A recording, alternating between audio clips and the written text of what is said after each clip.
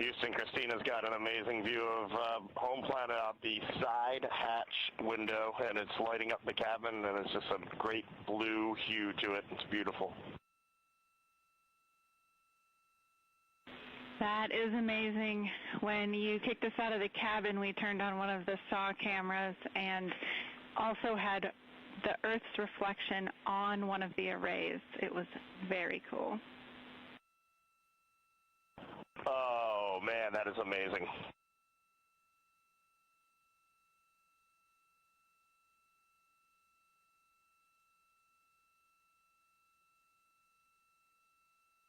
This is Mission Control Houston. Commander Reed Wiseman reveling about the view of the Earth from a distance of less than 17,000 nautical miles now. The cabin audio cable and boom mic are in F3 large stowed. We copy. The view that Reed Wiseman is describing is the view you're looking at right now as the Earth grows larger in the field of view with each passing moment.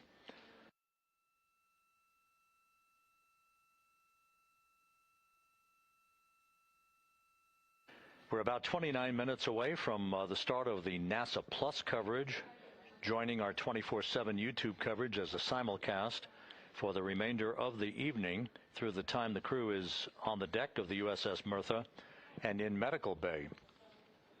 So we'll be looking forward to additional reports and other video coverage from the deck of the USS John Mertha and other assets in the splashdown zone as we continue toward splashdown and the return of Integrity's astronauts just 2 hours and 5 minutes from now.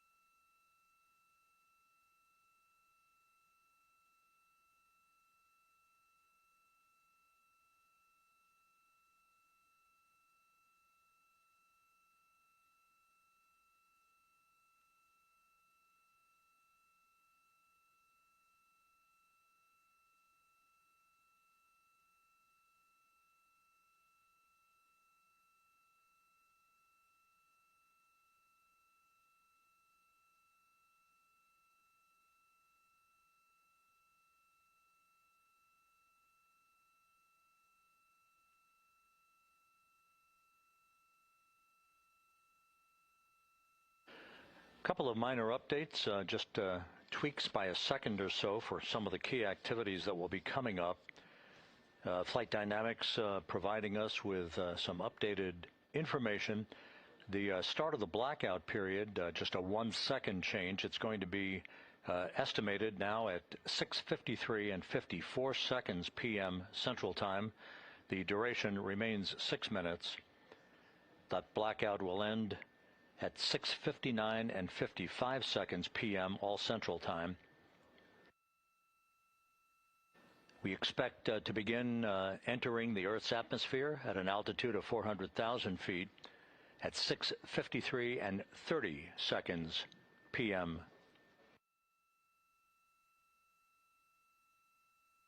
And 1 second difference now in our splashdown time, if everything unfolds the way we believe it will. Splashdown now scheduled at 7:07 and 8 seconds p.m. Central Time, 7:07 and 8 seconds p.m. Central Time, 5:07 and 8 seconds p.m. Pacific Time at the splashdown zone off the coast of San Diego.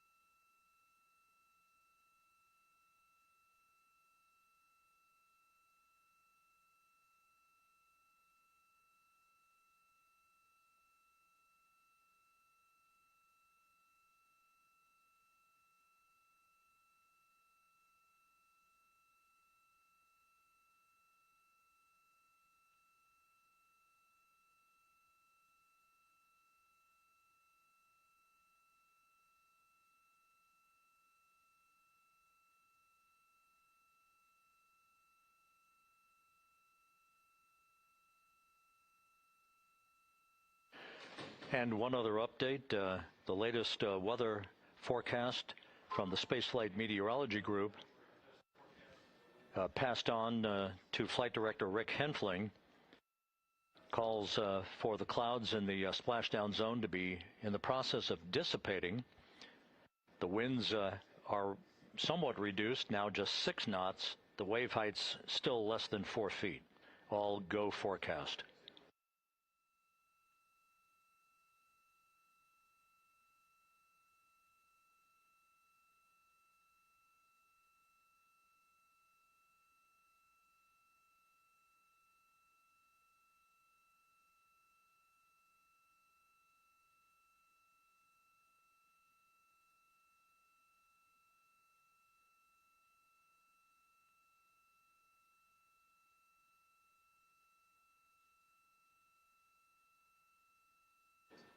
So once again, the stage is set as Integrity continues its inexorable march toward a splashdown in the Pacific 2 hours from now. 16,000 nautical miles away from the Earth. We are just 1 hour and 26 minutes away from crew module, service module separation, followed by a raise burn to tilt the aft end of the vehicle up ever so slightly and improve its angle of attack into the Earth's atmosphere as a mitigating action to reduce heat loads on the heat shield of the vehicle. This is all pre-planned, pre-flight. There's no differentiation between what we had designed this mission to do. We are expecting to reach the first traces of Earth's atmosphere at entry interface and 400,000 feet above the planet 1 hour and 45 minutes from now.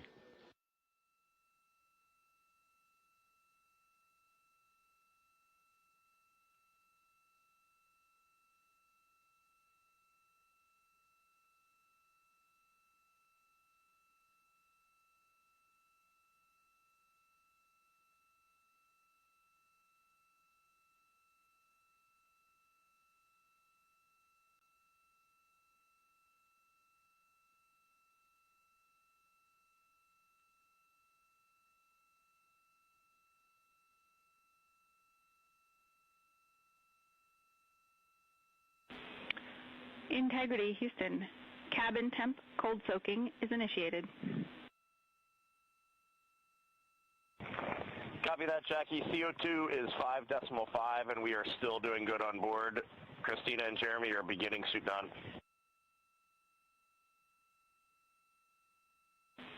Houston copies all.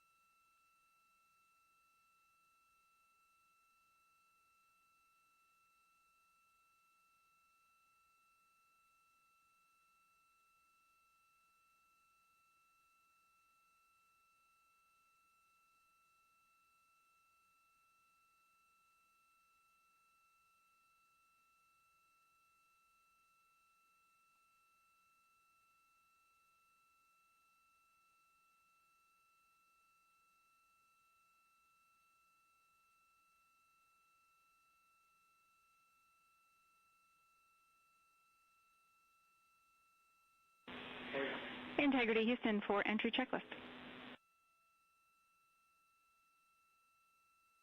Go ahead, Jackie.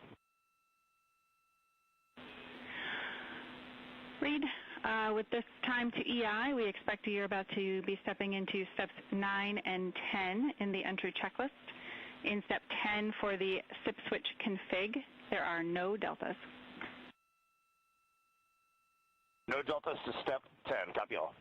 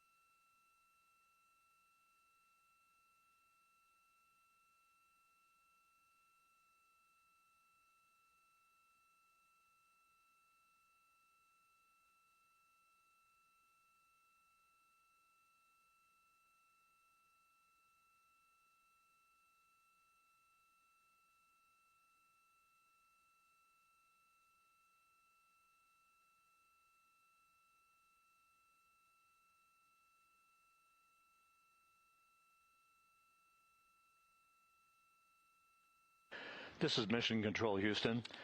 Once again, a great view of the planet Earth from Integrity from one of the solar array wing cameras.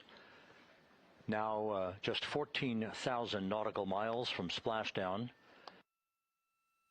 Splashdown schedule for 7:07 and 8 seconds p.m. Central Time, 5:07 and 8 seconds p.m. Pacific Time.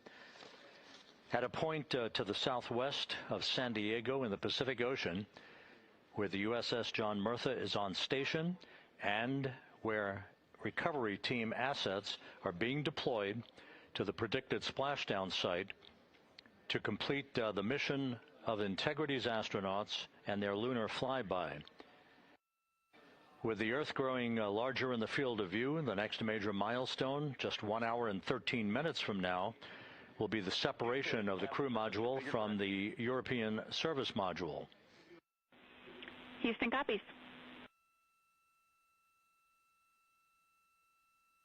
The separation of the crew module will set the stage just 3.5 minutes later. One question.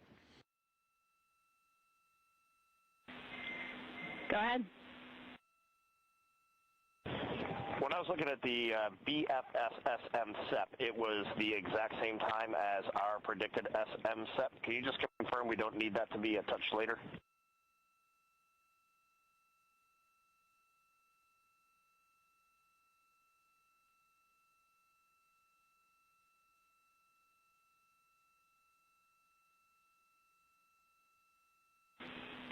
And Reed, matching is expected. That's when the sequence will begin for that whole SEP config.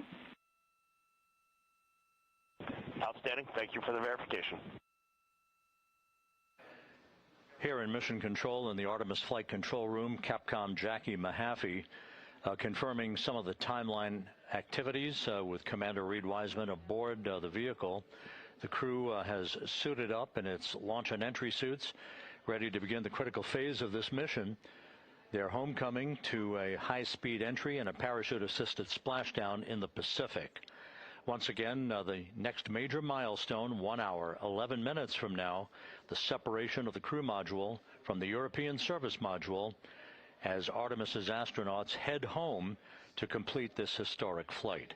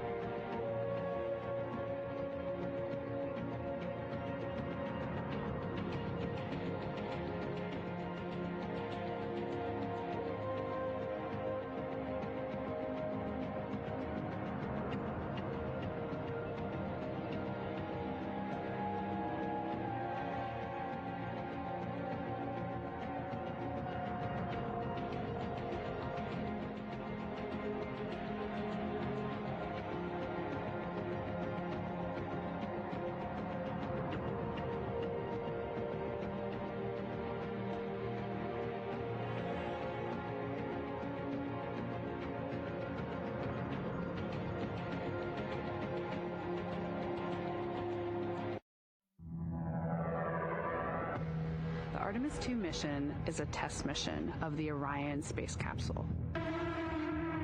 Artemis II will be the first time we put humans on this rocket.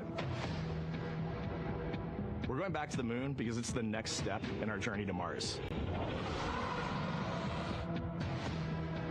We were always going to the moon. Pushing ourselves to explore is just core to who we are. It's a part of being a human. And lift off. We shall return. Continuing to test out every bit of Orion.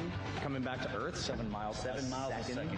When humanity sets big goals, we can bring together genius from around the world. You have the best people on planet Earth putting this vehicle together. That's what's up. To innovate for the benefit of humanity and to inspire the world through discovery. And here we go.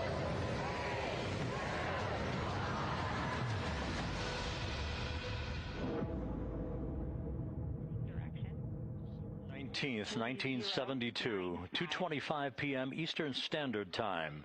The Command Module America splashes down in the Pacific with Gene Cernan, Ron Evans, and Jack Schmitt aboard as the Apollo 17 mission came to an end, along with humanity's first series of expeditions to the moon. Today at this hour, you are looking live at our planet from the Integrity spacecraft, heading for a splashdown in the Pacific off the coast of San Diego just 1 hour and 35 minutes from now. And good day from the Artemis Flight Control Room here at the Johnson Space Center in Houston, where the entry flight control team is on duty at this hour, led by Flight Director Rick Henfling, joined on console with the voice you'll hear talking to the crew throughout the course of the day. That is Jackie Mahaffey, second from your left. Everything has gone extremely well as we are closing in on the return of Artemis's astronauts from their flight around the moon and historic lunar flyby that will culminate with that splashdown in the Pacific off the coast of San Diego just 1 hour and 35 minutes from now. And with that, it's a good entry pad, and we can continue in the procedure. Integrity. You're looking at a live view inside Integrity. Reed Wiseman on the left doing a fist bump with pilot Victor Glover on the right, and down in the middeck area just below their feet, suited up in their launch and entry suits, are mission specialists Christina Cook and Jeremy Hansen of the Canadian Space Agency. A number of milestones yet to unfold before splashdown just over an hour and a half from now. Earlier today, the crew woke up at about 10:35 a.m. Central Time. They completed the final major maneuver of the flight, that being the return trajectory correction 3 burn. It was an 8-second burn that fine-tuned its trajectory to enter a corridor over the Pacific Ocean a short time from now.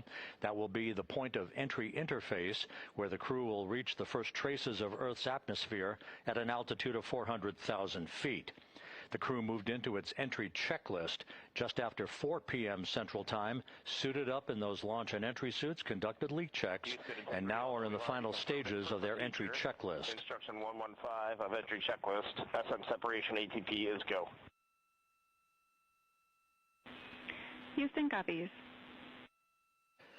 The next major milestone on the route home. Fully zipped, and they're working on EBS and then seating up. We copy. Thanks for the status. Jackie Mahaffey talking to Reed Wiseman aboard Integrity.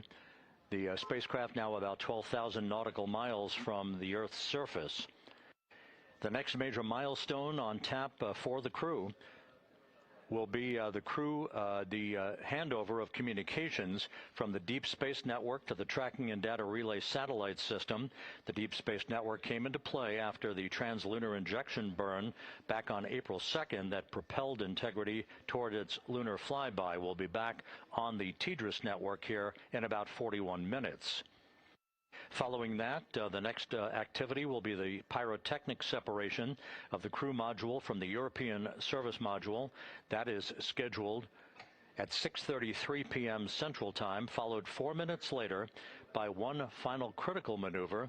That will be a 19-second burn of Integrity's thrusters in what is called the crew module raise burn. Now, what that does is it basically acts If you were sitting in a reclining chair, you'd basically tilt yourself back. It raises the aft end of Integrity ever so slightly, and that is the final opportunity for us to fine-tune the angle of attack of Integrity through the area of peak heating at entry interface that will come a bit later on, about an hour and 18 minutes from now. So after the raise burn, we will be in the final orientation that will minimize any peak heating on the heat shield of Integrity and prior to the time the crew enters the Earth's atmosphere at an altitude of 400,000 feet. Entry interface. This is the critical time where the crew will reach the first traces of Earth's atmosphere at an altitude of 400,000 feet, traveling 34,882 feet per second. Just 24 seconds after entering the Earth's atmosphere, we will experience a communications blackout expected to last 6 minutes in duration. This is planned, and it is caused by the interaction of the velocity of Integrity with the friction of Earth's atmosphere. There will be a buildup of plasma around the vehicle, and that ionization will prevent any communications with the crew and any receipt of data by flight controllers here in Mission Control. That blackout is scheduled to begin at 6:53 and 54 seconds p.m. Central Time. Again, a 6-minute blackout that will end, if all goes as planned, at 6:59 and 55 seconds p.m. Central Time. At that point, we expect to regain communications with the crew and through the tracking and data relay satellite system. We will have a series of roll maneuvers. These are computer commanded that will roll the vehicle slightly to the left, then back to the right. That will bleed off excess energy as we begin our peak period of velocity. We expect to reach a maximum velocity of 24,661.21 miles per hour, equivalent to about Mach 33 times the speed of sound shortly after we enter that blackout period. Once we exit the blackout period, of course, we're in the denser regions of the Earth's atmosphere, and then we get set up for the parachute deployment sequence. First, the deployment of 3 forward bay cover chutes that will pull essentially the top forward bay cover off the very top of the Integrity vehicle. That will be followed by the deployment of drogue chutes, and then the final deployment of a series of 3 main parachutes at 7:04 and 44 seconds p.m. Central Time. From that point on, it is about 3 minutes or so until splashdown. Splashdown scheduled at 7:07 and 8 seconds p.m. Central Time at a gentle speed of 19 miles an hour. So just to give you some perspective, at the time that we enter the Earth's atmosphere, we're traveling somewhere around Mach 32. We will splash down at a speed of about 19 miles an hour. The G-forces that will build on the crew members inside Integrity will build to about 3.9 Gs. That is what is expected and what they have trained for and what the spacecraft is designed to support.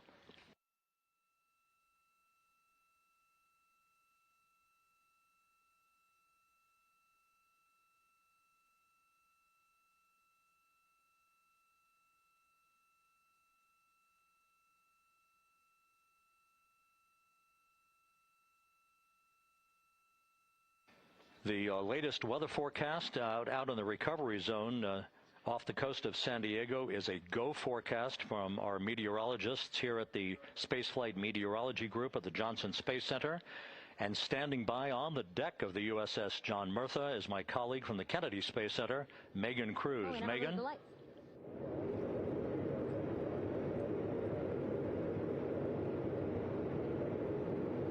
Hey there, Rob. Yeah, welcome to the bow of the USS John Murtha. This is where we will report out live updates from the ship as NASA and the U.S. military work to recover our Artemis II astronauts in just about an hour and a half. How exciting. Now, right now, as you can see, we are out in the Pacific Ocean. We are just west of San Diego. We're actually staged about 6.5 miles away from where we expect Orion to splash down. And then we will incrementally move closer. So at the time of splashdown, we'll be about 5 miles away, and then we will will move to 3.2 miles away. At that point, we'll pause, make sure that all the debris that might be coming down with Orion, because basically some parts of like the parachute system, they're jettisoned off Orion during descent. So we'll just want to make sure that those all land in the water and that we are safe to move even closer. So we will make sure that we can move a little closer, and at that point we will move to a mile away from Orion. And at that point the ship will circle the capsule while NASA and Navy recovery forces work to get our astronauts out, and we should have great views of the bow from here. But also we have a ton of cameras all around the ship. For example, we actually have some cameras right to the left of me here on the bow. These are very strong, stabilized cameras. We can really get up close to make sure that we are sharing all the images we have available to you. We also will have some views from above. We actually have 5 planes providing live views of splashdown today. In fact, some of those aerial assets just took off from San Diego minutes ago. And then actually here on the flight deck, you see 4 helicopters, the 2 in the back. Those will take off in about 30 minutes from now, also with live cameras. So again, lots and lots of imagery that we hope to share with you today. And then those 2 helos in the front, those 2 will pluck the crew out of the water and fly them back to our ship. Now, the combined team here on the ship, more than 550 people, left San Diego 4 days ago, and since then I've watched different teams train every day, rehearse, final preps to make sure that they're ready for today. So to give us more of an update about how recovery is going on right now, why don't we turn over to Paul here, Paul Sierpinski. He is the Assistant Artemis Recovery Director. Great to have you here, Paul. Great to be here. Thanks. Absolutely. So you just left the landing forces operations center here on the ship. How are we looking for recovery? Right now, it's looking great. When I left, they were just about to get into weather briefing with Mission Control Center in Houston. But listening to the loops this morning and everything that's been going on, the reentry trajectory correction burn, the return trajectory correction burn went great. They were right down the money, right on the money, right down the middle where they should be coming back. Our forces here are teams out in the water. All our boats are launched or will be imminently. So yeah, it's just coming along great. Yeah. It's really nice to see. We did see some of those boats float behind us. We were hoping to give you a live view, but of course they floated right out of the camera shot as you came to us. But so basically the team right now here on the ship, basically like monitoring mode, but really things will pick up about 15 minutes after splashdown. Yeah, so a couple minutes before splashdown, things start happening really, really fast. Mm-hmm. Some events during the reentry, they're maybe a second or 2 apart, and so it just takes a whole lot of effort and a lot of updates back and forth between us and Houston to try to keep track of everything that's happening, all in real time. And then after splashdown, that's when the recovery team really kicks into high gear. We have our boat teams, our boat crews going out, our divers doing hazardous assessments as they get progressively closer to the capsule, making sure it's safe for all of our people to go in, and it's also safe for the astronauts to come out, because really at the end of the day, that's what we're here for, is we're to make sure that the astronauts get home safe after their tremendous journey to the moon and back. But then also we have, like you mentioned on a minute ago, all of our imagery helicopters are taking imagery, camera shots of it as it's coming in all the way through splashdown. I mean, they'll see it as soon as it crosses the horizon, all the way to the ocean here.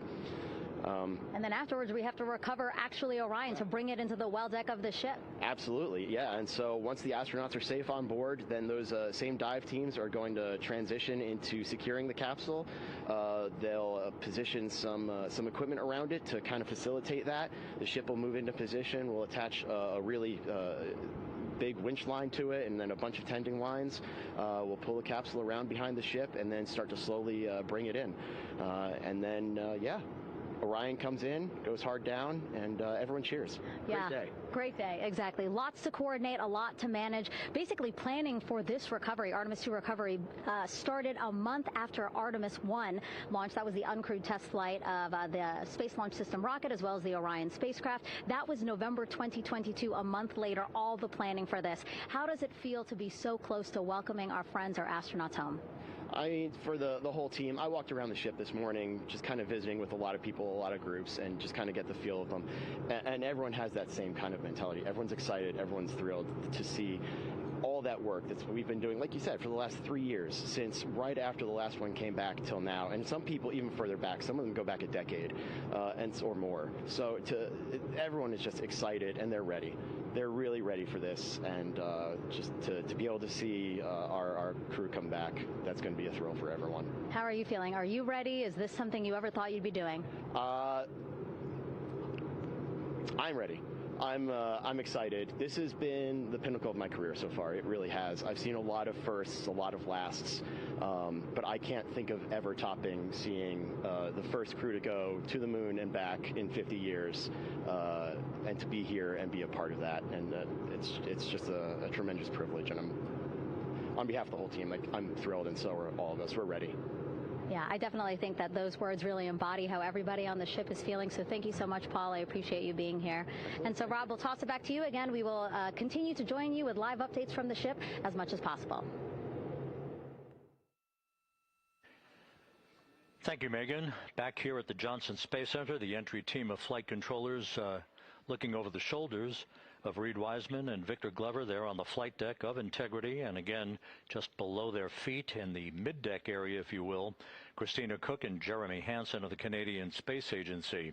They're in the final review of their entry procedures and all of the activities that will follow here very shortly in trip hammer fashion.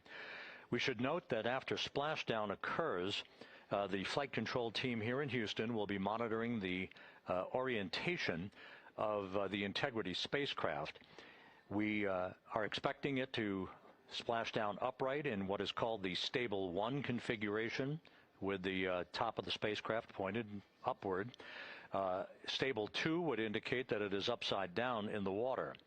Regardless of the orientation, there will be 5 inflatable airbags called the CMOOS system. That's the acronym for Crew Module Uprighting System. We are suit on complete.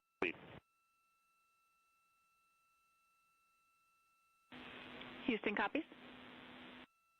Reed Wiseman acknowledging that the final steps in suit donning are now complete for the crew. Leak checks have been completed earlier. The CMOOS system, those 5 inflatable airbags, will be inflated with helium. Those airbags will ensure that the vehicle remains upright. While that activity is going on, the flight control team here will be checking the systems on Integrity, also making sure that there's no leakage of toxic gas from the spacecraft. It should take about 15 minutes from splashdown to the power down of all of the systems on Integrity. And at that point, assuming everything is in a nominal fashion, then the green light will be given for the Navy recovery teams to begin to make their way closer to Integrity, to begin the erection of a large inflatable life raft called a front porch that will be buttressed up alongside the hatchway to the spacecraft. That life raft will be used to bring the crew members out of this vehicle once the hatch is open, one by one. They'll get their land legs back after 9 days of weightlessness before they're put in harnesses to be hoisted one by one in sequential fashion, in an alternating fashion, to the 2 hovering Navy helicopters overhead. Houston Integrity for status. Go ahead. Seats 3 and 4 are connecting umbilicals. We're going to be stepping into leak check soon. 1 and 2 will be seated. 3 and 4 will be free float, and we'll configure EPROC accordingly. Houston copies all. Reed Wiseman talking about the current procedures with the suiting of the crew members and subsequent leak checks, a final leak check for all 4 crew members. Everything is actually running a few minutes ahead of schedule. So once the life raft is inflated next to the Integrity spacecraft and the recovery teams have arrived alongside of the vehicle, the hatch will be open and the crew members will be brought outside into that front porch, as it is called, one by one. They then will be hoisted into the hovering helos overhead, and those helos then will turn around once the 4 crew members are on board, 2 for each helicopter, and will head back to the ship. That should be about a 10 to 15 minute transit. Once the helicopters land on the deck of the USS John Murtha, the crew members will be exiting those helicopters and brought into medical bay on the deck on the ship itself for comprehensive medical exams. They will spend a period of time yet to be determined on board the USS John Murtha before they are flown by helicopter to the shore in San Diego, to the San Diego Naval Air Station, and ultimately will board a NASA jet for the flight back to the Johnson Space Center here in Houston. Just to recap some of the key times that are coming up, we are expecting the separation of the crew module from the service module just 43 minutes from now. That is expected to occur at 6:33 p.m. Central Time, 7:33 p.m. Eastern Time. That will be followed just 4 minutes later by the crew module raise burn, the use of Integrity's thrusters one final time in a 19-second burn to slightly tilt the vehicle up into the correct orientation or angle of attack to ensure that it enters the Earth's atmosphere at the right angle, if you will. That will help deflect the buildup of heat against Integrity's heat shield. This was a deliberate move, a change in the procedures from the Artemis 1 mission that resulted in unexpected char loss on the aft coat heat shield that had not been intended based on the entry trajectory for the Artemis 1 mission. What we're doing is we deliberately changed the trajectory of the entry from a skip entry that was about a 3,000-mile transit across the Pacific Ocean. We are expecting now from entry interface to the point of splashdown to have a range of just 1,701 nautical miles, and that in of itself will reduce the exposure time of heating on the heat shield of the spacecraft. Once the raise burn is complete, then the stage is set for entry interface at 6:53 and 31 seconds p.m. Central Time. That means that Integrity will be entering the Earth's atmosphere at an altitude of 400,000 feet, traveling at about 34,882 feet per second, heading for its splashdown site off the coast of San Diego, as you just heard from Megan Cruz on the deck of the USS John Murtha. Splashdown once again under those three main parachutes is expected at 7:07 and 8 seconds p.m. Central Time, 5:07 p.m. Pacific Time, 2.5 hours before sunset. The actual total distance traveled for Integrity from launch to splashdown is estimated at 694,481 statute miles. Now that includes the first high elliptical Earth orbit following launch that enabled Integrity to move to 43,000 miles above the Earth at its apogee, and enabling a 24-hour period of systems checkouts before the flight control team here and the mission management team gave approval for Integrity to conduct its translunar injection that propelled it on its way to the moon and its historic lunar flyby. So the total distance we expect this vehicle to have traveled at splashdown, 694,481 statute miles.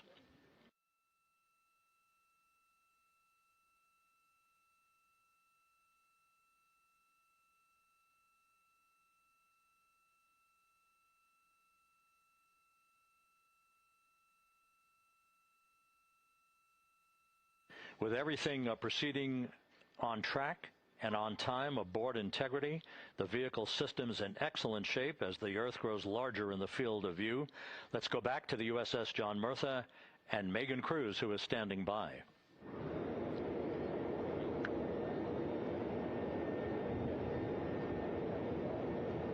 Hey, yeah, Rob, welcome back. Again, we are out in the Pacific Ocean, staged just about 6.5 miles from where we expect Orion to splash down now in just over an hour. How exciting. And the weather, awesome conditions here. I know you see some wind blowing around my hair, but really nothing to speak of when it comes to having to recover our astronauts, as well as no waves here, really.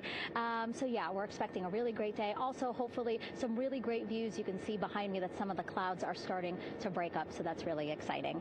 And now, of course, this ship has a lot of people ready and excited to welcome our crew back home, including Dr. Rick Schuring here. He is a NASA flight surgeon. Great to have you here, Rick. You too, Megan. It is a blessing blessing to be out here this day with our teams. We've trained 3 years for this nonstop with the U.S. Navy and along with EGS, and we've so looked forward to this day. And just by God's grace, everything's parting, the skies and everything. The crew's doing great. Looking forward to come back, and our teams are ready. So this is one of those days you've dreamt about, and now it's finally here, and we're ready, and just thankful to be a part of it. Yeah, and you play a really integral role. When was the last time you spoke to the crew, and how are they feeling in this last hour before splashdown? Sure. Yeah, so the crew woke up. When they splashed down, they will have woken up about 8.5 hours ago. Me and my fellow crew surgeons, Doctors Chris Haas and Rafi Kumjian from the Canadian Space Agency, spoke with them about 6.5 hours ago, just to double check on how they were doing, if there's any medical issues, how they slept, and then kind of go over their landing day protocol for their medications, for what we call a fluid load, to try to replace some of the fluid and electrolytes that they've lost with just a normal space adaptation. Once they got to space, they kind of have to replace some of that fluid to help them with the whole landing kind of readaptation to 1G, which they haven't done for the last 10 days. And then just kind of let them know how things are going to play out, out with the open water teams all the way until we finally get to the med deck. So they were very pumped up, very hurried though. They had a lot of cabin configuration, a lot of things to get ready. So they're excited, but also very focused on the job that they had to do. So we've trained a long time for this, and we're ready. And you said some medications. I mean, those are kind of just to mitigate the effects of, obviously, their more than 695,000-mile journey back to Earth. It's just like anti-nausea medication, right? Yeah, exactly, Megan. The astronauts are very healthy, fortunately, and even when they come back in reentry, the human system is very kind of dynamic. It has to readapt very quickly, and one of the most common responses they get is just some stomach awareness to some nausea, even to some vomiting. And with our crews that land out in Karagana, the Soyuz crews or our SpaceX crews, they all kind of experience the same thing.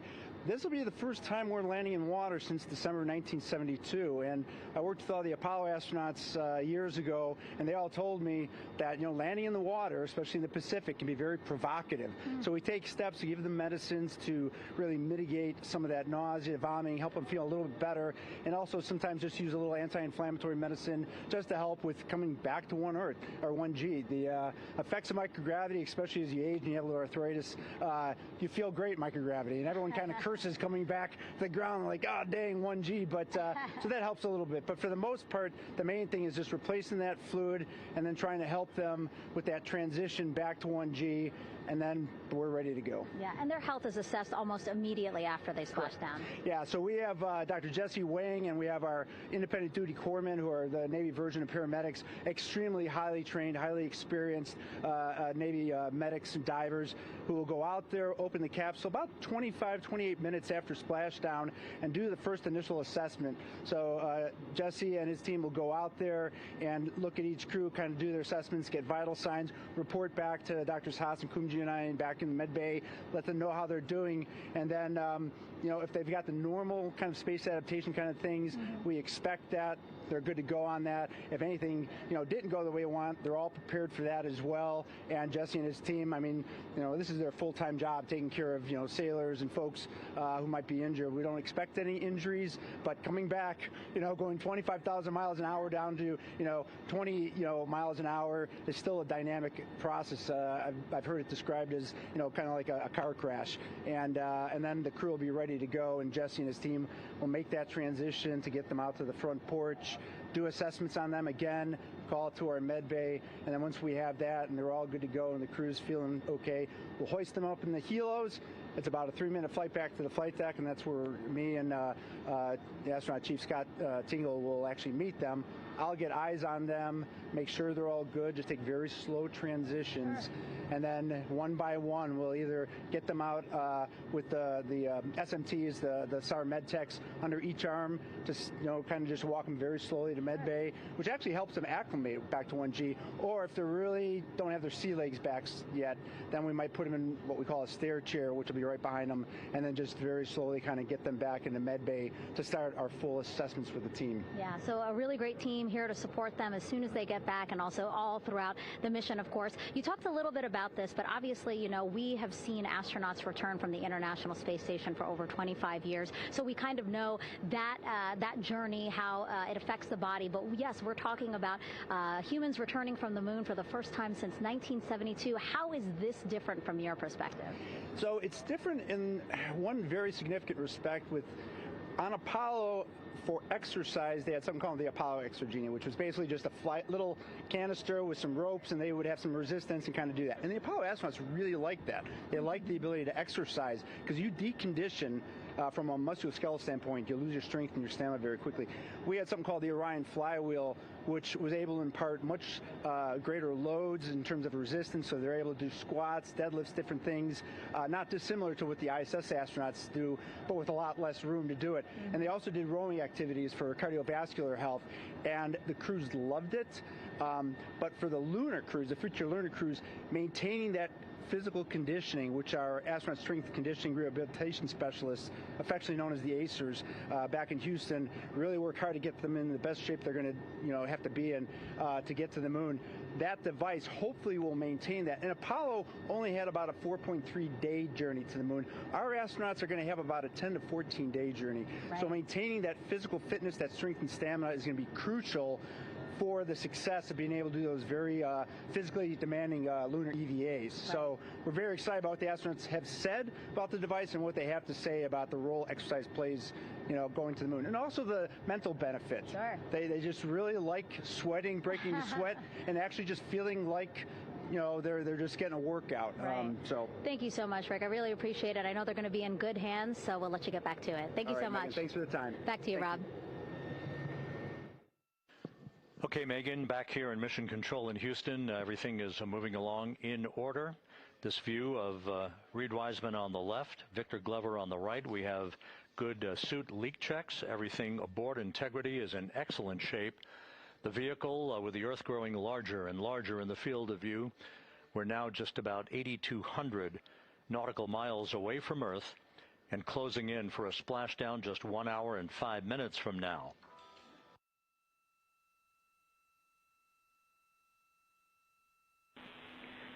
Integrity, just under a minute till your GPS maneuver initiates, and both GPS units look eager to acquire.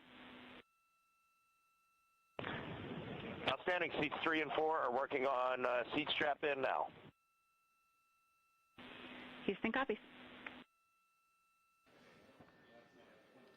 Once again, as we start to close in on some of the major milestones, the first one coming up in just 31 minutes. And Integrity, just confirming the LCG gas trap was able to be closed out. Affirmative. Copy. Crew module, service module separation scheduled just 31 minutes from now. The key point of interest, of course, will be the performance of Integrity's heat shield during its high-speed entry back into Earth and the peak heating that is expected around the spacecraft of some 4,000 to 5,000 degrees Fahrenheit. On Artemis 1, as I think most folks know by now, we flew a trajectory known as a skip entry, in which we performed an initial dip into the atmosphere to bleed off some energy. Then we skipped out of the atmosphere and dipped back into the atmosphere before splashing down in the Pacific. But after the mission was over with, we noticed unexpected liberation of some of the charring effects on the heat shield known as AVCOAT. Before the flight, we had an opportunity to sit down and talk with Entry Flight Director Rick Henfling to get a perspective on what this all means and how the mission was redesigned to try to protect Integrity's heat shield to a higher extent. Let's take a look at that interview. Returning from the moon is a lot different than deorbiting from low Earth orbit. When we return from the moon, we expect to achieve velocities upwards of 36,000 feet per second.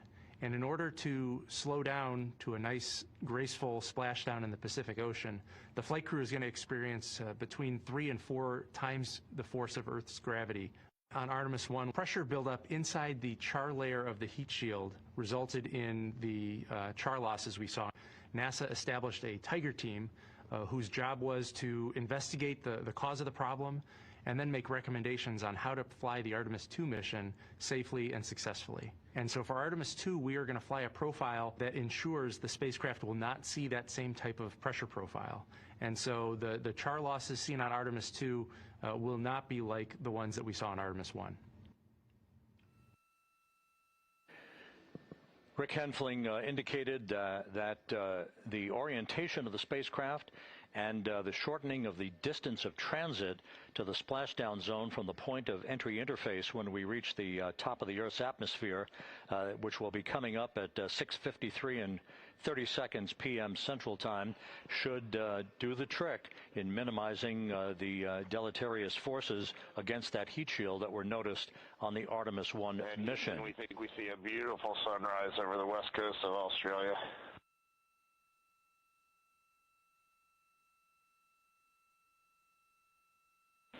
We copy. Commander Reed Wiseman reveling in his final hour in space on this mission as Integrity is passing over the southwest coast of Australia now at an altitude of some 7,600 nautical miles. That will begin the southwest and northeasterly transit across the Pacific Ocean. Let's talk a little bit more about some of the highlights and some of the numbers associated with the points of interest here.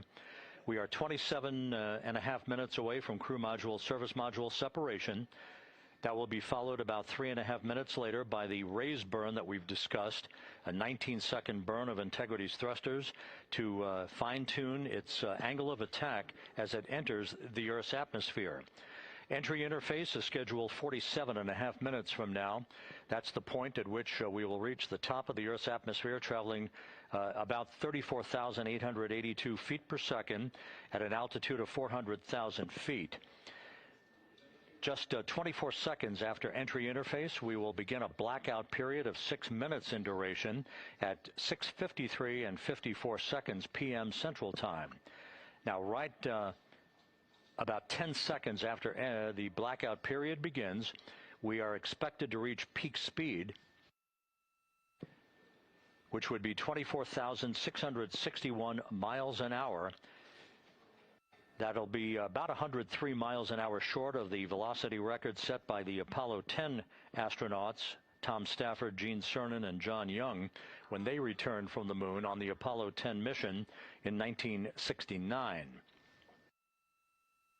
That blackout period is expected to last 6 minutes in duration. At 6:54 and 52 seconds p.m. Central Time, we'll reach our peak heating period of about 4,000 to 5,000 degrees while we're in a communications blackout from Integrity and its astronauts. That blackout should end at 6:59 and 55 seconds p.m. Central Time, at which point we expect to regain communications with the crew. Capcom Jackie Mahaffey here in the flight control room will be talking to the crew, calling them, and we'll await a response from the crew as they come out of that blackout period. And at that point, their altitude will be just 157,000 feet above the Earth, traveling at 13,000 feet per second with a range to splashdown of just 147 nautical miles. From that point on, the next key series of events will be the deployment of a series of parachutes that we discussed before. First, the forward bay cover chute deploy that will pull the forward bay cover away from the top of Integrity, followed by drogue chute deploy, and then the main chute deploy that's expected at 7:04 and 44 seconds p.m. Central Time. That will begin the gentle descent of Integrity towards its splashdown at just a velocity of just 19 miles an hour. And that will begin the recovery operations that you just heard Megan Cruz discuss with her folks on the USS John Murtha. All of Integrity's systems in great shape. The crew is suited up. Leak checks complete as we stand by for the next major milestone, which will be the crew module service module separation just 24.5 minutes from now.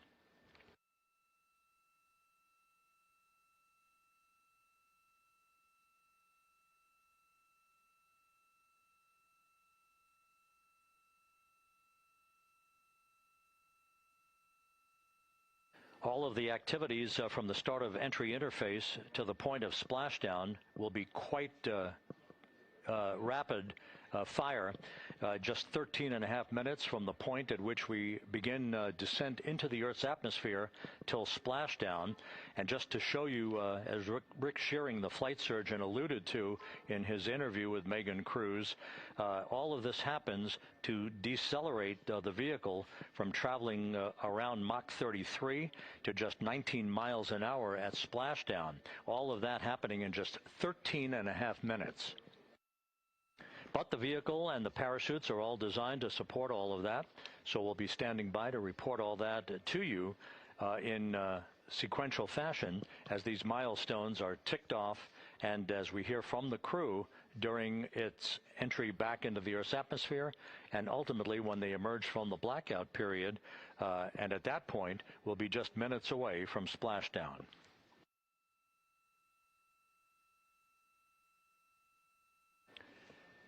So with all of those preparations ongoing, we can return here briefly for another report from the USS John P. Murtha and Megan Cruz. Megan?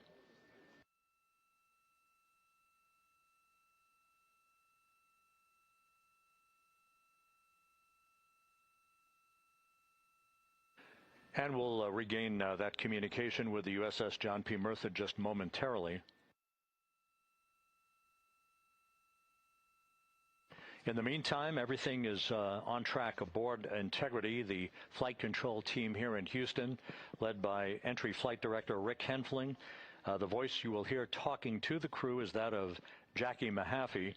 She will be reporting everything to the crew and receiving their reports as they enter the Earth's atmosphere for their 13.5-minute plunge back into the atmosphere for splashdown off the coast of San Diego. Now we have the ship back with us and Megan Cruz aboard the USS John P. Murtha. Megan? 11 balloon, right?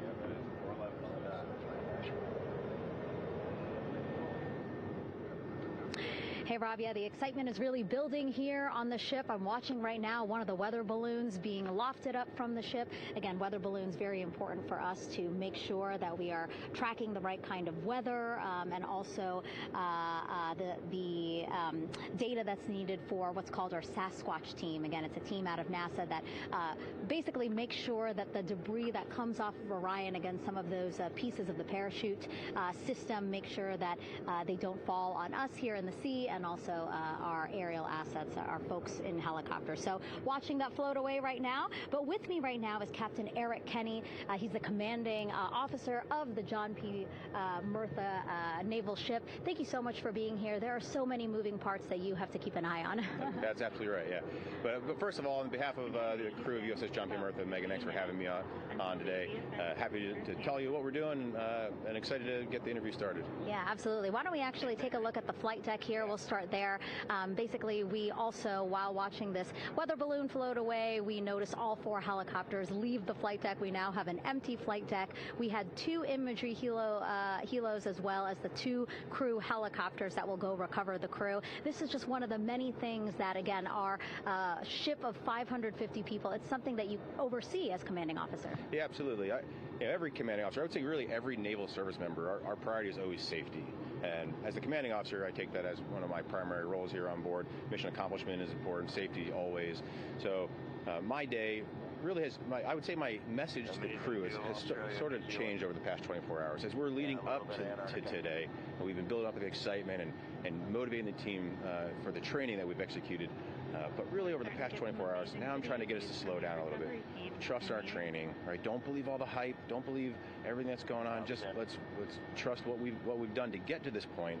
And if we do that, we'll be successful today. Mm-hmm. And also part of the big success is obviously the coordination between NASA and the U.S. military. How does it feel being able to support the human space program we have? Yeah, I mean, since 1959 with Mercury, Gemini, Apollo, the history between NASA and the Navy has been in lockstep. But like any other skill, if you don't practice it regularly, that skill atrophies. So we've had a few decades off from that.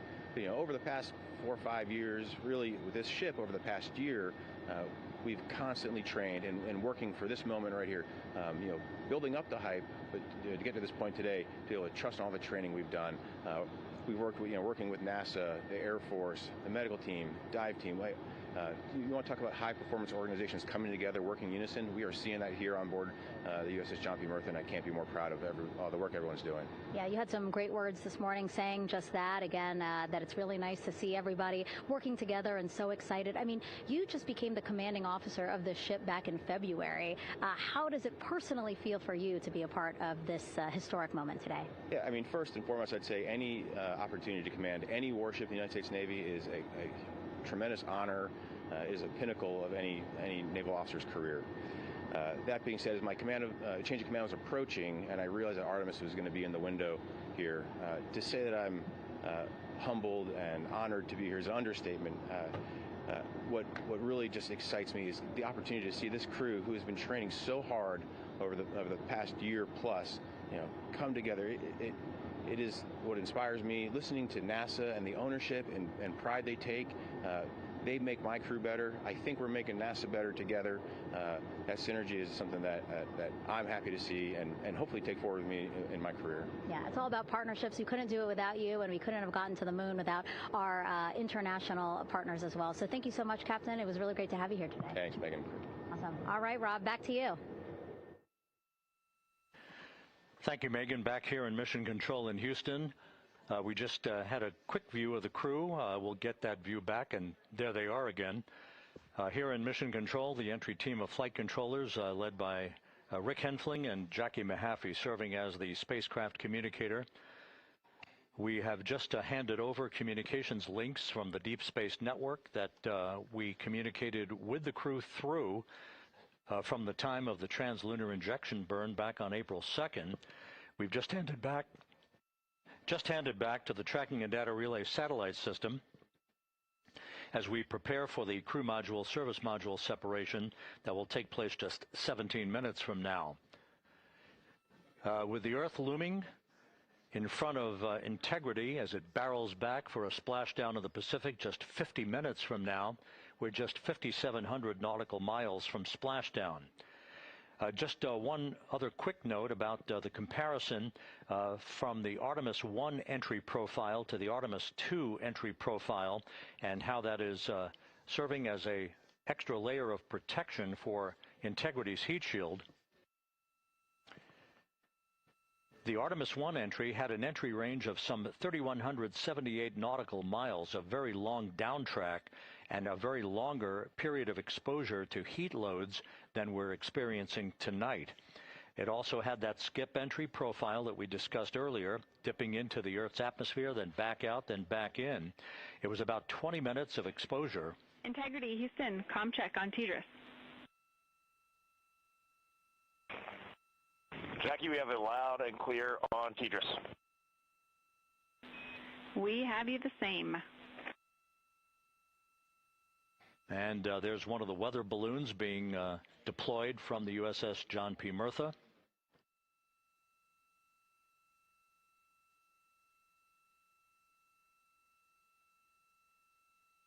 So the Artemis 1 entry had the vehicle. Any update on GPS? We haven't seen a track in yet.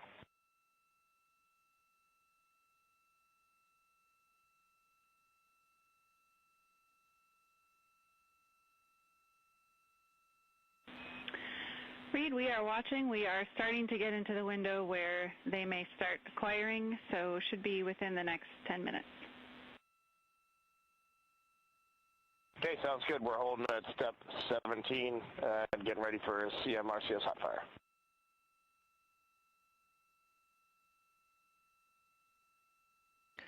And that exchange indicating that we are expecting to acquire data from the GPS system on board. That'll be a navigational tool that will basically tell Integrity's computers that they're on track down the center line of the corridor for the entry interface that will lead them to their splashdown point. Once again, the Artemis 1 entry exposed the heat shield for about 20 minutes of peak heating. For Artemis 2, we're going to reach a downtrack distance of 1,701 nautical miles from the point of entry interface with just 14 minutes of duration. And it's basically a different angle of attack, a little bit steeper angle of attack that will protect the heat shield from excessive heat loads. So that is the difference between Artemis 1 and Artemis 2, all designed into this mission to gather data, to protect the heat shield, since the Artemis 3 mission and beyond will have a different designed heat shield that will allow that skip entry type of profile to be resumed for all of the future missions coming back from the south pole of the moon when we initiate lunar landings. So we've handed over to the tracking and data relay satellite system. That's where we'll have communications for the rest of the flight. Just to give you some time hacks here, we're 13.5 minutes away from crew module, service module separation, and just 17 minutes away from the raise burn, that 19-second firing of the thrusters that will basically be the final fine-tuning of the angle of attack for Integrity as it enters the Earth's atmosphere.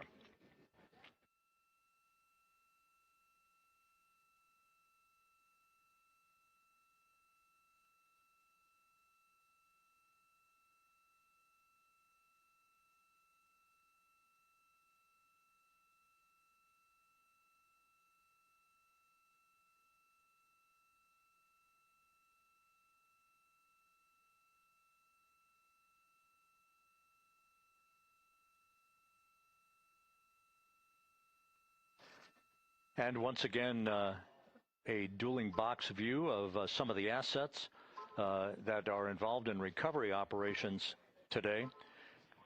The Integrity, cabin configured, all crew suited and seated. Houston, copies. That confirmation from Reed Wiseman aboard Integrity, as you see the assets being deployed to the splashdown zone. At the time of splashdown, we expect the John P. Murtha to be about 5 miles away from Integrity, keeping a safe distance until we are sure that the vehicle is in the water and upright, and that it is in a good configuration system-wide for the recovery teams to begin to approach the vehicle to erect that inflatable raft. 2 minutes to CM RCS warm-up hot fire. We're ready. That call from spacecraft communicator Jackie Mahaffey indicating that we're 2 minutes away from a quick burst of the reaction control system. Thrusters, that will be a hot fire test prior to the separation of the crew module from the service module. The European service module has performed flawlessly throughout this flight. Everything, all the burns that had been prescribed for that service module have been executed on time and without a problem. There is the European flight control room that has overseen the manufacturing, the design of the European service module. They deserve quite a bit of credit on this mission for not only propelling the Integrity and its astronauts toward the moon, but also conducting the fine-tuning of its trajectory to bring it to this point where we are dead spot on down the middle of the corridor trajectory-wise to bring Integrity down for its splashdown in the Pacific just 44 minutes from now.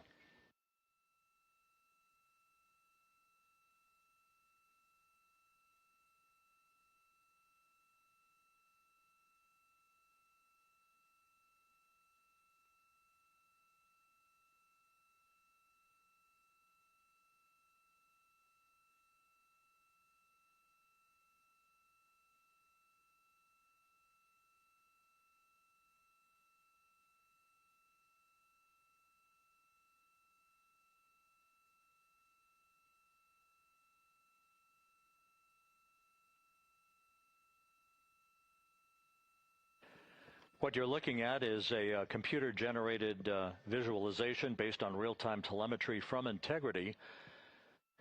Currently traveling about 16,000 miles an hour.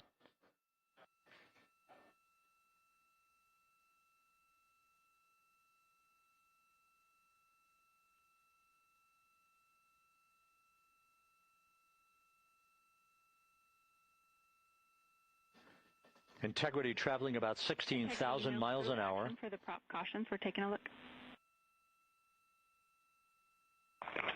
Copy that. Now just about 5,100 miles from Earth.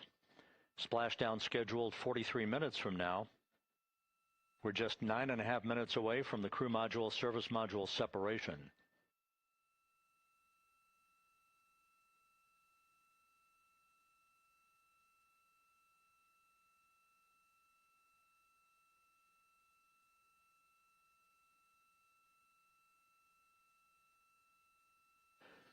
We are confirming.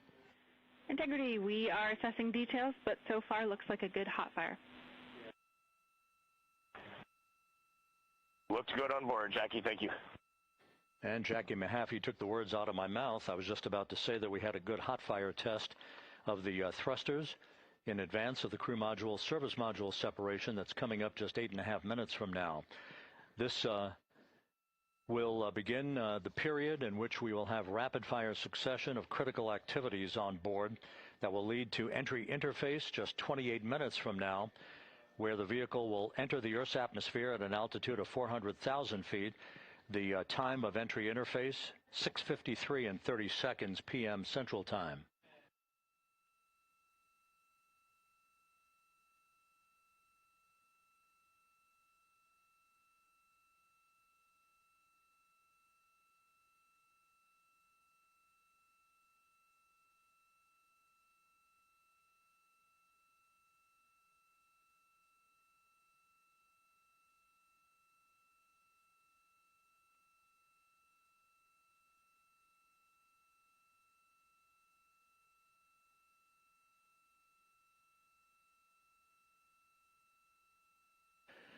Integrity's astronauts were awakened at mid-morning to begin their entry preparations.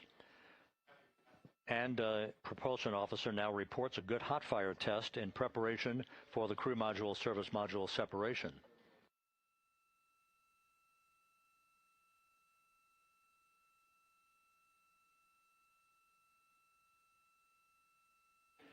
We're now inside 41 minutes until splashdown.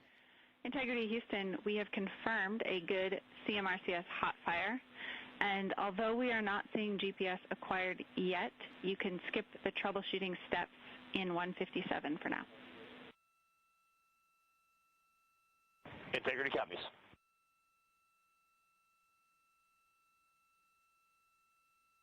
That GPS discussion indicating that we will be acquiring navigational data for Integrity through the Global Positioning System equipment on board. We just don't have it yet, but we will. All of Integrity's systems are in great shape to support its high-speed entry into the Earth's atmosphere.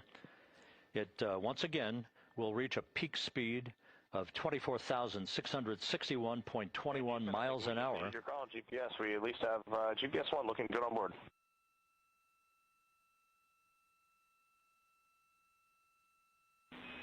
We are confirming.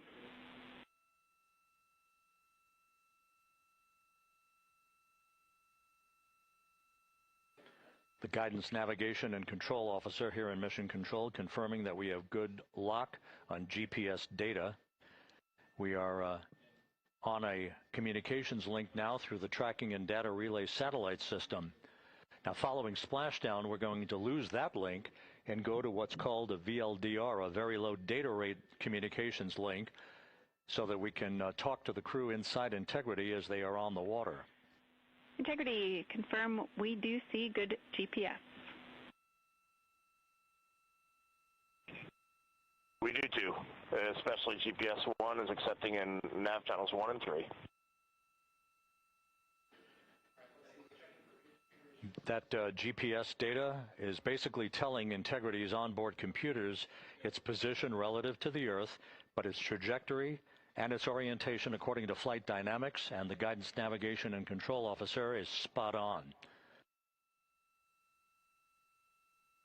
We have now armed the pyros for the crew module service module separation coming up less than 5 minutes from now.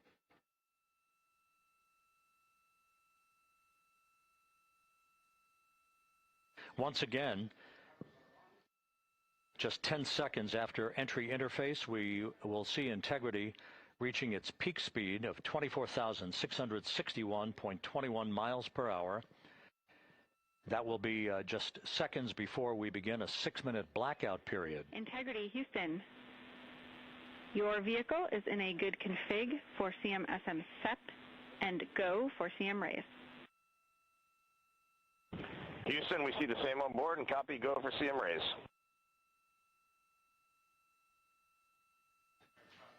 That CM raise referred to as the slight firing of 19 seconds by Integrity's thrusters with a change in velocity of 9.9 feet per second, a slight nudge of the aft end of the vehicle so that it's tilted a bit upward, providing the final angle of attack as the vehicle enters the Earth's atmosphere, this being the mitigating factor that will reduce heat loads on the heat shield as we reach a point downrange from the start of entry interface, some 1,701 nautical miles to the splashdown site.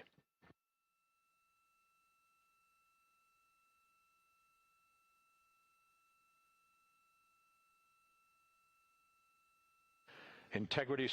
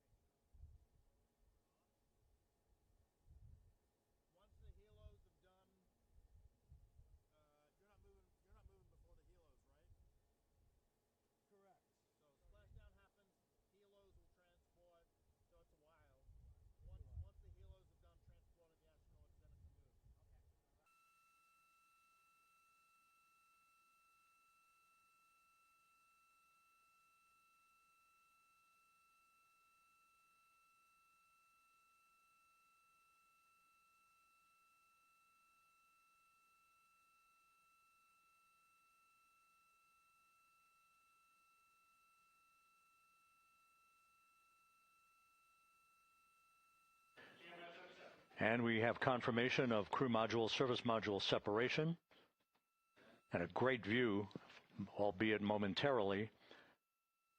Houston, good step on board. Houston copies and concurs. The European service module now separated from Integrity, a job well done. Integrity, no action for the 4 CDH cautions. Those are SM related, not applicable. Integrity.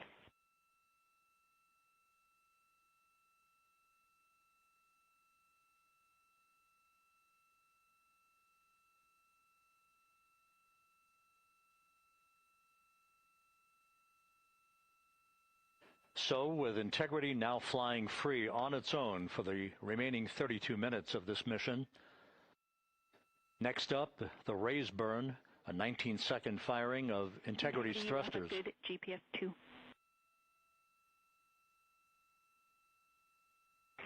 Integrity copies, good GPS 2. Coming up on the 2-minute mark until the raise burn. Again, this is the final tweaking of the orientation of Integrity to put it in the right angle, if you will, the angle of attack that it will fly in during its entrance into the Earth's atmosphere. Entry interface now just 18 minutes, 25 seconds away. This is a visualization, but driven by real-time telemetry. This is the maneuvering of Integrity to the raise burn orientation. Just 2,800 miles from Earth.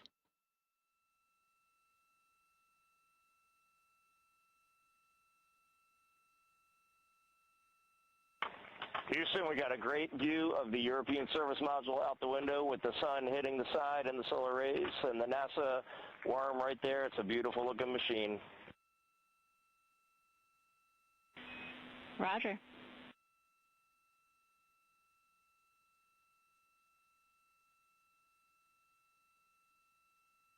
And we have completed the maneuver to the raise burn orientation, 1 minute away from the raise burn.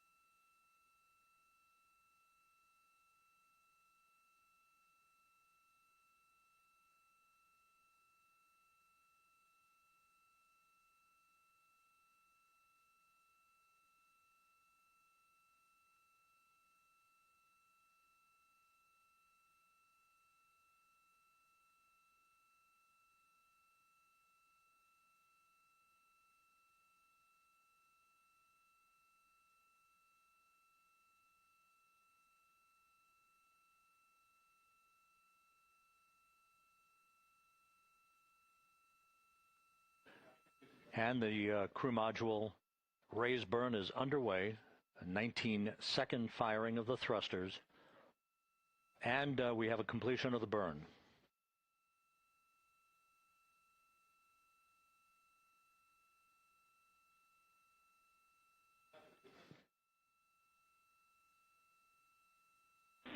Integrity, good. CM raise burn. Your flight path angle is within limits.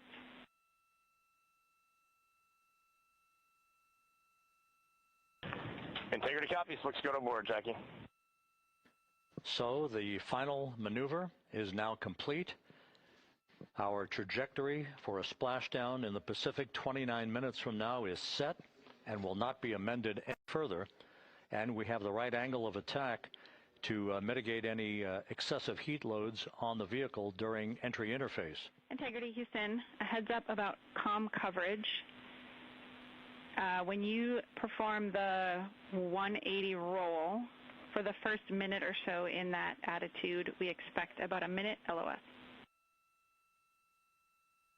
We copy.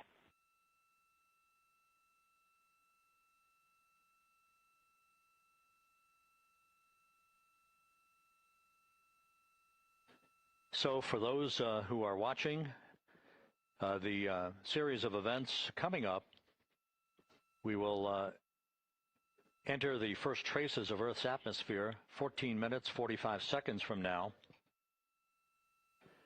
6:53 and 30 seconds is what is pegged for entry interface at an altitude of 400,000 feet, traveling at approximately 34,800 feet per second, range to touchdown or splashdown 1,701 nautical miles. 24 seconds after entry interface, we will enter a 6-minute blackout period in which we will lose communications with the crew. This is expected due to the buildup of plasma around the vehicle. That's an ionization effect due to the collision, if you will, of the velocity of the spacecraft with the friction of the Earth's atmosphere. That 6-minute blackout is expected to begin at 6:53 and 54 seconds p.m. Central Time. During that period of time, we will reach our peak speed of 24,661 miles per hour.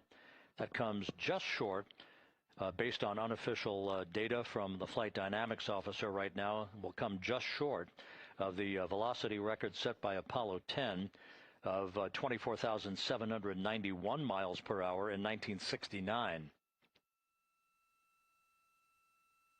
We expect peak heating on the vehicle at 6:54 and 52 seconds p.m. Central Time, a minute and 22 seconds into entry interface. At that point, we will be just 204,000 feet above the Earth, traveling at 33,000 feet per second. The blackout period is expected to last 6 minutes. We expect that blackout period to end at 6:59 and 55 seconds p.m. Central Time.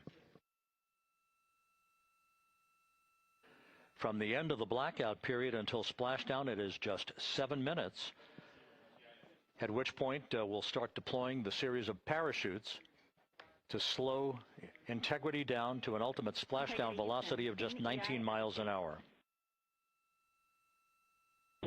We see the same, waiting for the 180 rolls.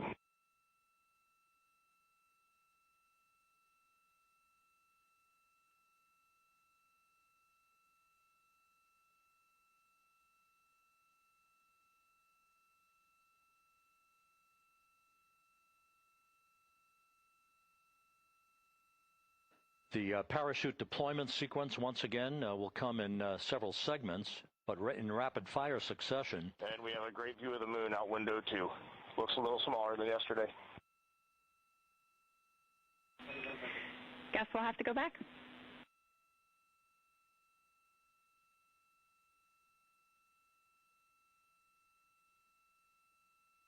Reed Wiseman and Jackie Mahaffey exchanging discussion on a view of the moon that Integrity's astronauts are seeing in the final minutes of this mission that will be completed with splashdown just 25 minutes from now.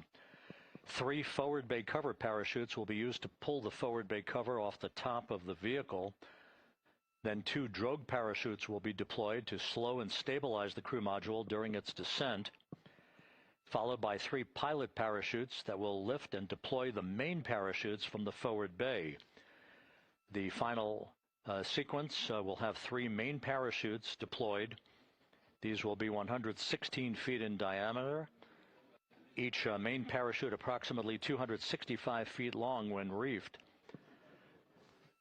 The parachutes will ultimately slow Integrity down from its peak speed of almost 33 times the speed of sound to a gentle 19 miles an hour at splashdown.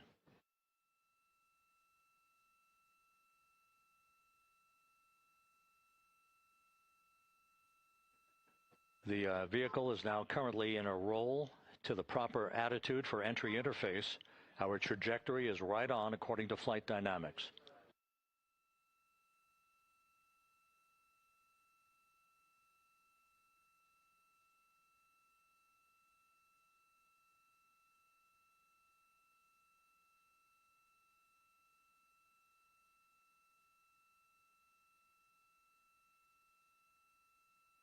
Integrity is on a trajectory from southwest and northeast across the Pacific Ocean, descending at a rate of 15,000 feet per second.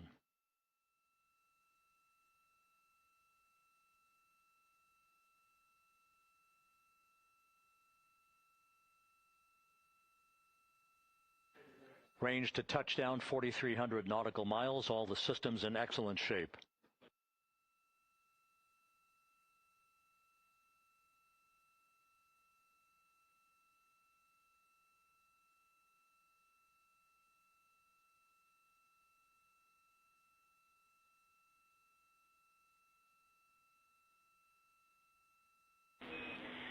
Integrity, Orion in the EI roll 180 attitude.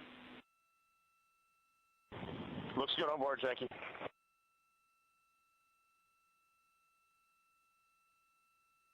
This view out of one of Integrity's windows.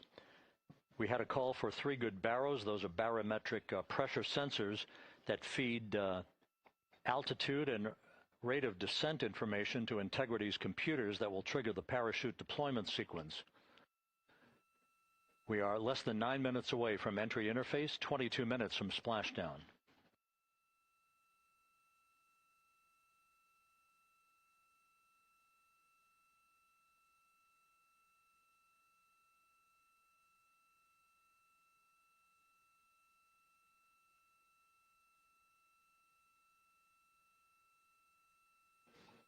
You can see the reflection of one of the crew members in the window.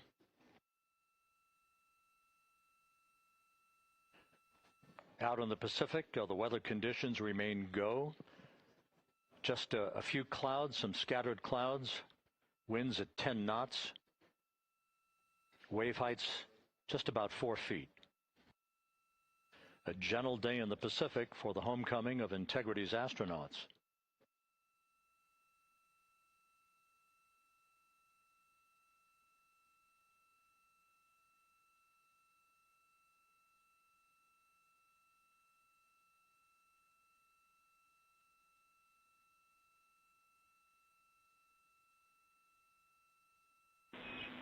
Integrity back in EI attitude.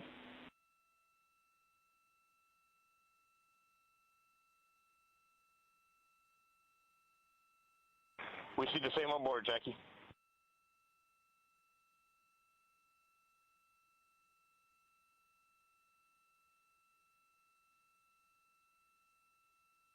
Houston, purge is complete. Crew and vehicle are configured for entry. Houston copies. And we're in step 37, transferring nav state to BFS.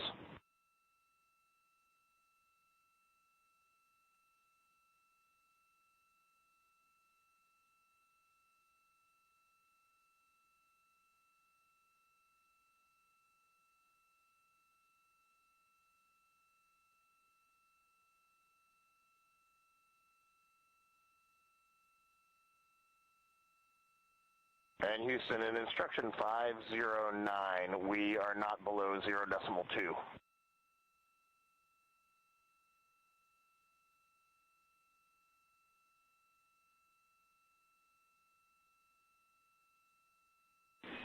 Integrity, no action required. Integrity.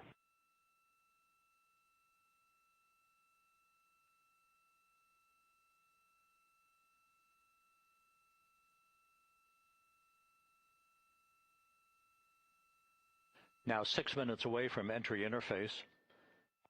We will hit the first traces of Earth's atmosphere at an altitude of 400,000 feet, traveling about 34,882 feet per second. Range to splashdown at that point will be 1,701 nautical miles.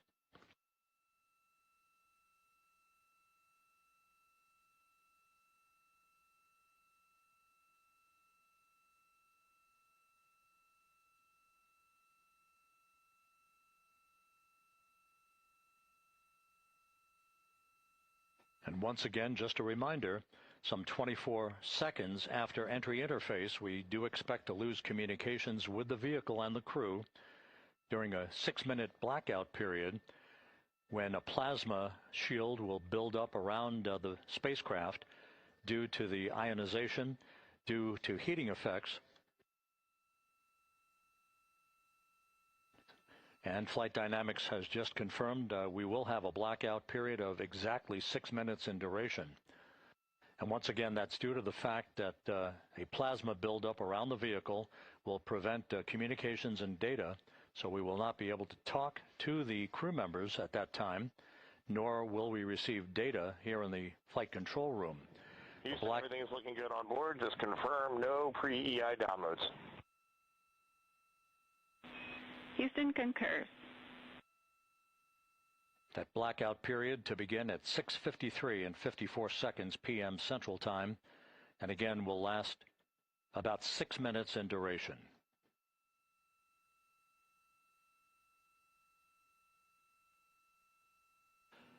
We're 4 minutes away from entry interface.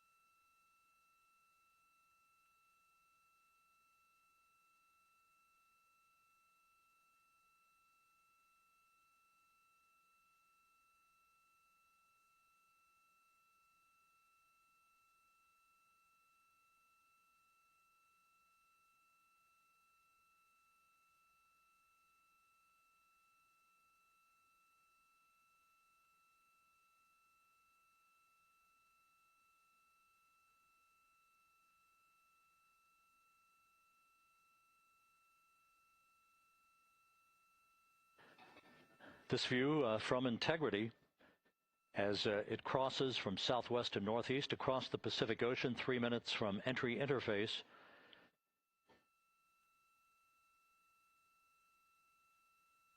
"16.5 minutes till splashdown."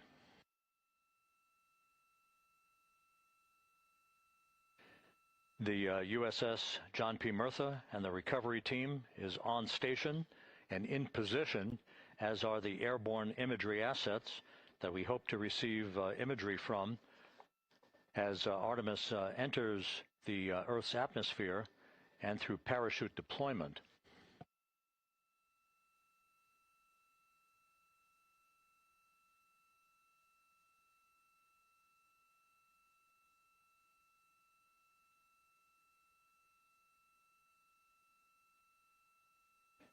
All of Integrity's systems are in great shape. The crew is ready to complete its mission just 15.5 minutes from now. All of the activities today have gone off in perfect fashion. No issues with the vehicle, no issues with the crew. And the weather at the splashdown site is go.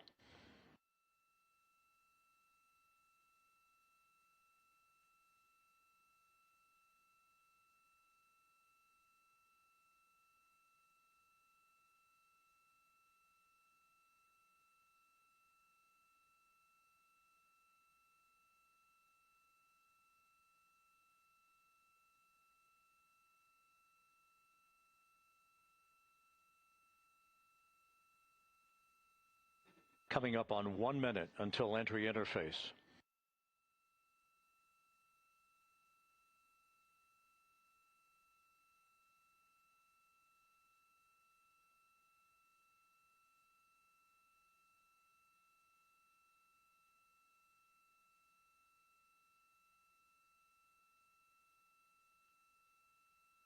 Mark 1 minute until entry interface. 1 minute, 20 seconds until the expected start of our 6-minute blackout. Integrity, 1 minute to a 6-minute blackout. Integrity.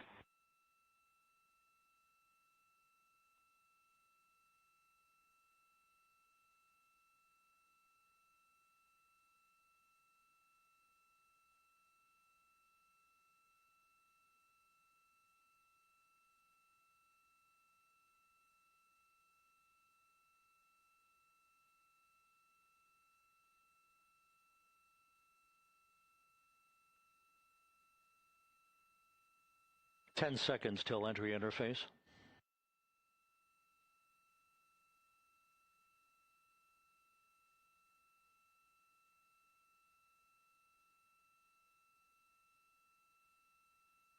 And we have crossed the threshold, now entering the Earth's atmosphere. We're at 400,000 feet, traveling 34,800 feet per second.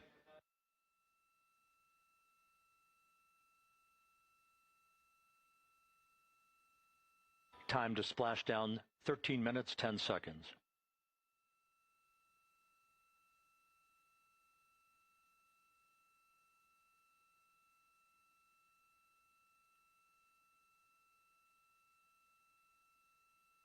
And as predicted, we've entered our communications blackout.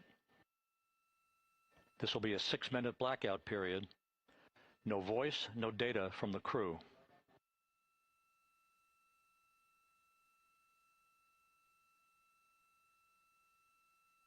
We're 30 seconds away from the anticipated point of peak heating on the vehicle, where temperatures will rise to about 4,000 to 5,000 degrees Fahrenheit. This is the true test of our trajectory.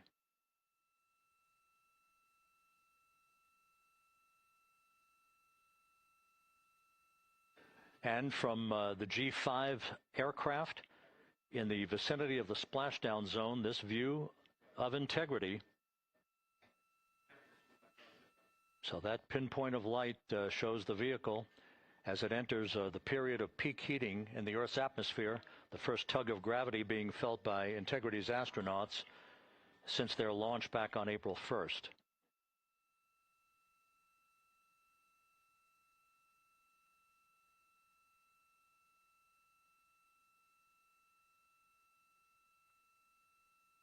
Four and a half minutes until the end of the blackout period. Time to splash down, 11 minutes, 33 seconds.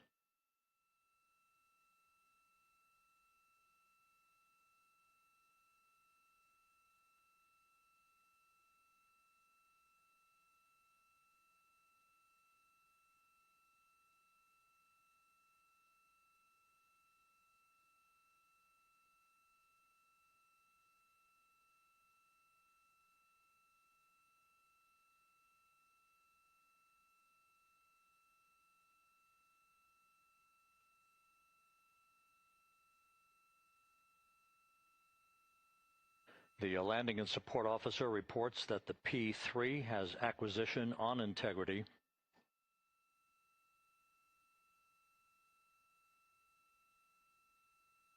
Three and a half minutes left in this blackout period. This is a visualization of the plasma buildup around the spacecraft and the repelling of that heat on Integrity's heat shield.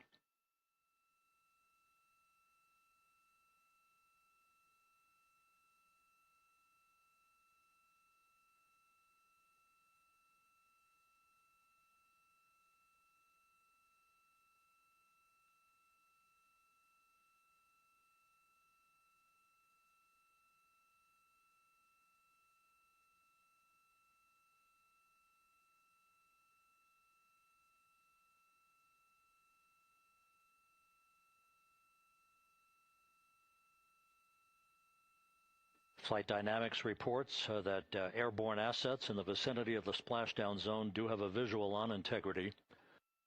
Still 2 minutes and 40 seconds left in our blackout period. Time to splashdown, 9 minutes, 35 seconds.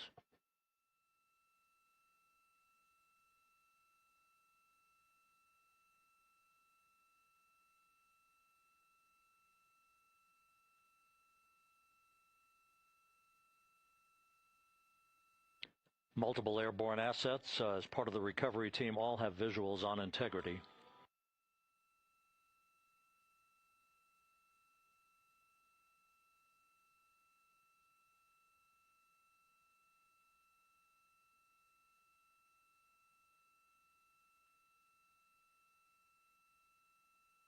And the WB-57 flying in the splashdown zone also has a visual. And the Navy helos also have visuals.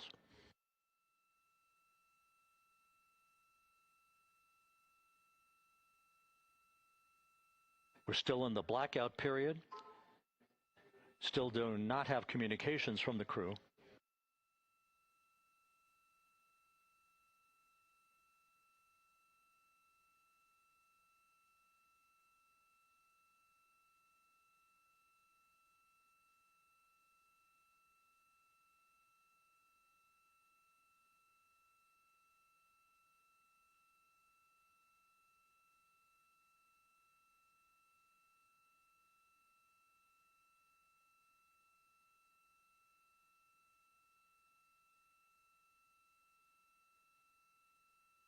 We're standing by for communications from the crew. We should be out of the blackout period less than a minute from now.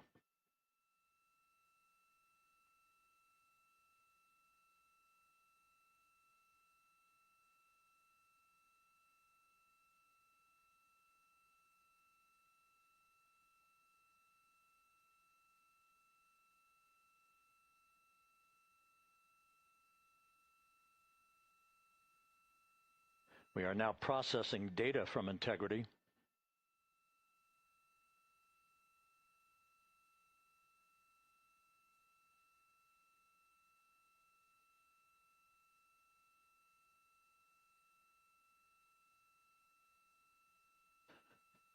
Landing and support officer reports the small boats are en route to the splashdown target zone.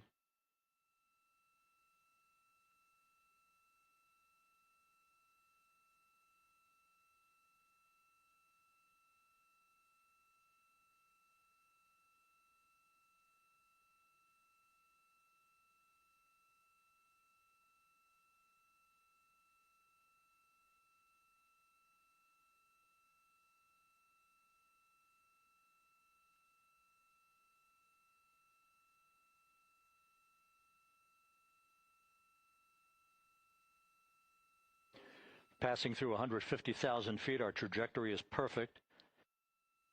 We're getting intermittent views of integrity. Still waiting to establish voice communication.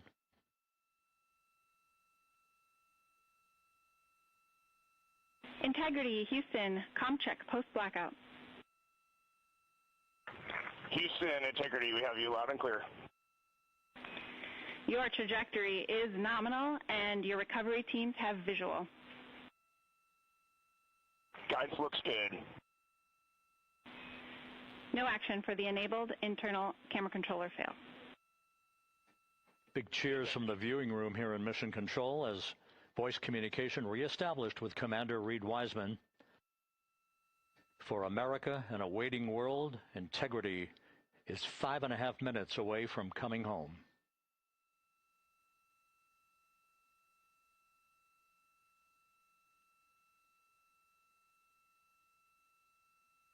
Passing 100,000 feet now. Range to splashdown 19 nautical miles.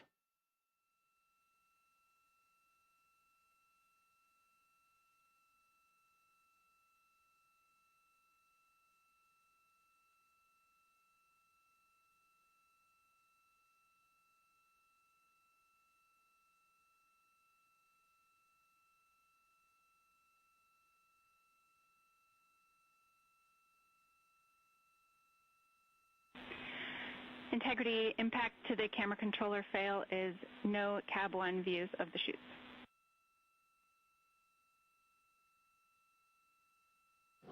Integrity. We're processing good data through the GPS system. A good view of Integrity, time to splashdown 4.5 minutes.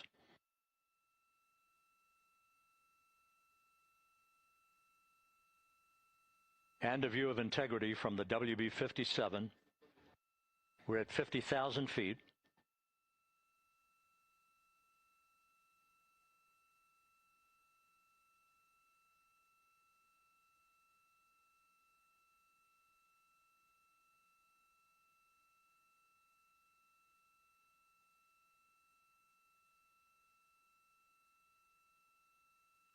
The pyros are armed for forward bay cover jettison.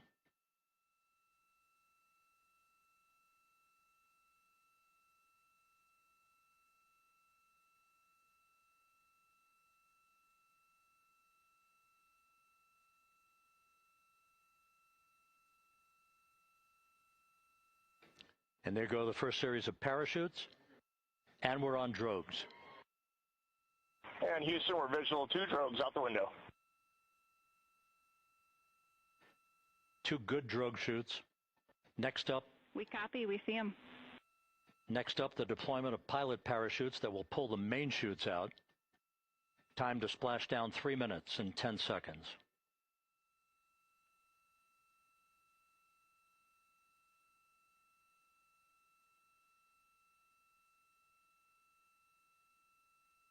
Perfect descent rate according to flight dynamics. Good rates on 2 drogues. We see the same on board.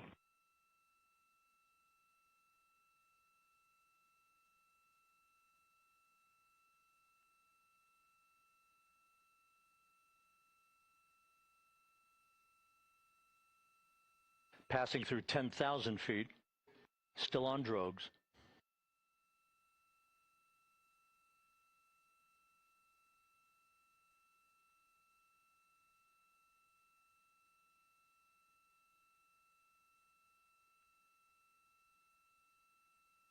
Main chute deploy. We're at 5,000 feet.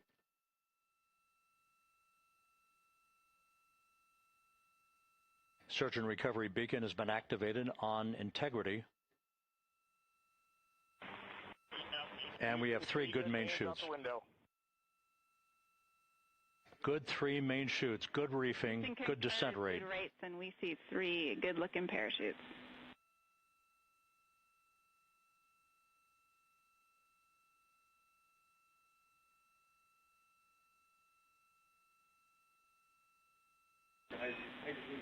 Integrity. Cabin pressure indicates no need for hydrazine checks.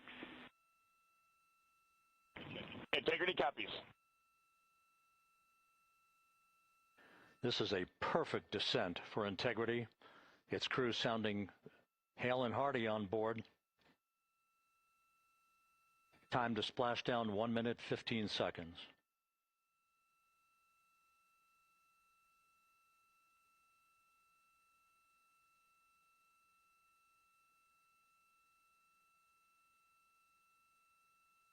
Integrity about to complete a journey spanning 694,481 miles from its launch from the Kennedy Space Center back on April 1st, and a trip around the moon.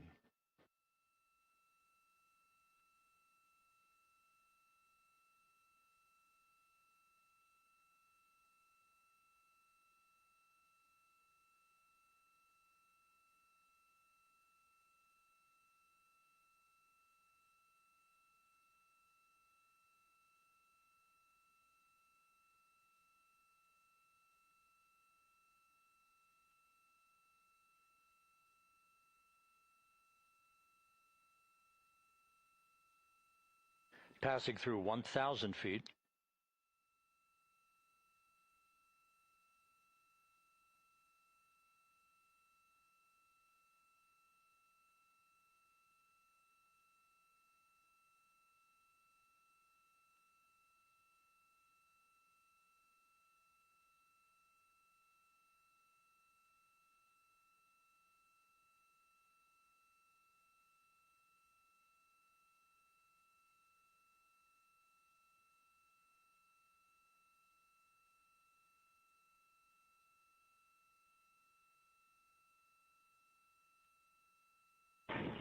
Integrity, splashdown, sending post-landing command now. Splashdown confirmed. Copy splashdown, waiting on VLDR. Splashdown confirmed at 7:07 p.m. Central Time, 5:07 p.m. Pacific Time. From the pages of Jules Verne to a modern-day mission to the moon, a new chapter of the exploration of our celestial neighbor is complete. Integrity's astronauts back on Earth.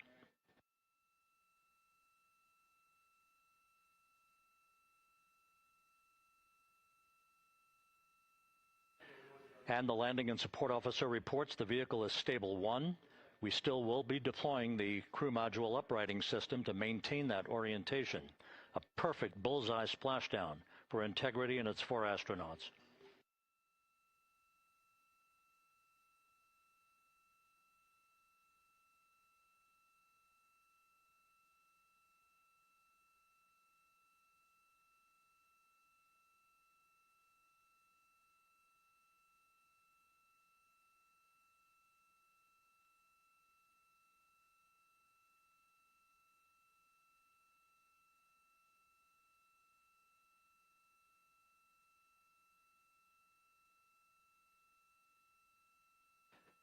The unofficial splashdown time, 7:07 and 47 seconds p.m. Central Time. We'll get that refined for you.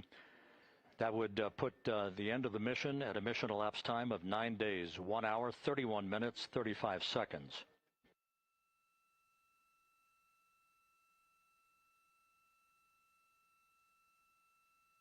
And we're configuring for very low data rate.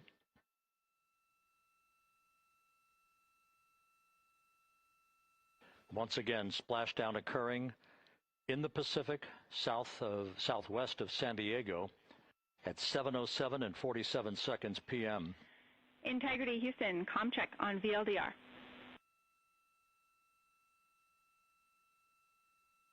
Houston, we have you loud and clear on VLDR. How us? We have you the same. We'll meet you over in post-landing. Perfect communications established. A journey. We are stable 1, 4 green crew members. Houston copies all. Reed Wiseman reporting 4 green crew members. That is not their complexion.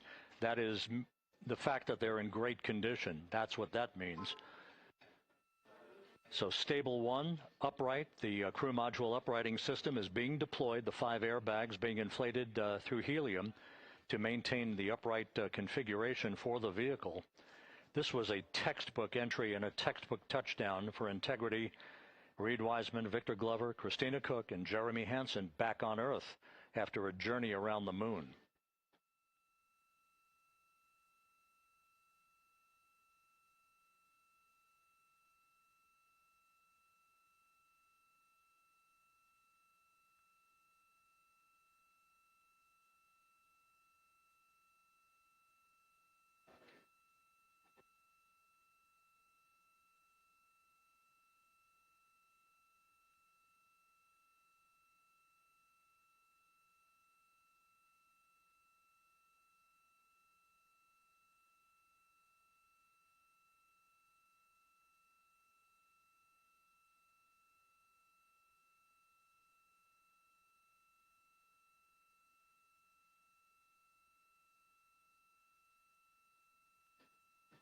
We continue to monitor the functioning of the CMOOS system.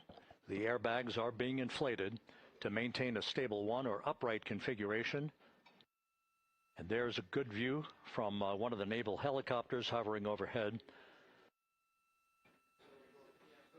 Reed Wiseman reporting 4 green crew members, meaning they're all in excellent shape.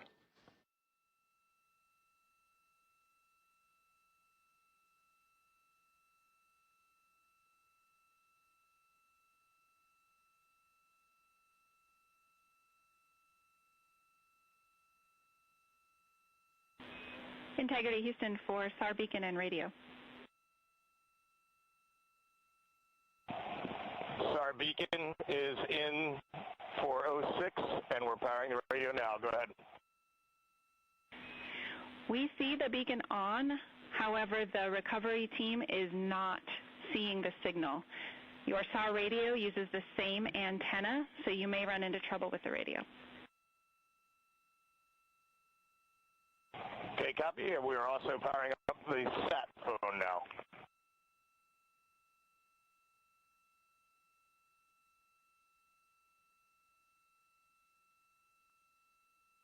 So Integrity is in great shape, and as the crew continues its post-splashdown timelined activities on board, Reed Wiseman once again reporting that all 4 crew members are in excellent shape. And we have 5 inflated airbags to maintain an upright configuration so that the recovery team can now begin a slow approach to the vehicle. Meanwhile, here in the flight control room, Entry Flight Director Rick Henfling is polling his team of flight controllers for the start of powering down the vehicle after a thorough systems check. We have no toxic gases to be concerned about, so the recovery personnel can approach the vehicle, but not until we have powered down the spacecraft. That's expected to take a few more minutes.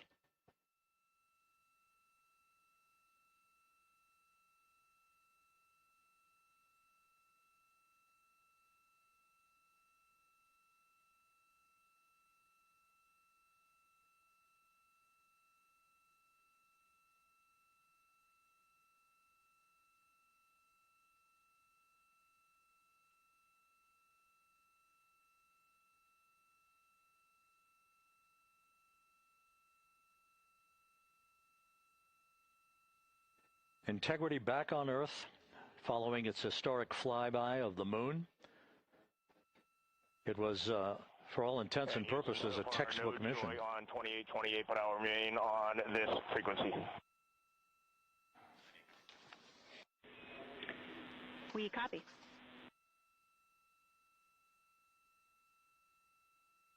Reed Wiseman indicating some trouble with the SARSAT phone on board, but that's not an issue. What is more important is that the vehicle is solid. No issues as we begin the power down of the vehicle to begin the recovery process.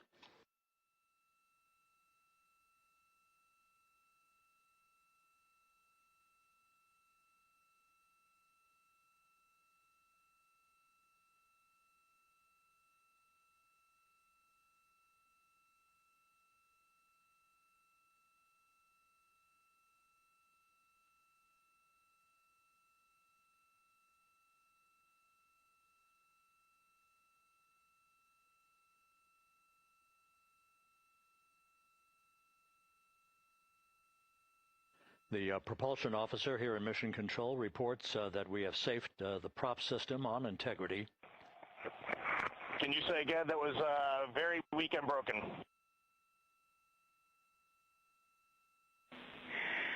Integrity, Houston did not call.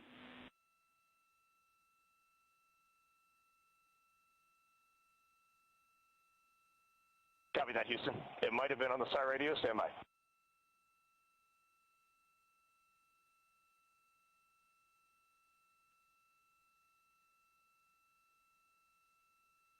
All of the milestones were executed in perfect fashion.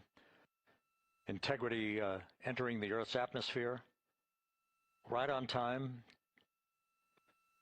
reaching its peak speed shortly after a blackout period began. We emerged from the blackout period, but the recovery imagery airborne assets were able to pick up Integrity's descent almost immediately through entry interface, tracking the vehicle all the way down. And finally, you saw the sequence of chute deployments. First, the forward bay cover being pulled off the top of the vehicle by a series of 3 parachutes. Then the drogue chutes were deployed, followed by the 3 main chutes that slowed the splashdown velocity of Integrity to just 19 miles an hour.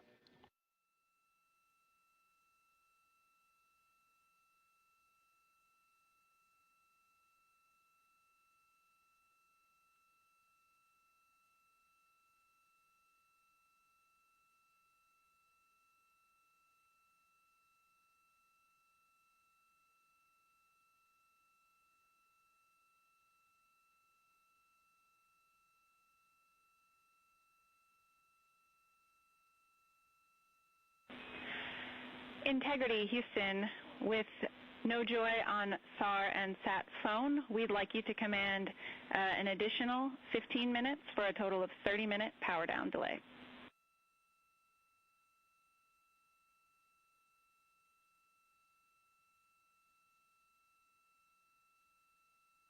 All right, Jackie, we have selected T/D+30.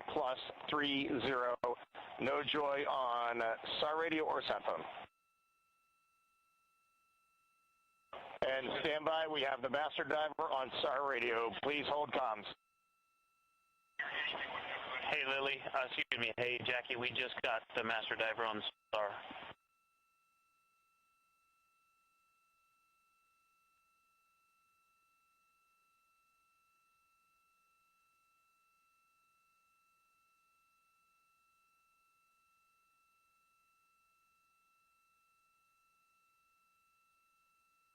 A good view of one of the fast boats. Integrity, Houston, if you are happy with your comm with Master Diver, you can go back to the 15-minute power down.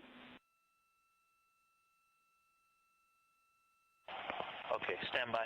Yeah, we'll confirm here in a second. The crew on board Integrity coordinating with the flight control team in Houston here in Mission Control on the timing of the power down of the vehicle, which will be the precursor to the recovery teams approaching the spacecraft. There are no issues with integrity. We've had a bit of broken capability in establishing a SARSAT or satellite phone communications capability between the crew on board Integrity and the recovery team. That will get sorted out here shortly. There's plenty of cooling on board Integrity, so there's no rush to begin the power down. To call you on the sat phone and not getting an answer there either. Concur. We haven't had anything come through.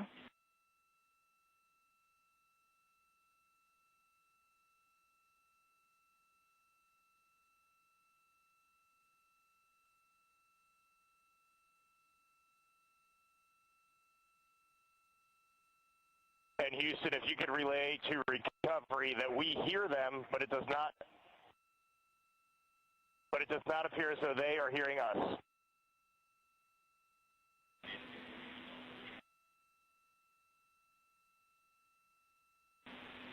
Houston copies, and Reed, just to confirm, you are pushing the PTT on the radio.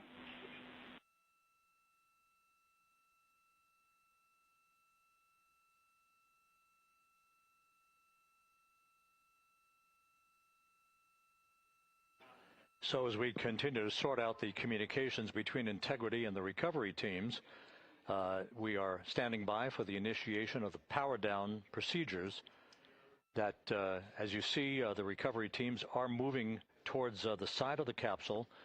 The next major event will be the erection of that large inflatable raft called the front porch. That will be the port of call for the crew as they're being extracted one by one from the vehicle.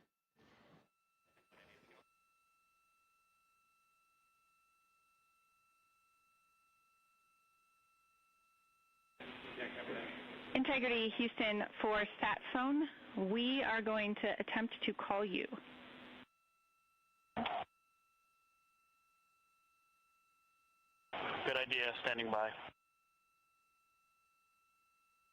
And Jackie, yes, we are pushing the push-to-talk, the two buttons on the left side of the radio below the up-down arrows. We are utilizing them. I'm rebooting the radio to see if we get good comms. Okay, we copy all, and just to confirm, you are seeing that you're touchdown plus 3030 for power, correct? That's affirmative.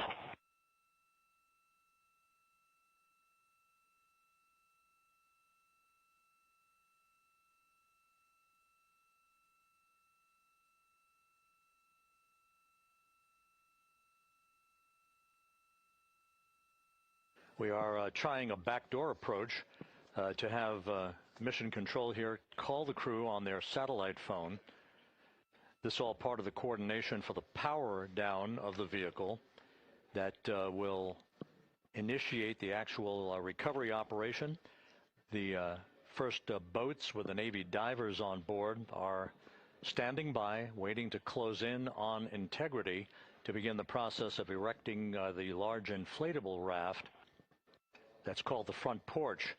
That will be where the astronauts are extracted from so that they can have a few minutes to get their land legs back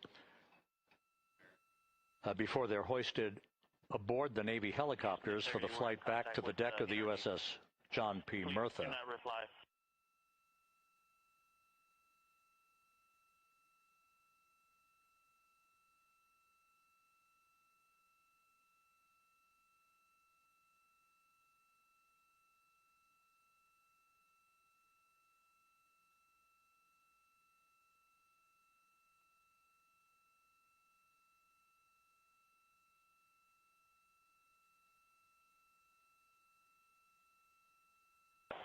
And Houston, please don't reply. NRD, very weak,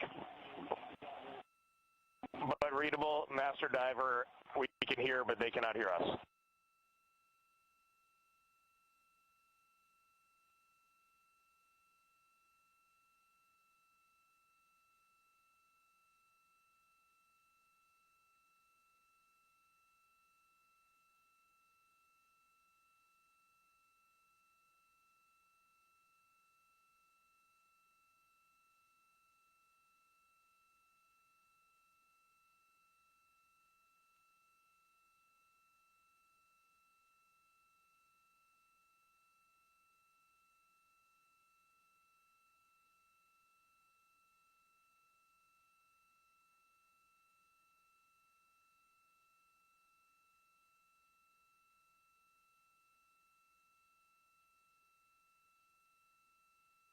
And Houston on OE1, is there any chance to tie us into NRD?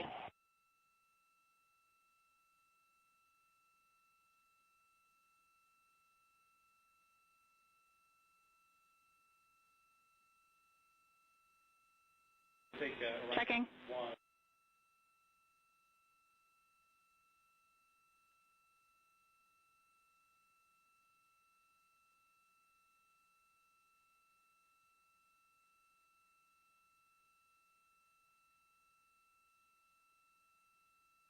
This is Mission Control Houston.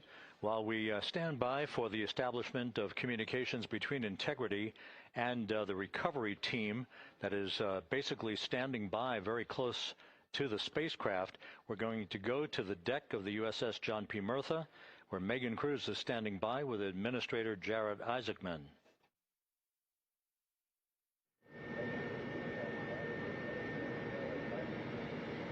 Hey, Rob, yeah, just such an honor to be able to be here on the ship, to be able to share and experience this moment with everyone together. And of course, as you just said, yes, here with NASA Administrator Jared Isaacman. Administrator, how did you feel getting to witness this and seeing NASA at its best?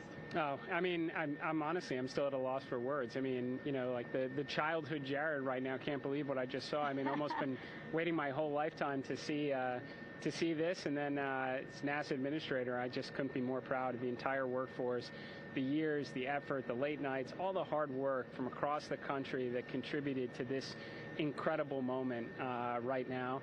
And yeah, incredibly grateful too for our teams here on the John P. Murtha right now. Yeah, look at the behind us here. We got everybody. Hey, what do you guys think? We just brought some astronauts back from the moon, huh? Unbelievable. Thank you. Yeah, so grateful to the Navy, the sailors that are here, the NASA teams. I mean, this is a joint effort that's on their way right now. These recovery forces are getting out to our Orion spacecraft, to Integrity, get our astronauts back on the ship safely. Yeah, and this is not just an accomplishment for NASA. This is an accomplishment for humanity. Again, a historic mission to the moon and back. How does this make you feel, and what do you hope people take away from this? Well, I'll tell you, you know, I think about the crew members that we've all had an opportunity to observe over the last 10 days, right? I mean, they're absolutely professional astronauts. I mean, wonderful communicators, almost poets. But then I think these were the ambassadors from humanity to the stars that we sent out there right now. And I can't imagine a better crew than the Artemis II crew that just completed a perfect mission right now. So, yes, it's a huge moment for everybody, right? I mean, we are back in the business of sending astronauts to the moon, bringing them back safely, and to set up for a series more. I mean, this is not a once-in-a-lifetime, which you hear sometimes around here. It's like, this was a once-in-a-lifetime. No, it's not. This is just the beginning. We are going to get back into doing this with frequency, sending missions to the moon until we land on it in 2028 and start building our base. Yeah, are we going to build on the momentum for Artemis 3? I mean, it's just around the corner. Absolutely. So, I mean, that's, you know, part of me too. Like, I can't wait to get the crew off of Integrity right now, but also getting Integrity back on this ship so we can start taking a look at it, because all that data is so precious to us right now. I mean, we are going to definitely want to take a good look at the thermal protection system. We're going to want to download all the data they couldn't transmit back to us and use that to inform Artemis 3. But we're already making progress, right? You had SRB segments already showing up at KSC. Core stage for Artemis 3 is rolling out on April 20th. We're getting Mobile Launcher 1 back in vehicle assembly building. So yes, there is a lot to celebrate right now on a mission well accomplished for Artemis 2, and at the same time, we got to start getting ready for 3. Amazing. And last question, you know, for people who joined us for all 10 days to see what we can accomplish together with our international partners, what do you think about the fact that we're going to keep doing this more and more and more? It's incredibly exciting. I mean, yes, it's the contributions, like the best and brightest across the NASA workforce from across the country, our industry partners, our international partners. We had a Canadian Space Agency astronaut on board in Jeremy. We had the European Service Module. And you think, in the days leading up to this launch, I mean, 48 hours prior to launching Artemis 2, I was meeting with the Italian Space Agency. We signed a memorandum of understanding to build a habitation module on the moon. I mean, you have countries, all of our allies and partners coming together saying, we are committed to this effort. We are returning to the moon. We're doing it to stay. We are building that enduring presence. We are going to master the skills on the surface of the moon so someday we can undertake missions to Mars. It's just an incredibly exciting time, and we're not going at it alone. We're bringing everybody along with us. Absolutely. And speaking of everyone, one more time, we're going to ask the crew here, you guys ready to land on the moon? Awesome. I love that. Okay, well, thank you so much, Administrator. Appreciate you being here. We're, of course, going to stay on to watch the crew get extracted from Orion, so stay tuned, and we'll see you back here shortly.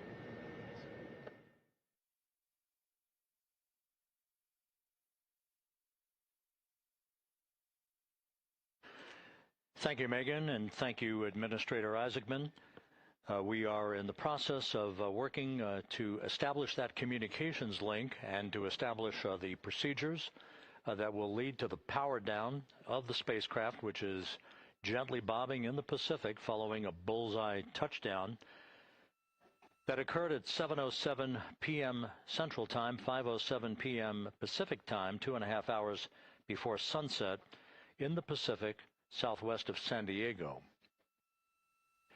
We have once again heard from the crew during that interview opportunity with the administrator, and we have 4 healthy crew members on board.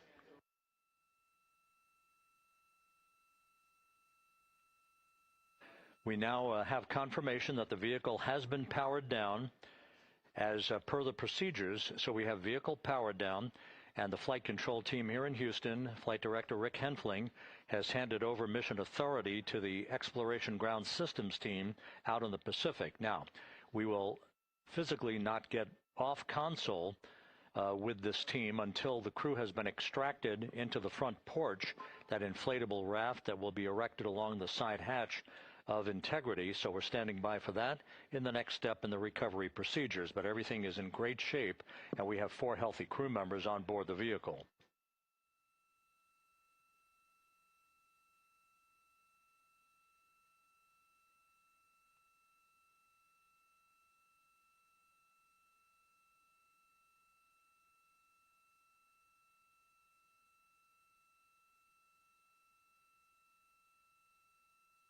All of the entry events went by the book, no issues, perfect trajectory for Integrity that was culminated with one final raise burn to improve the angle of attack for the vehicle as it entered the Earth's atmosphere. All of that flight dynamics computation worked like a charm.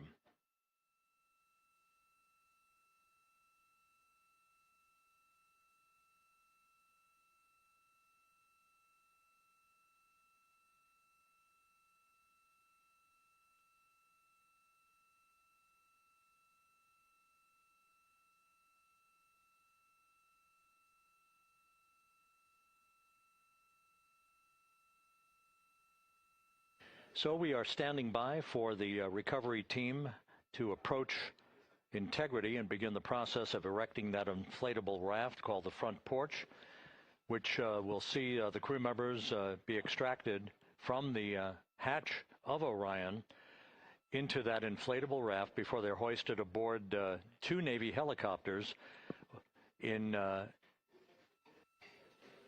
variety of different configurations. Each crew member will be hoisted in sequential fashion, in alternating fashion, 2 crew members for each helicopter before they turn around to head back to the John P. Murtha. Once on the deck of the ship, they'll be brought into medical bay for comprehensive medical exams. But Reed Wiseman has reported several times that the crew is in excellent shape.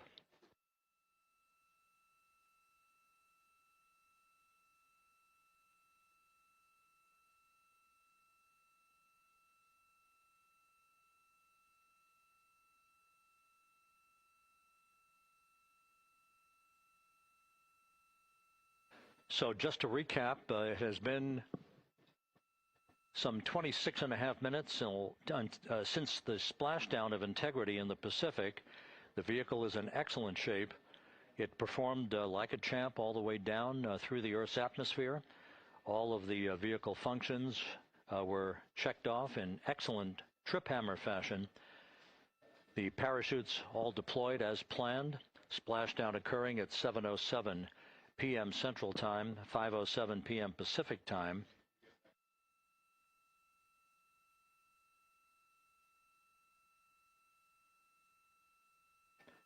And after a bit of a tussle to try to establish a communications link with the recovery team, we were finally able to run through the procedures for the powering down of the vehicle. We've handed over mission authority to the Exploration Ground Systems folks out in the Pacific, and the recovery team will be approaching the vehicle shortly to erect the inflatable raft called the front porch before opening the hatch to Integrity to bring the crew members onto that raft before they're hoisted onto two Navy helicopters, two crew members for each helicopter, before they're flown back to the deck of the USS John P. Murtha.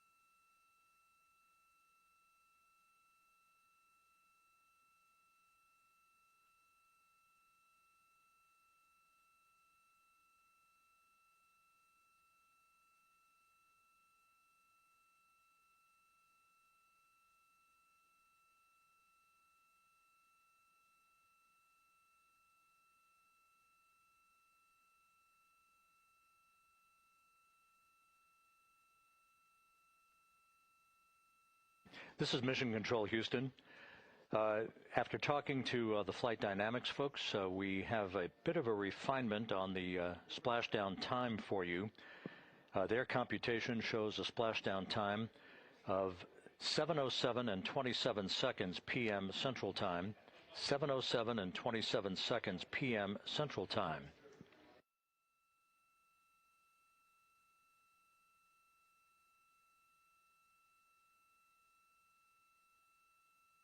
That would equate to a mission elapsed time of 9 days, 1 hour, 32 minutes, and 15 seconds.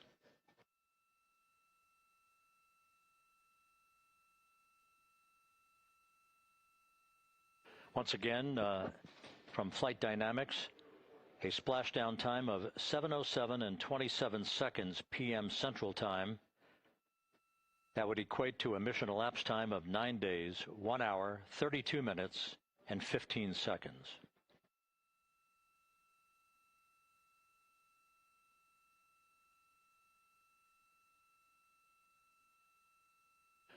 Reports from the Pacific indicate that the recovery team, in communications with the crew aboard Integrity, that the crew remains in excellent shape as they await the approach of the team for a final hazard gas evaluation before they move to the side of the vehicle to erect the inflatable life raft called the front porch.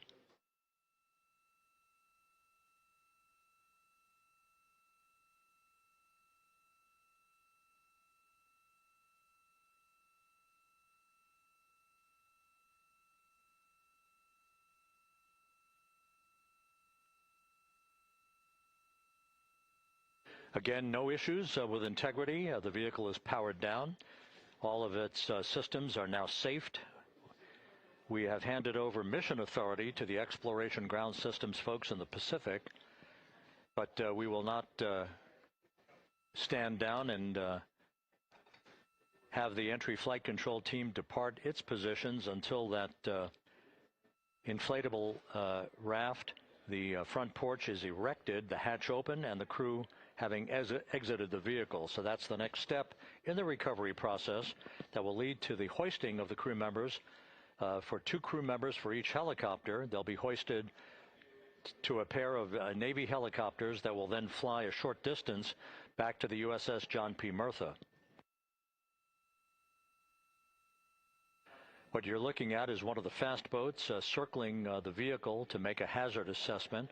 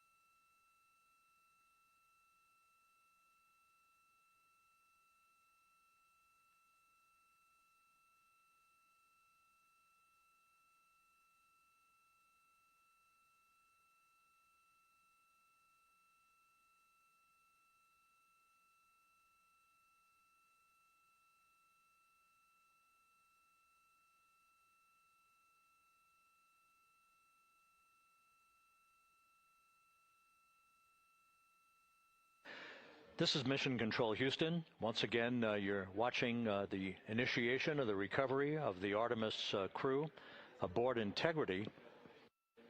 All of the Navy divers and the fast boats are now approaching the spacecraft after conducting a hazard assessment. The vehicle has been powered down. Entry Flight Director Rick Henfling now waiting for the life raft, the front porch, to be erected along the side of the vehicle so that the hatch can be opened and the crew members extracted from Integrity, soon to be hoisted one by one into a pair of Navy helicopters for a short flight back to the deck of the USS John P. Murtha.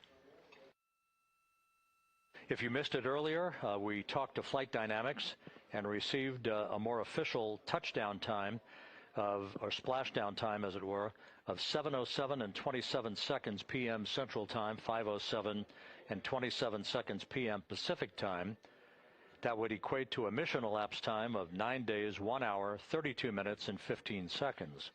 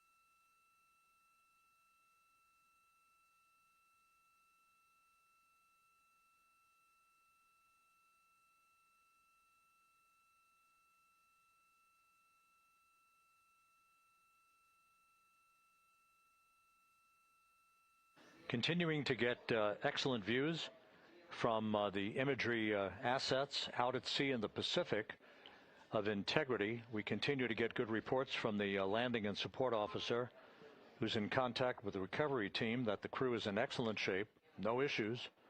They're just currently biding their time, waiting for the front porch to be erected. We have no hazardous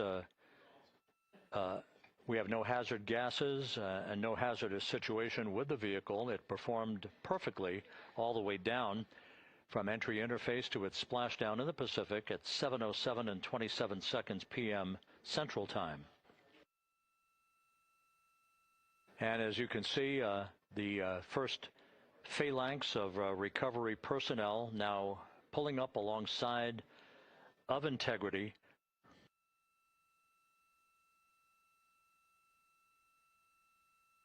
This includes Navy divers, a Navy flight surgeon, and other recovery personnel who have trained for several years for this recovery process.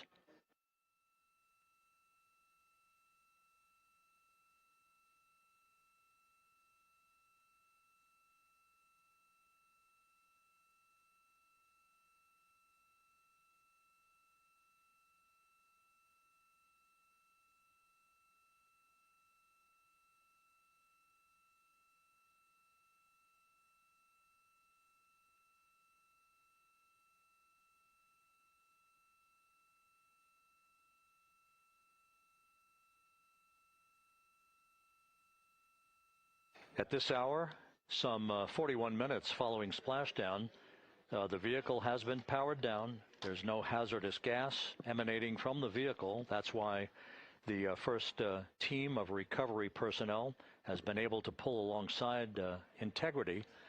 And the reports continue to come in that the 4 astronauts are in excellent shape.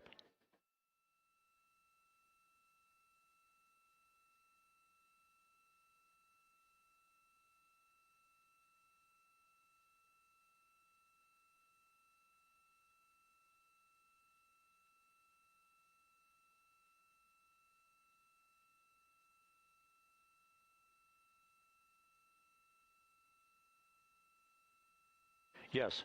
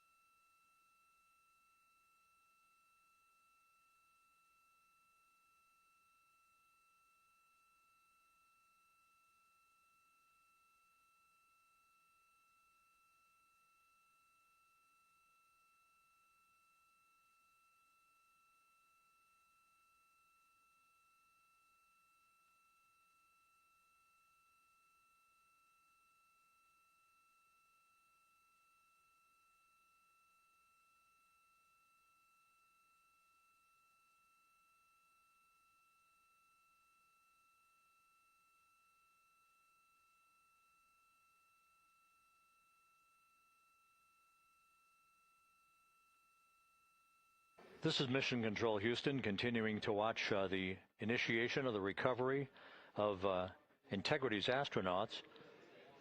One by one, they'll be brought out of the spacecraft onto a large inflatable raft just a short time from now. In the meantime, we can go back to the USS John P. Murtha, where my colleague Megan Cruz is standing by to provide her situation report. Megan, can you hear us?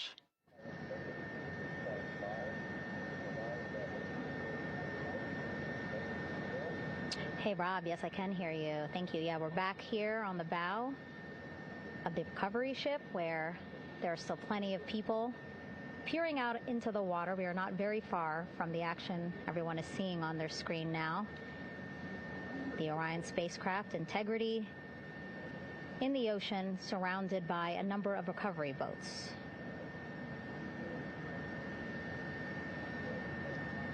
As Rob has been saying, in those recovery boats, NASA and Navy personnel specifically trained to get the astronauts out of Orion.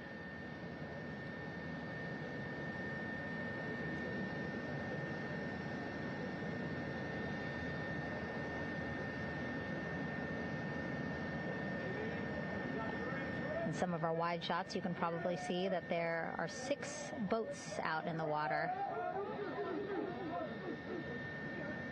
More than 40 people out in the water right now on those boats.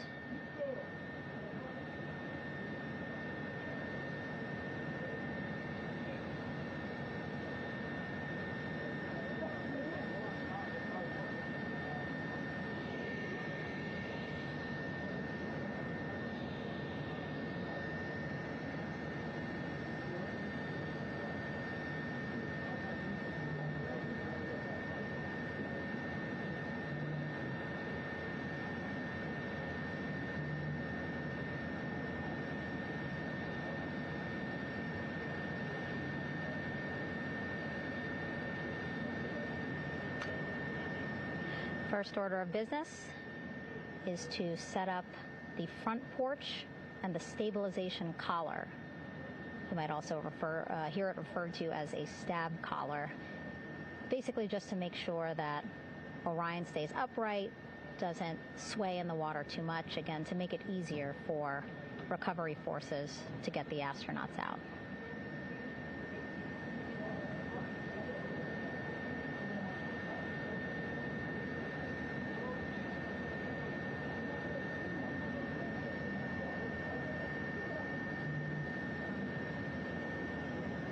Again, we splashed down in the Pacific Ocean just after 5 p.m. Pacific time here.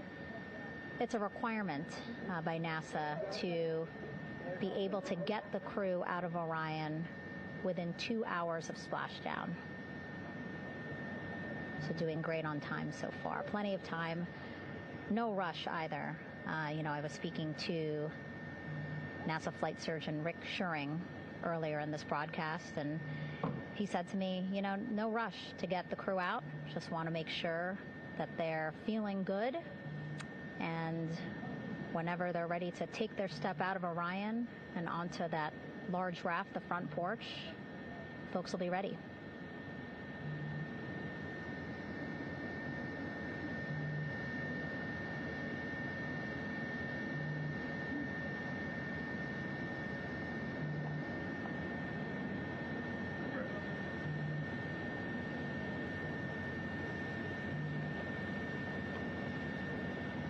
And as there are mission audio loops in Mission Control in Houston, there is a mission audio loop here on the ship, and it was just reported out that the side hatch is open.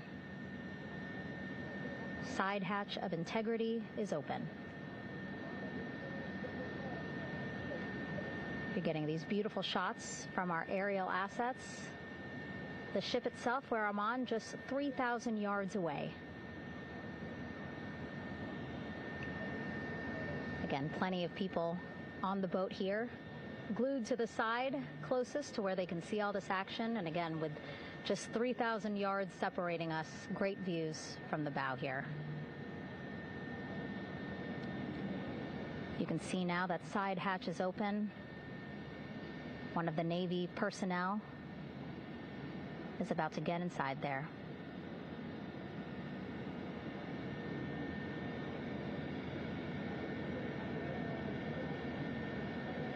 In they go. In total, 4 will go into Orion. So it'll be a little bit of a tight squeeze, but the goal is to have a recovery personnel with each astronaut assessing them.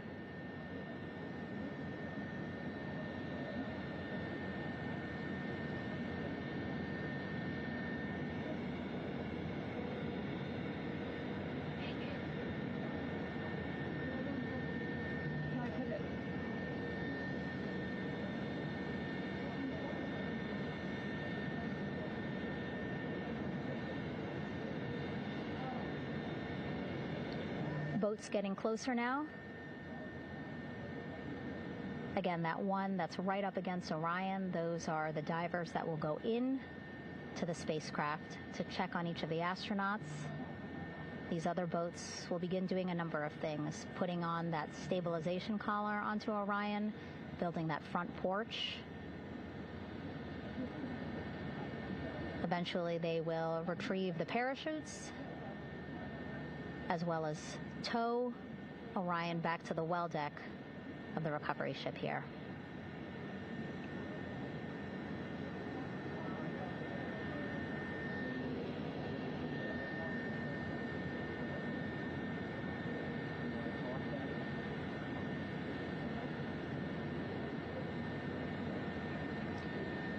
And so as we wait for the Navy and NASA personnel to get their assessment of the crew inside of Orion, why don't we toss it back to Rob for an update?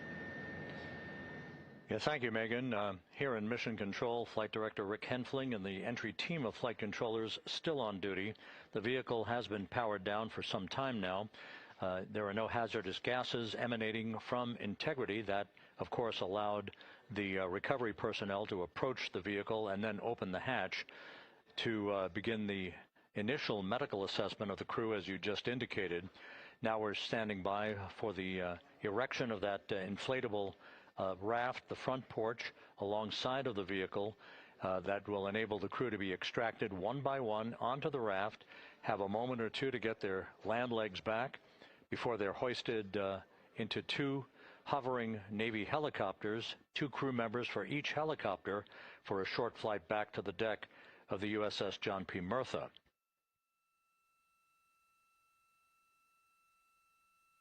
All of Integrity's systems operated flawlessly throughout the course of the approach to the Earth, the entry into the Earth's atmosphere, and all of the key milestones that followed in this high-speed return to Earth for integrity. A mission that spanned more than 694,000 miles from the vehicle's launch from the Kennedy Space Center atop the Space Launch System back on April 1st.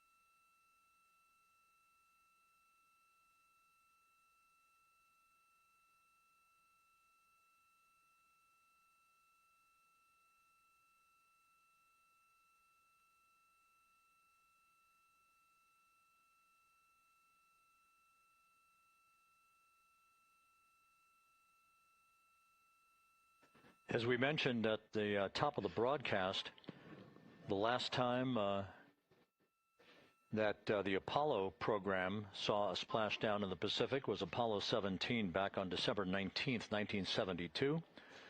So for the first time in 53 and a half years, we have reenacted that with the arrival of Integrity's astronauts as they flew around the moon in that historic lunar flyby that began with a trans-lunar injection burn that took them out of Earth orbit following 24 hours of a high Earth orbit trajectory. The high Earth orbit trajectory enabled flight controllers here to have a full 24 hours to evaluate the systems on Integrity and the condition of the crew before they would commit to flying to the moon.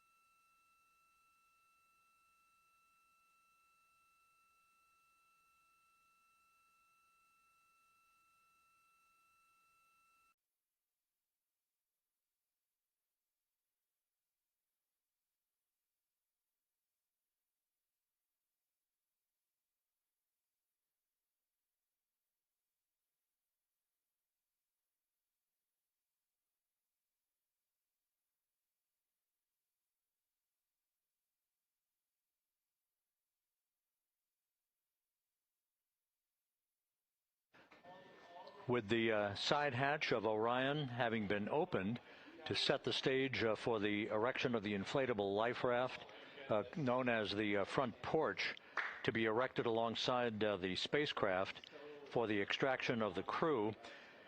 Let's play for you an interview that my colleague Megan Cruz conducted on the USS John P. Murtha with Navy diver First Class David McMahon that explains how this process is unfolding. Okay, Davey, so you and some of your team, one last look over of the stabilization collar, correct? Yes, ma'am. Okay, so what is this stabilization collar? This is what's going to stabilize the capsule out there in the ocean.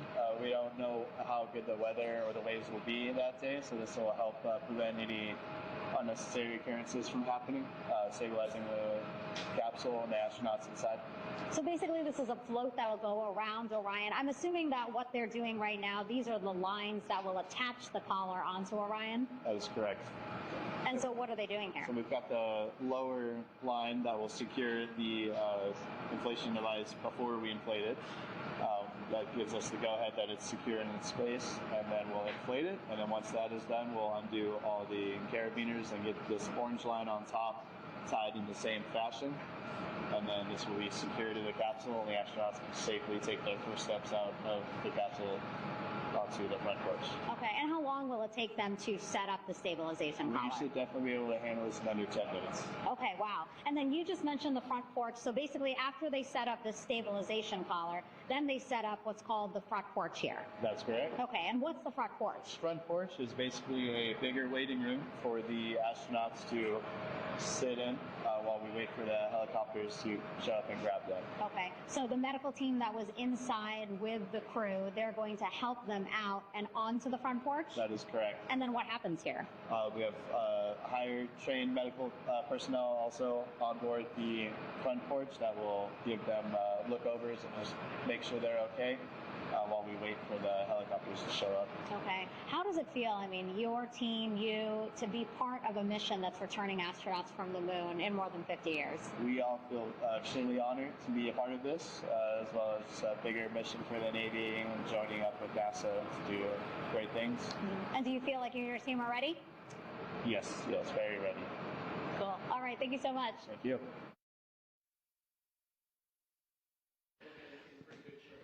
Once again, the recovery operations are continuing out in the Pacific. We shortly should see that life raft, the front porch, erected alongside the side hatch of the vehicle.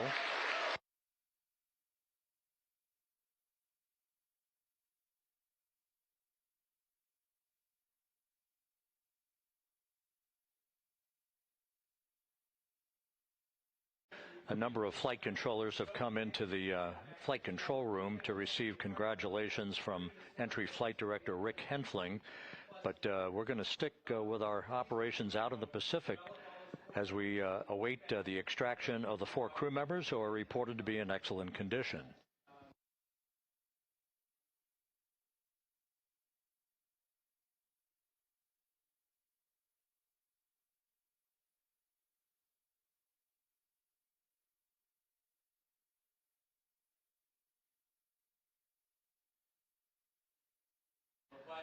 Again, while we stand by for that front porch to be erected alongside of the side hatch of the vehicle, let's go back to the USS John P. Murtha and Megan Cruz. Megan?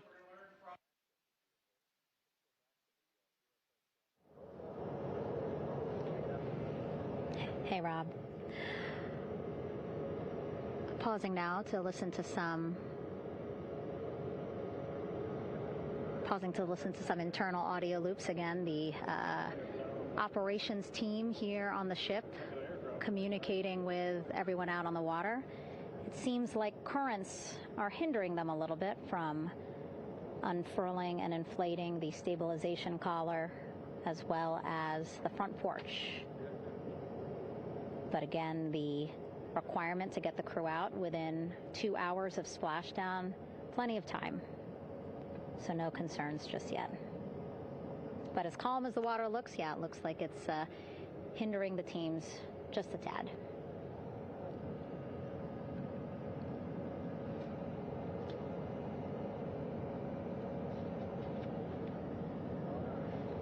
You can can see in some of our shots that side hatch still open. Again, inside there are now 8 people inside. 4 divers, Navy divers, all with medical training, each assigned to an astronaut each. Making sure that they're comfortable, feeling good.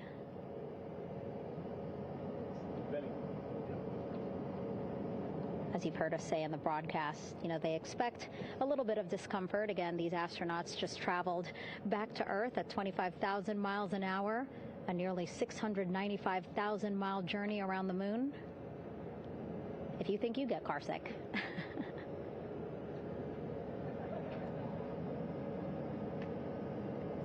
Again, 6 boats out there, lots of gear with them, just in case, right?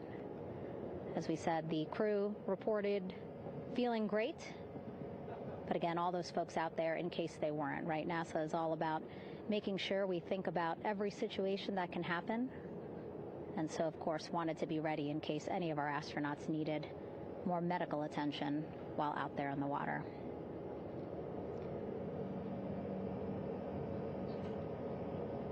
You see now teams, again, trying to set up the stabilization collar and front porch for the crew to get out of Orion. They need both, right? The stabilization collar will keep Orion from swaying as you see it is doing now.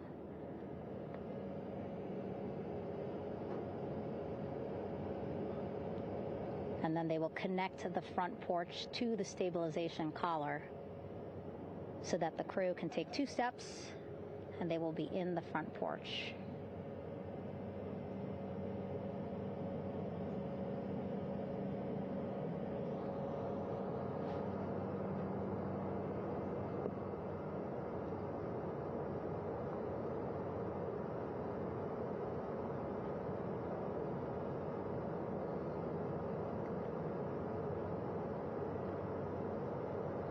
Not a lot of chatter on the mission audio loops. That's a good thing. Again, things proceeding pretty nominally, even if they're fighting some currents out there on the Pacific Ocean.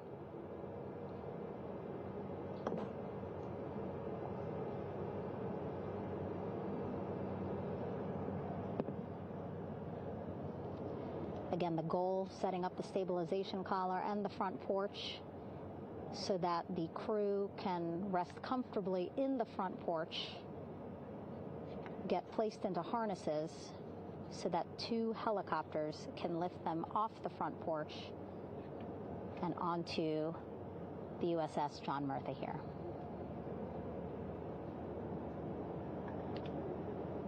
The helicopters are going to take turns picking up an astronaut.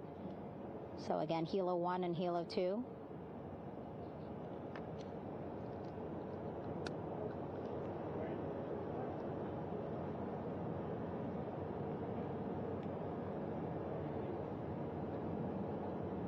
Okay, and the recovery team here on the ship just got a report from the undersea medical officer who is inside the capsule with the crew. He is reporting all 4 members are green.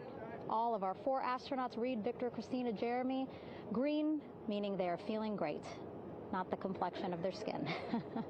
They are feeling great, happy to be home, and ready to be extracted as soon as possible.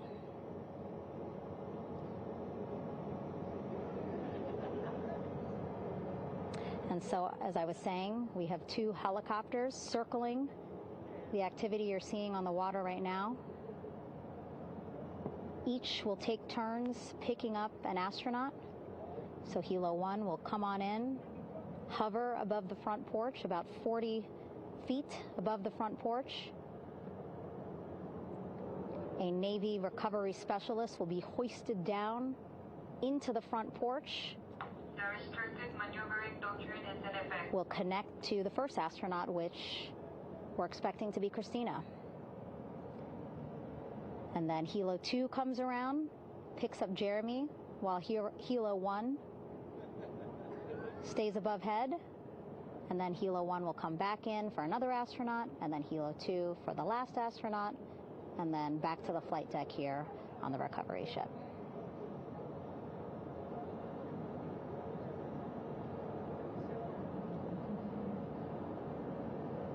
I was talking to Assistant Artemis Recovery Director Paul Sierpinski. He said helos are a much quicker, safer way to get on board. They did actually consider boats, but then if you think about it, longer time, the crew would have to move through more of the ship. This way the helos will give a more direct, quicker route to the medical bay for our 4 astronauts.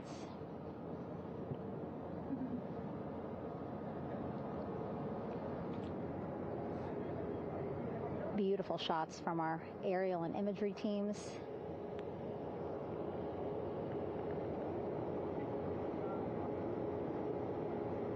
Clouds have dissipated for a clear view from the bow of the recovery ship here.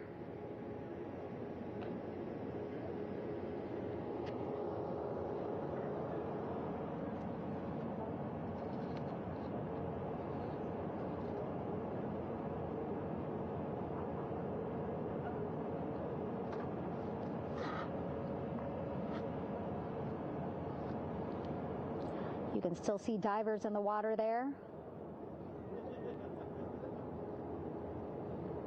Encircling Orion, that is that stabilization collar we've been telling you about. As you saw in that interview just a few minutes ago, they have to first connect it to Orion, and then once it's secured onto Orion, they can inflate it, and then they'll further secure it with other harnesses and lines.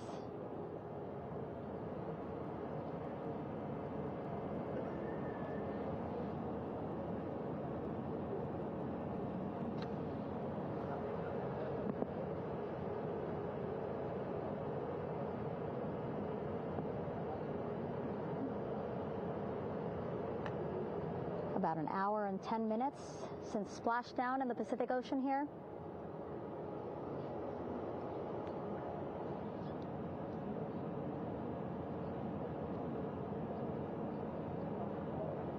Reed, Victor, Christina, and Jeremy back home after a history-making mission to the moon and back.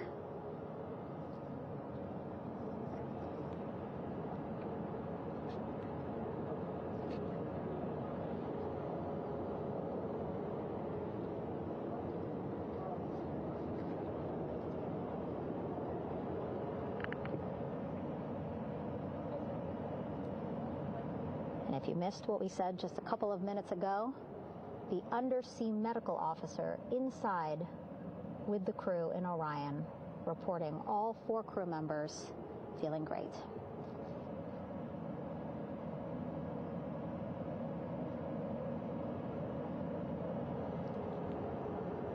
Progress being made there on the stabilization collar. It looks like they are beginning to inflate it.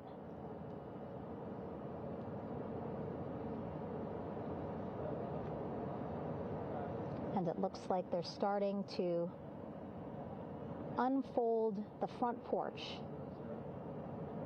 in order to get that into the water here shortly and inflate that as well.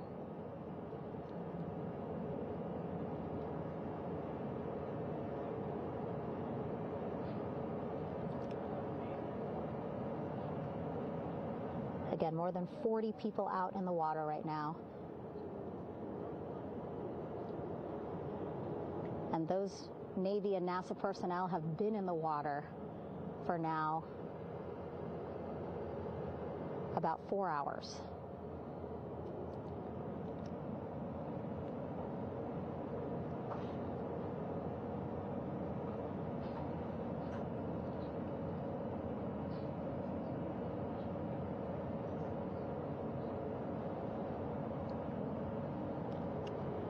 The reason why they had to get out so early is just to stage everything.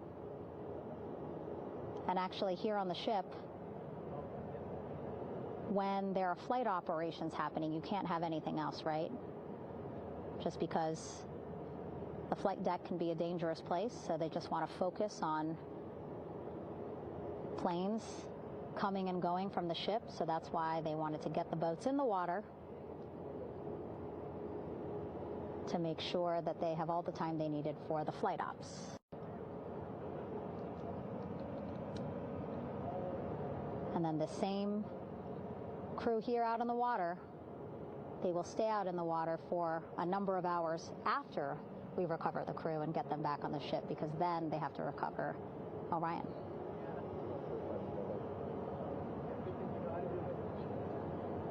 All right, that stabilization collar looking good around Orion. We're now seeing some recovery personnel getting on to that collar. Again, they need to further attach it to Orion to make sure that it can really prop up the spacecraft. It's basically lifting it up off of the water just a tad. Again, so it's not so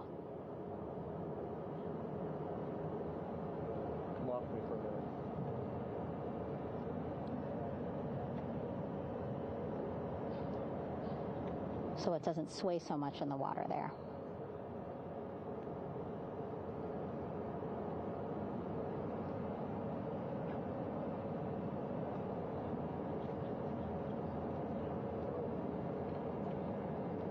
And now that front porch looks like it's nearly fully inflated as well. You can see a much larger surface area.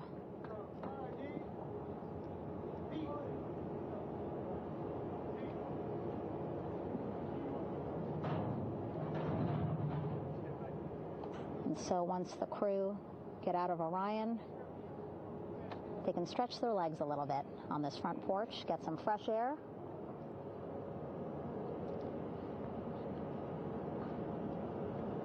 And enjoy this beautiful day here on their home planet.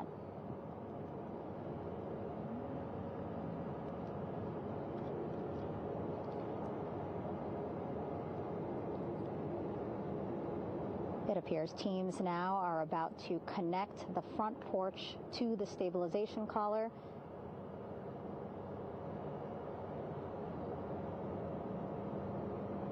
And at that point, when both are secure, we should soon see astronauts come out of Orion.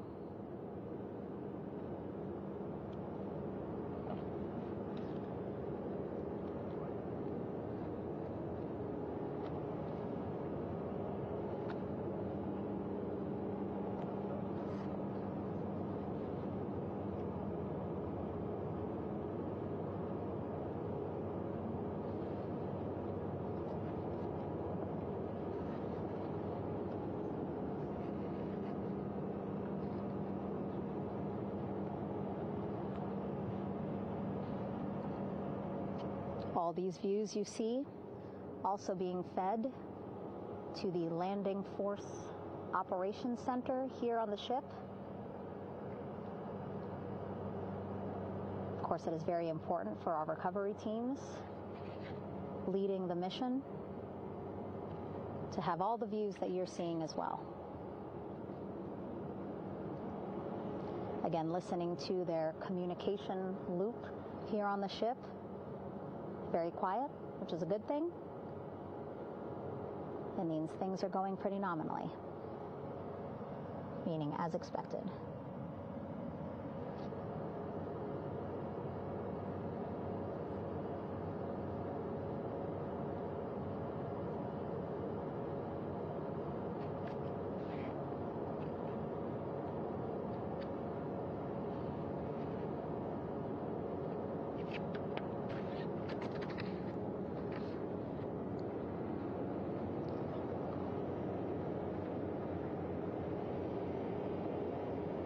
Again, all this activity happening just 3,000 yards away from the ship. So that means this will be a very quick flight back on the helicopters for the crew. 2-3 minutes, and then they'll be back here on the ship. I know.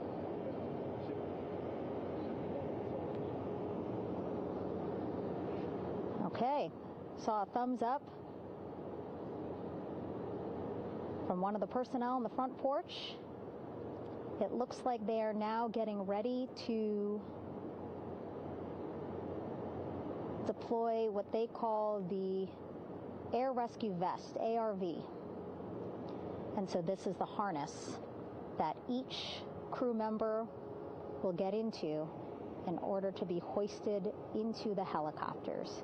Again, those helicopters hovering just about 40 feet above the front porch when they're ready to pick up each crew member.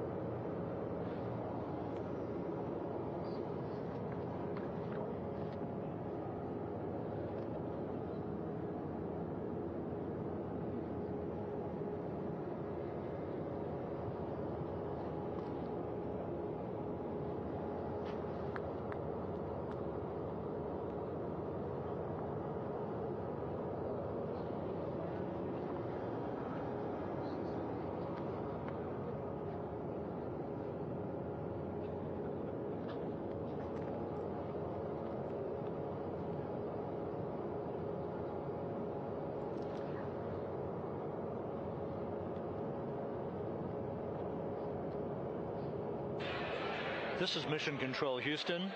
Behind me, a fairly raucous scene as hundreds of flight controllers have poured into the flight control room here.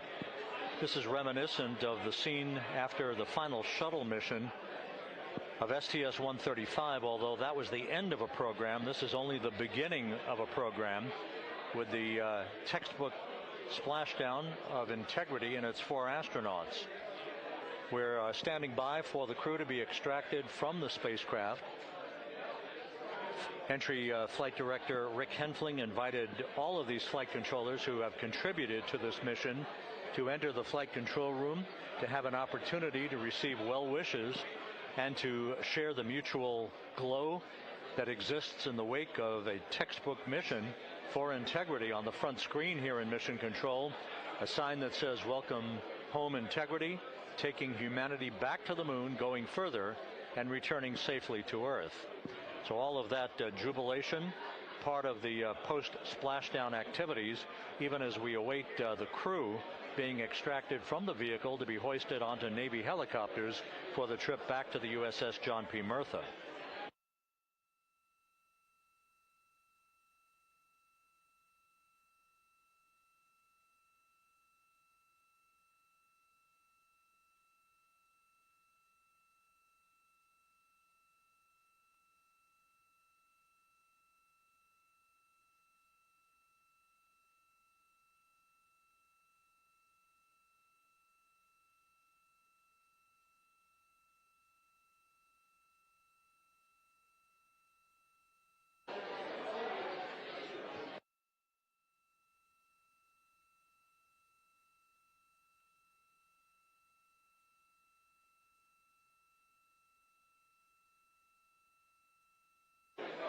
Once again here in Mission Control, this view of the Artemis Flight Control Room, known as the White Flight Control Room. This is the old shuttle flight control room, and now is the home of Artemis missions to the moon and beyond.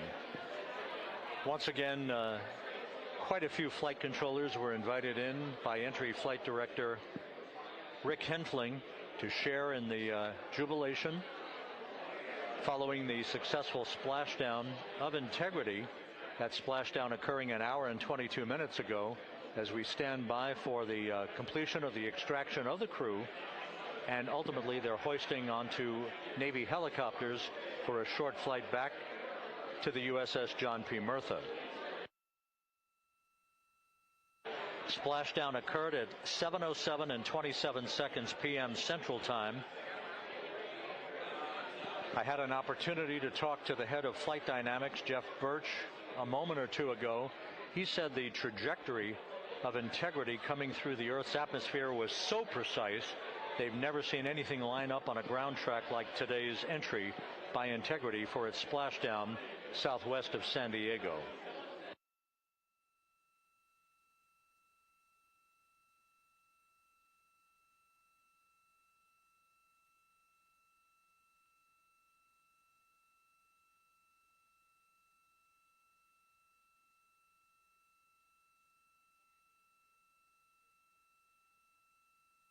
And the initial, you can hear it.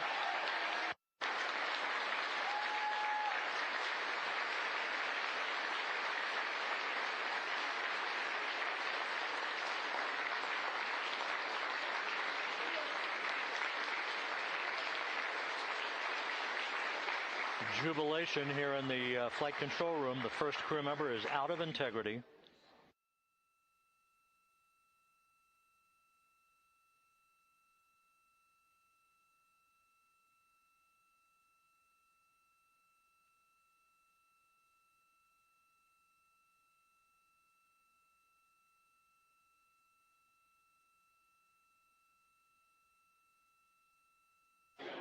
We are expecting the other crew members momentarily to be extracted.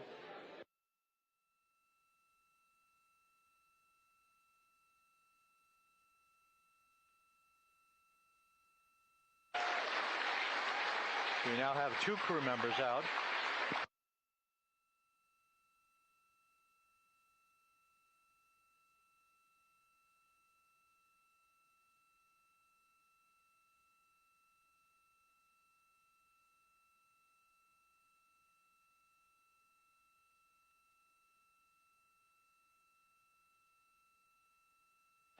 Two crew members out, 2 to go.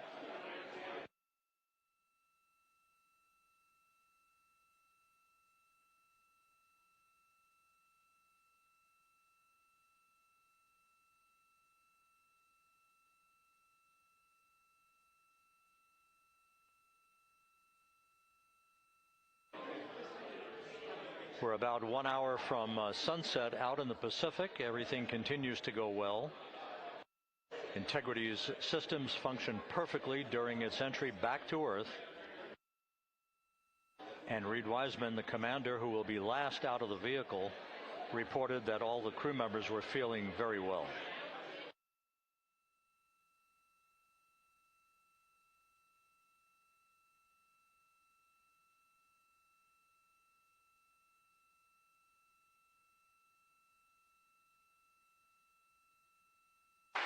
Crew member number 3 now out.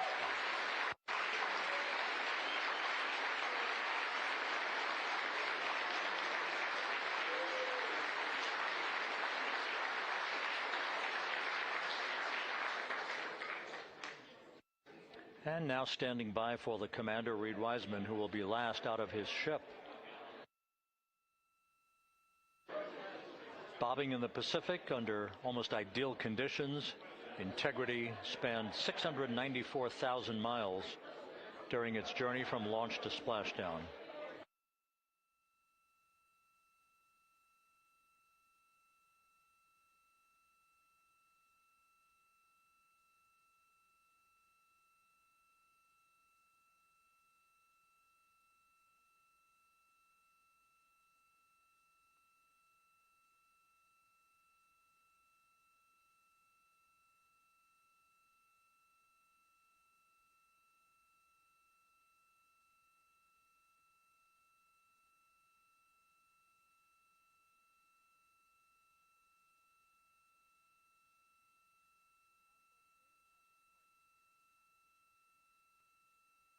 And we now have Reed Wiseman out of the vehicle. All 4 crew members now out of Integrity.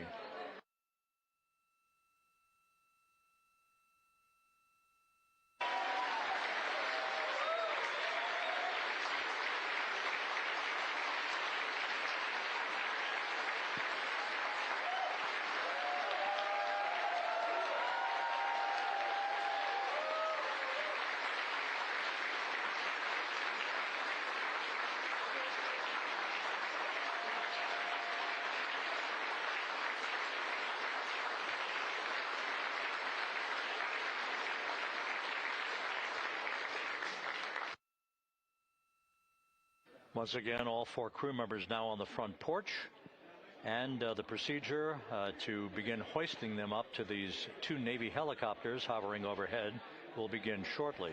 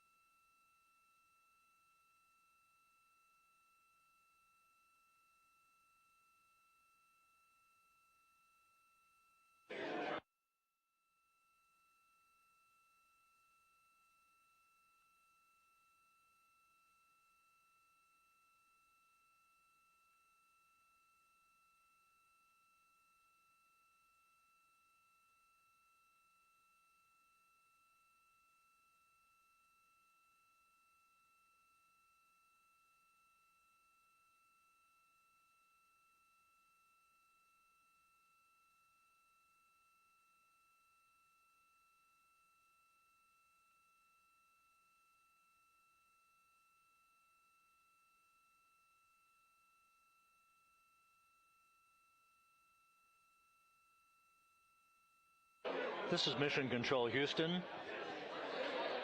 The mission is over, but the melody lingers on as jubilation continues here in the flight control room. We should be expecting NASA's Associate Administrator, Amit Kshatriya, to be joining us shortly for a short interview while the recovery operations continue out in the Pacific. So we'll stand by for that. And then we'll turn it back over to Megan Cruz aboard the USS John P. Murtha.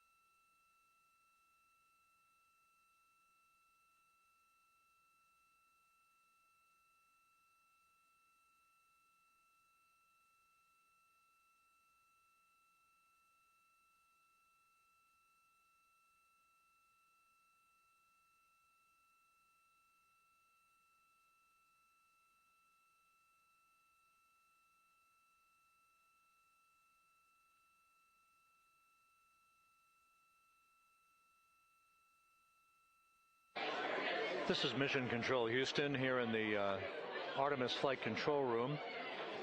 A number of flight controllers basking in the glory of the successful end of this mission that carried 4 astronauts around the moon on a lunar flyby, and the first test flight of Orion with crew members on board. Splashdown occurring an hour and 32 minutes ago after a flawless descent back into the Earth's atmosphere for the vehicle. Its 4 crew members in good shape, simply enjoying their time right now on the front porch, as it were, the inflatable raft alongside of their Integrity spacecraft. We're expecting Amit Kshatriya, the NASA Associate Administrator, to join us here momentarily for a brief interview before we turn it back over to Megan Cruz aboard the USS John P. Murtha, the recovery ship.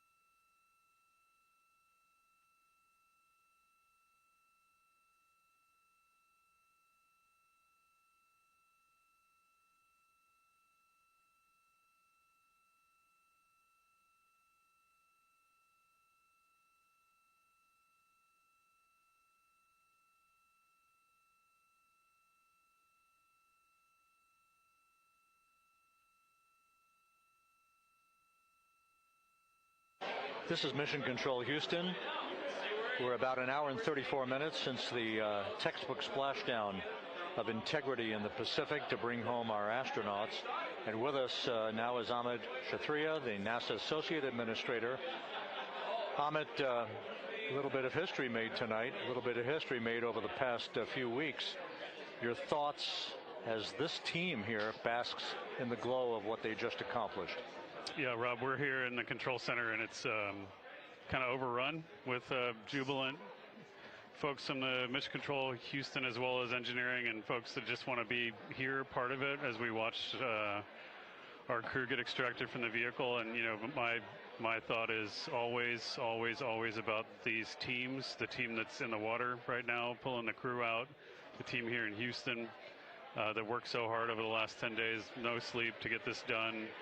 You know, we still have some work to do to get the crew to the med bay here on the ship. They all look great coming out, so hopefully that won't be too long. You know, I think we saw the administrator on the boat too, giving his thanks to the Navy team on the Mirtha, which they're just an incredible group of sailors. I was able to visit with them a couple weeks ago. And then if you pull it all the way back to the workers and the folks that joined the rocket at Michoud, that made the heat shield tiles that held together tonight, that stacked the vehicle in Florida, that integrated the vehicle in Denver, that fired the engines in Stennis, that fired the boosters in Promontory. I mean, this is the entire team, you know, coming together and being tested by the environment that this machine went through, and they did it right. The work was good. They did it right.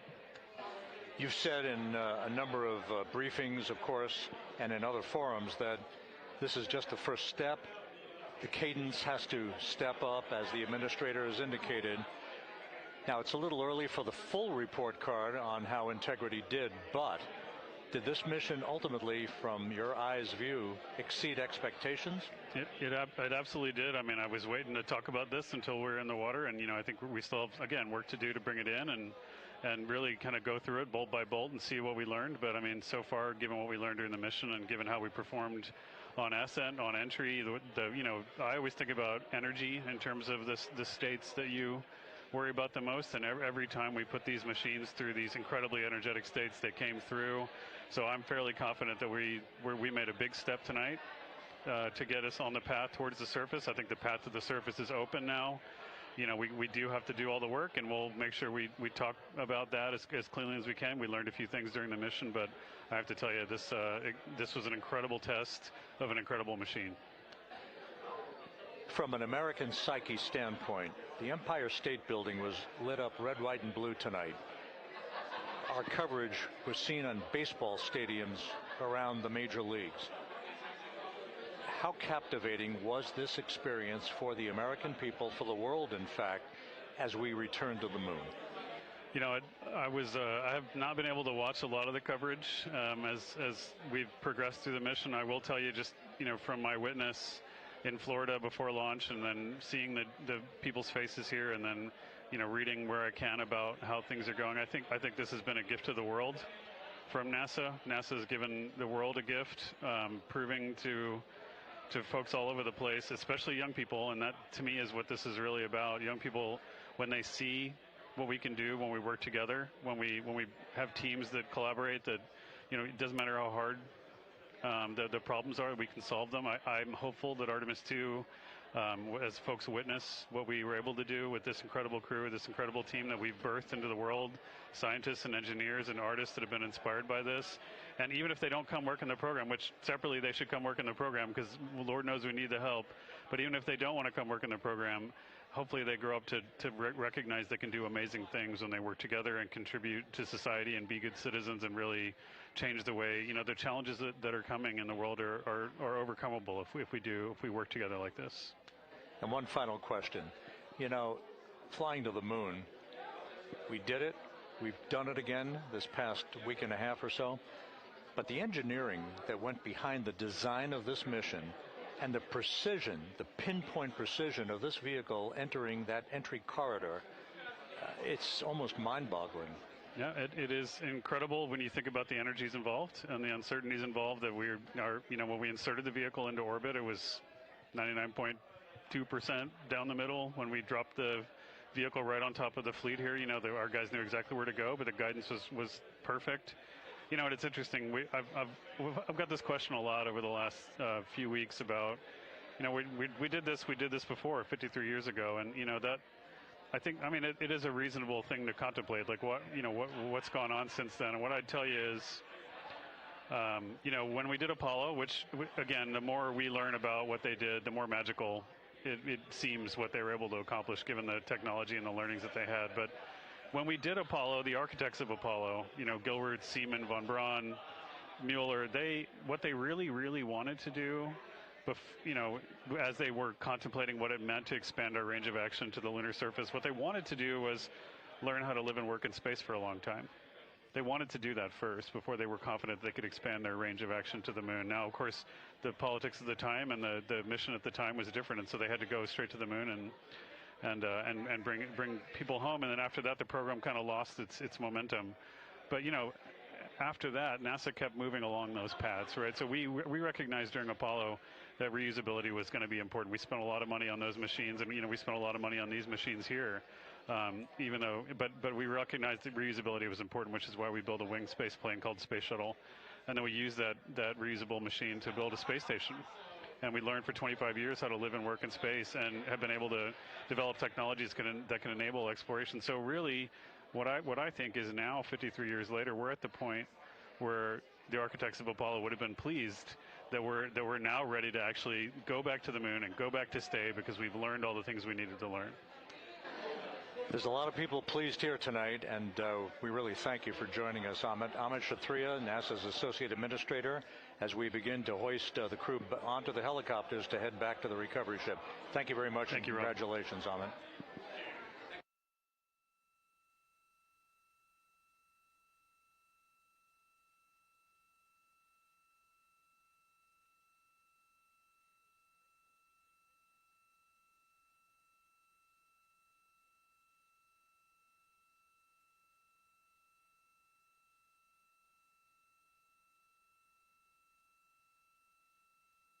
This is Mission Control Houston, with the crew members now beginning to be hoisted aboard the Navy helicopters.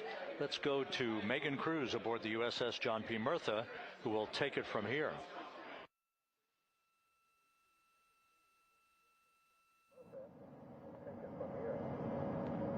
Hey, Rob, yeah, back on the bow of the ship here, we are seeing the helicopters circling Orion, the first one there, having just completed picking up the first astronaut.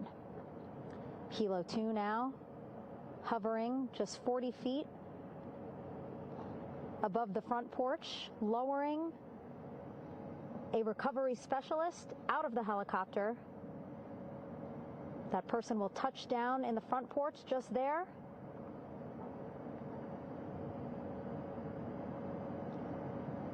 The crew members already outfitted with a harness that will allow them to quickly attach to the hoisting device.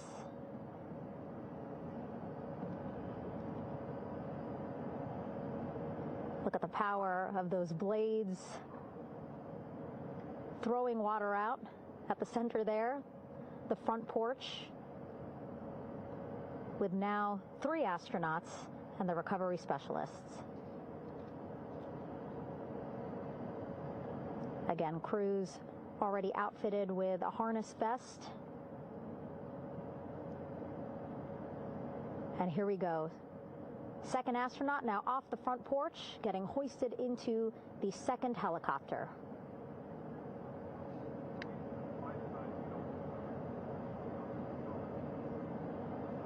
That helicopter will now hover just a distance away to give room for the first helicopter to come back and pick up the third astronaut.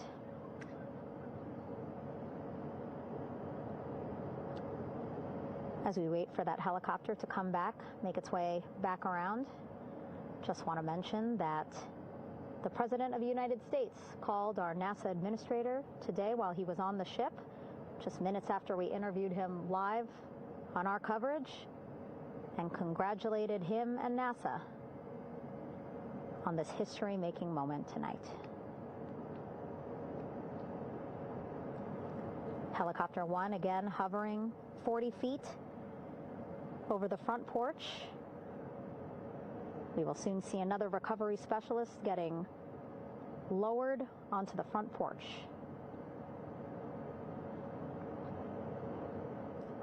Wow, imagine sitting on that front porch, the wind, the water. But again, the recovery team determines that a helicopter flight back to the ship here would be safer, faster, and more comfortable for our crew who just completed a 10-day mission around the moon. Third astronaut in the air, getting hoisted quickly back into the first helicopter now.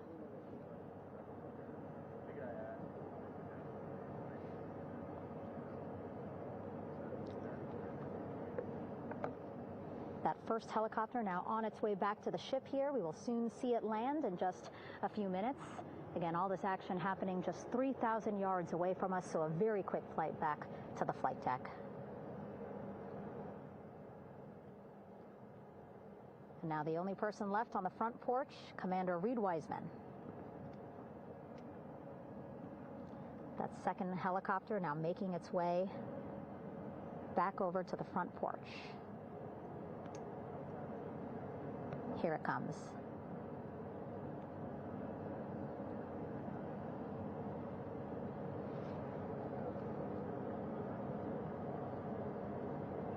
Making its final approach here.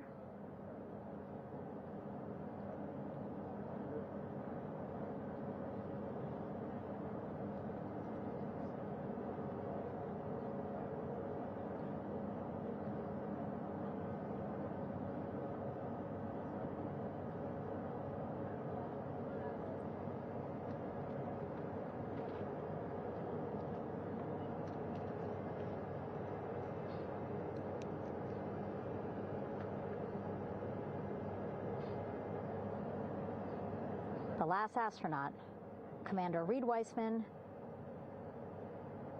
now off the front porch and almost into the second helicopter. Both now on their way back to the ship where we are, the USS John P. Murtha, just west of San Diego in the Pacific Ocean.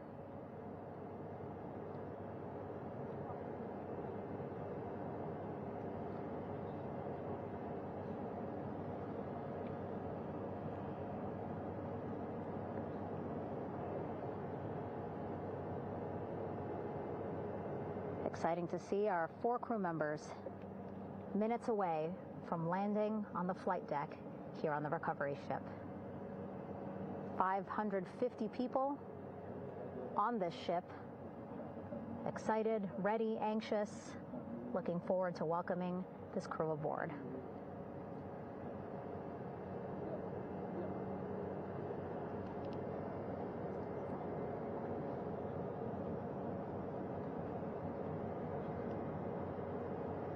Watching them now with our own eyes. Close to the ship here. Hearing them begin to hover on the flight deck, which is just across from us, here on the bow.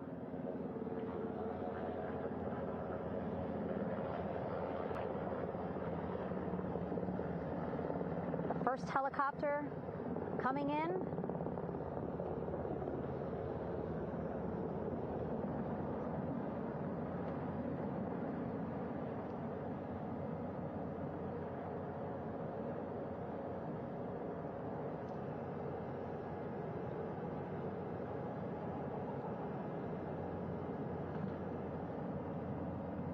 And wheels down. Wheels down of the first helicopter carrying 2 of our Artemis II crew. Pilot Victor Glover and mission specialist Christina Cook.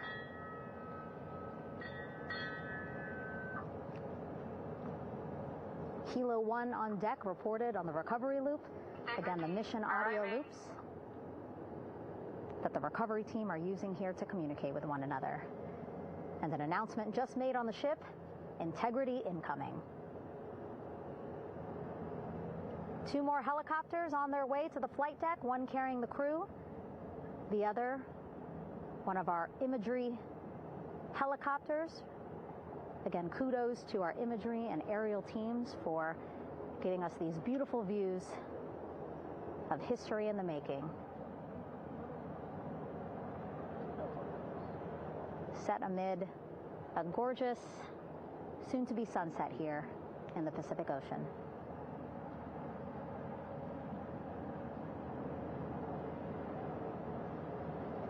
Second helicopter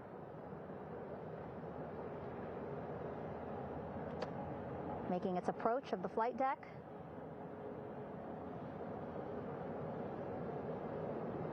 Plenty of people here on the bow with their cell phones out, filming this moment.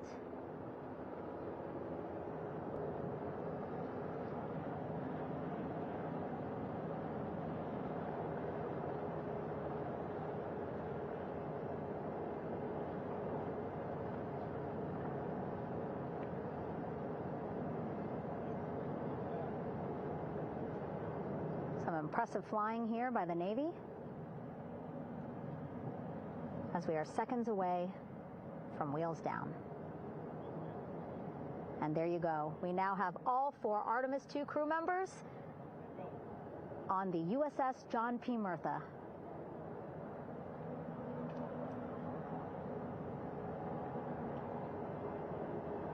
I'm sure they're happy to be out of the water and on this recovery ship with, again, 550 people on board, ready to welcome them home.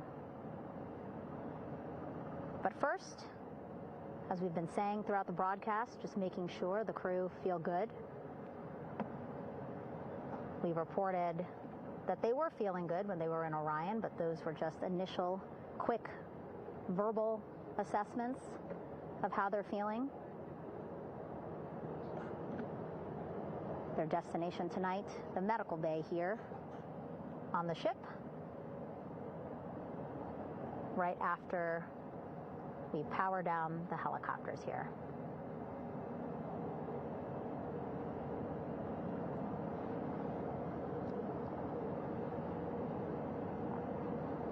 The team on the flight deck working quickly but methodically.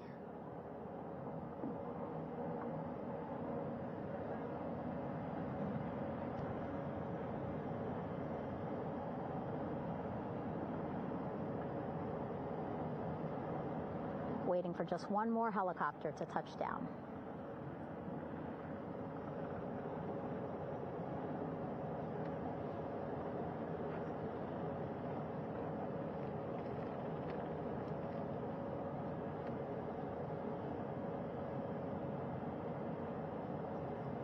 Very limited personnel here on the flight deck. Restricted maneuvering doctrine is in effect.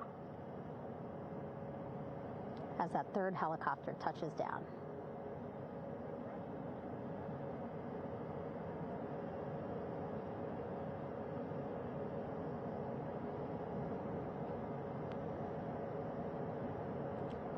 The ship is at flight quarters.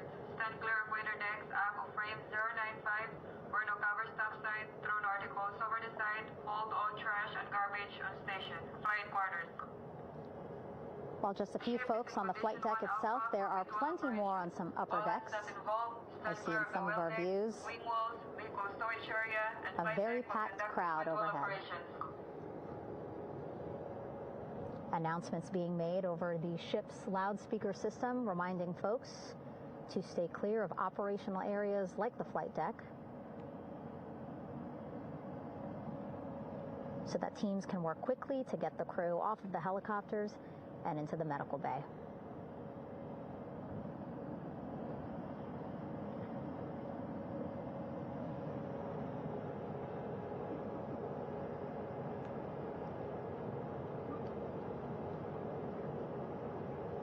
Splashdown today, 5:06 p.m.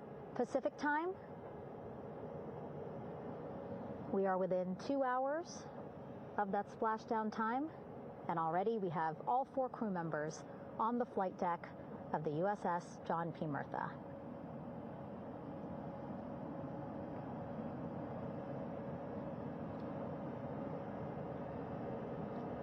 Again, crew waiting before getting out for the helicopters to completely shut down.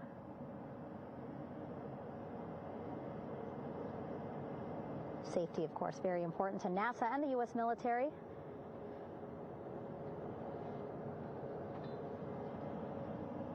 So we'll wait just a couple of minutes here before we start seeing crew members walk off the helicopters one by one.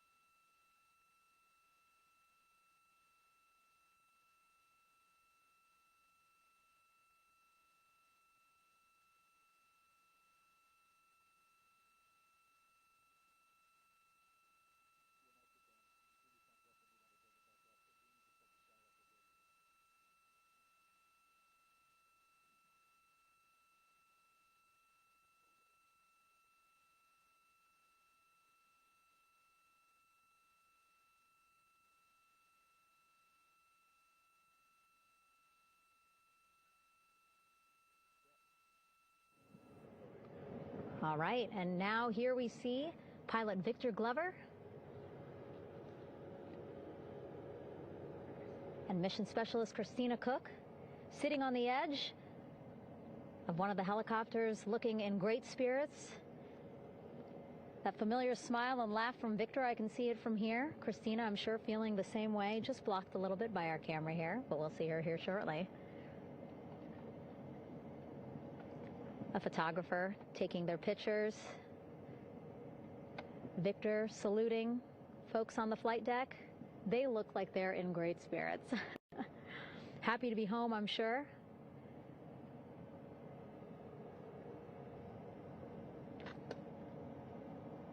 If you're sitting at home, I hope you too are wondering, what would you want to ask them if you got a chance to talk to them? Because that is what I'm thinking about. Getting the opportunity to talk to or ask questions of these 4 astronauts who just made history as the first crew to return to the moon since 1972.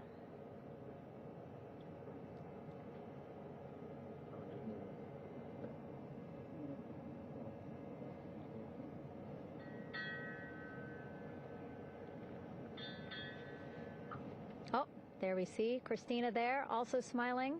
Finally peering out, waving at the cameras. Hello to you too, Christina, yes. Welcome back. Welcome, welcome home. A loudspeaker announcement on the ship saying, "Welcome home, Integrity."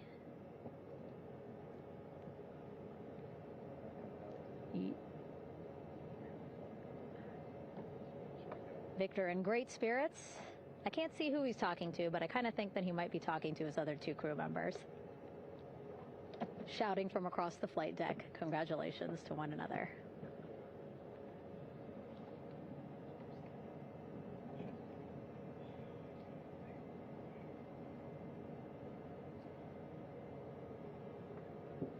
And so now we see some Navy personnel walking up to the helicopter. This is again the first helicopter carrying pilot Victor Glover and mission specialist Christina Cook. Both have taken off their helmets now.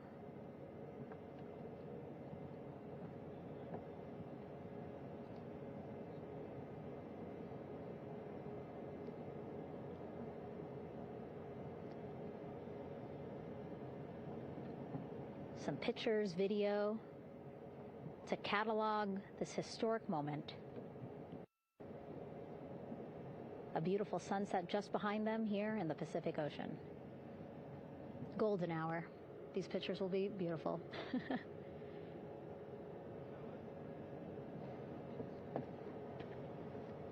Now we see NASA Administrator Jared Isaacman. He is on the flight deck, as well as Flight Surgeon Rick Schuring walking over to Victor and Christina first. We saw the administrator walk over to the other helicopter, which is carrying Commander Reed Weissman and Mission Specialist Jeremy Hansen.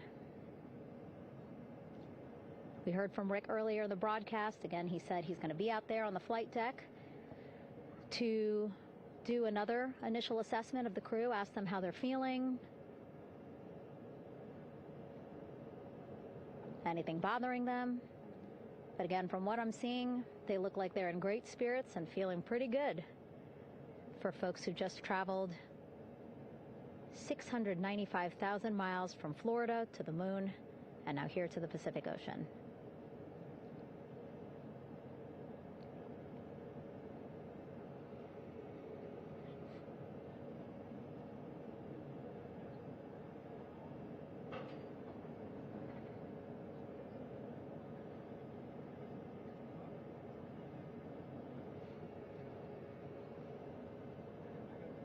We're now seeing NASA Administrator Jared Isaacman walking across the flight deck. He had been talking to Reed and Jeremy, now approaching Victor and Christina.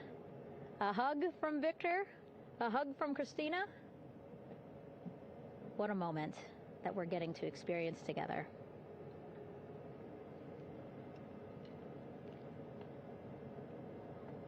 I'm sure congratulatory words. You know, we got to speak to the administrator live on this broadcast as well, and he said the kid in him right now, giddy, absolutely giddy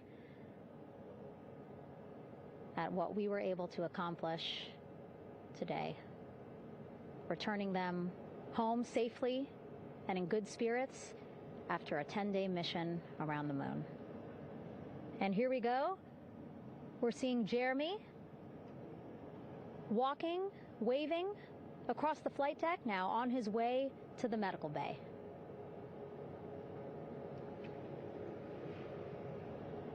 It's a short walk, less than a minute. Again, that's why the recovery team decided to use helicopters to get them on the flight deck for that short walk to medical bay. And now on the flight deck, we see the chief of the astronaut office, Scott Tingle. Rick Schuring switching places. He's going over to the other helicopter. Big hugs from Victor, Christina to Scott. Again, a gorgeous sunset setting the stage for this recovery tonight.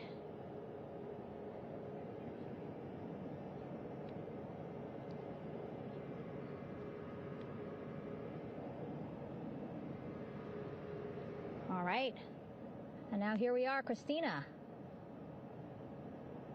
making her way, looking thankful, grateful, happy to be home.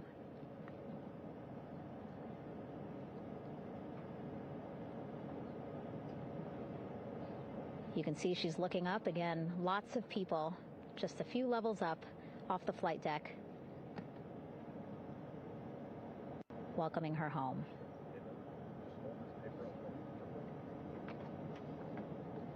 Scott holding the door like a gentleman, but back on his way to the other crew still on the flight deck.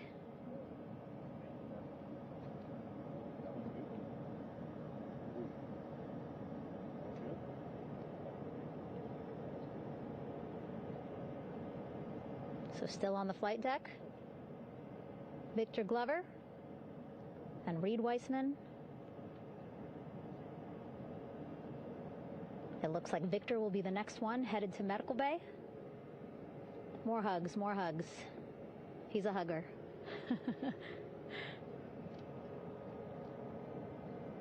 Victor looking good as he walks across the flight deck. NASA administrator applauding. Victor applauding for all the folks on the ship with him who played a role in their safe return today.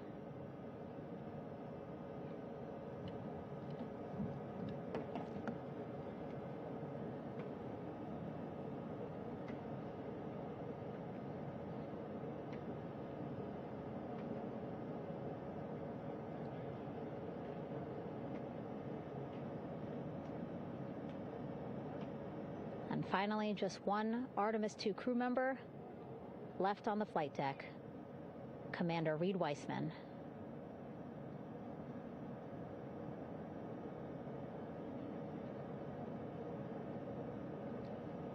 Applause from the group there on the flight deck, I'm sure, as well as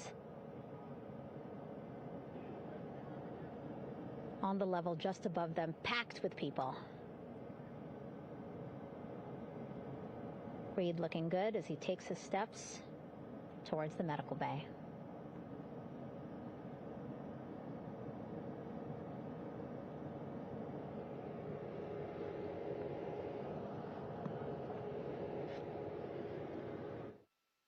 See our 4 Artemis II crew members back on the ship.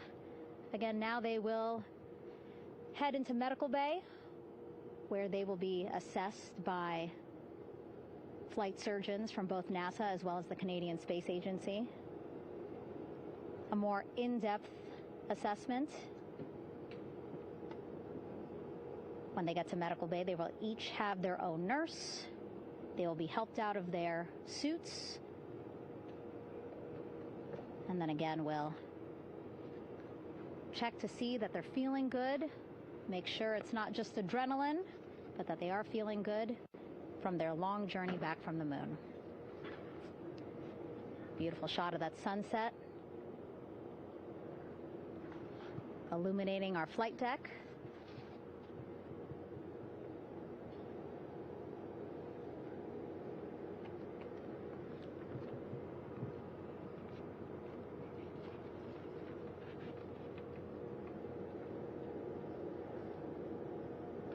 All right, and now with our astronauts safely on board, I want to welcome on Artemis Recovery Director Lily Villarreal. Lily, I don't know how you must be feeling right now. Ecstatic, relieved? I'm so ecstatic, relieved. Of course, we still have to bring the capsule into the well deck of the ship, but this is a major milestone to have the crew here on the ship and in medbay. You know, our team has been preparing and working really hard, and I'm just so proud of them all. Everything went very well, just as planned. Our teammates in Houston, the flight control team was just amazing. We were able to have great conversations and communications about everything. And I don't know what else to say. I'm just so ecstatic. It's such a wonderful feeling to get to this point. Again, we still have to get the capsule, but this is huge for all of us in landing recovery, and I couldn't do this without my team, and of course the full support of the U.S. military. There's going to be lots of, high fives when we get the capsule back in, and I'm so happy that the crew's doing well, Ryan's doing well, and thank you for everybody watching. Yeah, it was great to watch the crew come back to the ship with you. How were you feeling when you were seeing them looking so happy to be home and feeling really good? The funny thing is that we had video of them from inside the Orion vehicle. They were like that from the beginning. When we opened the hatch, they were already out of their seats, having a good time, waiting for us to open the hatch.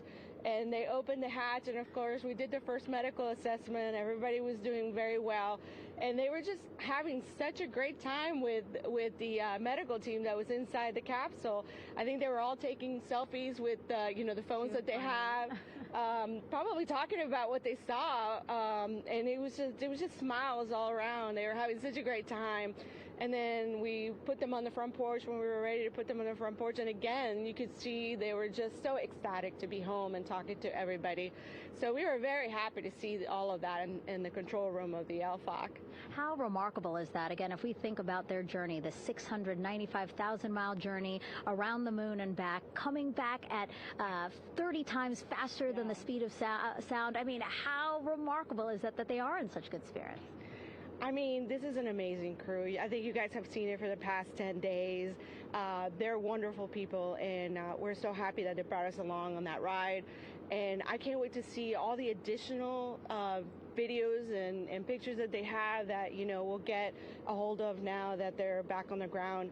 And I can't wait to hear how, a little more than what we saw on the press briefings from the crew about what they saw it's just fantastic. You know, some of my favorite people during this 10 days was the science team and how excited they were.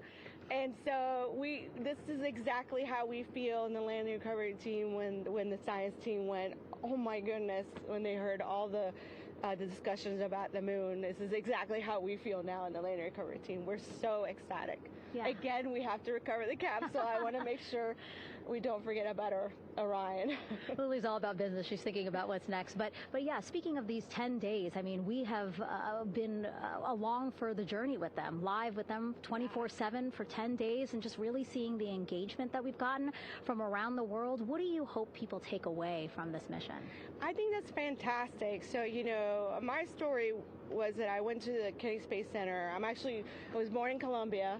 I was 10 years old when we moved to the United States, but when I was 7, my family took me to the visitor center, and that's when I learned about Apollo. And we went to the moon, and I learned about astronauts, and that story was what really fueled me to want to do STEM and want to be an astronaut. And I think that this Artemis program is going to do exactly what, what girls, my age back then is 7, young people right now, girls and even like young men, obviously. But we want to empower people to know that you can do this, right? If you want to come and work for NASA, if I did it, they can do it. And Artemis program is just going to inspire everybody. And I'm so happy about that. Yeah. Like Apollo inspired me. Thank you so much, Lily. Really appreciate you being here. As you said, still a lot of work to do. 5 to 6 more hours to recover Orion that's still out in the water. So I'll let you get back to it. But you had beautiful words to say again. We hope that this inspires people. We hope that you come and join us at NASA and accomplish great things with us in the future. Back to you, Rob. Thank you, Megan, and safe sailing out there in the Pacific. Here in Mission Control, it is now all quiet.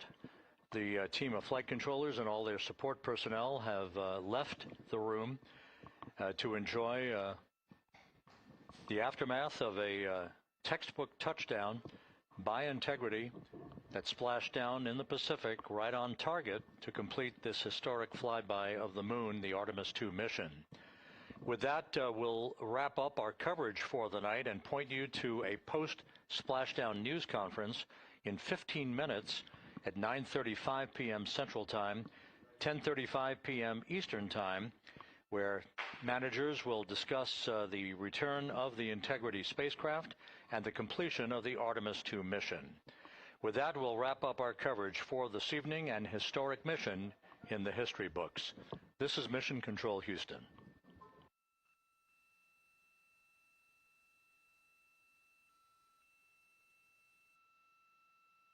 Main chute deploy. And we have 3 good main chutes. Houston Integrity, splashdown, sending post-landing command now. Splashdown confirmed. Copy splashdown, waiting on VLDR. Splashdown confirmed at 7:07 p.m. Central Time, 5:07 p.m. Pacific Time.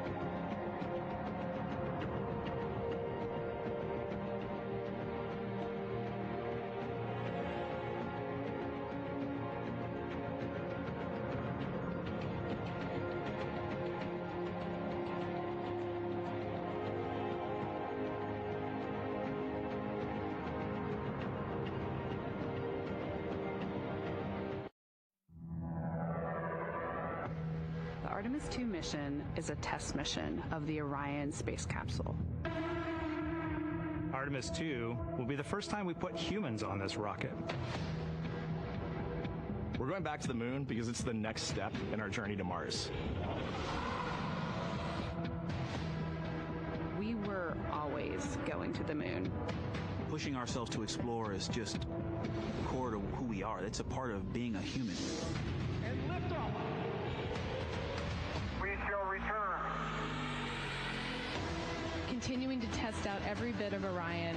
Coming back to Earth, 7 miles a second. When humanity sets big goals, we can bring together genius from around the world. You have the best people on planet Earth putting this vehicle together. That's what's up. To innovate for the benefit of humanity and to inspire the world through discovery. And here we go.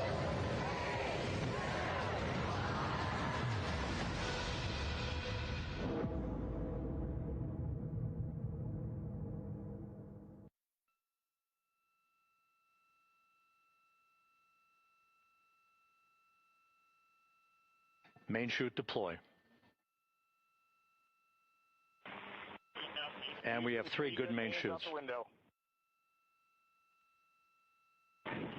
Integrity, splashdown, sending post-landing command now. Splashdown confirmed. Copy splashdown, waiting on VLDR. Splashdown confirmed at 7:07 p.m. Central Time, 5:07 p.m. Pacific Time.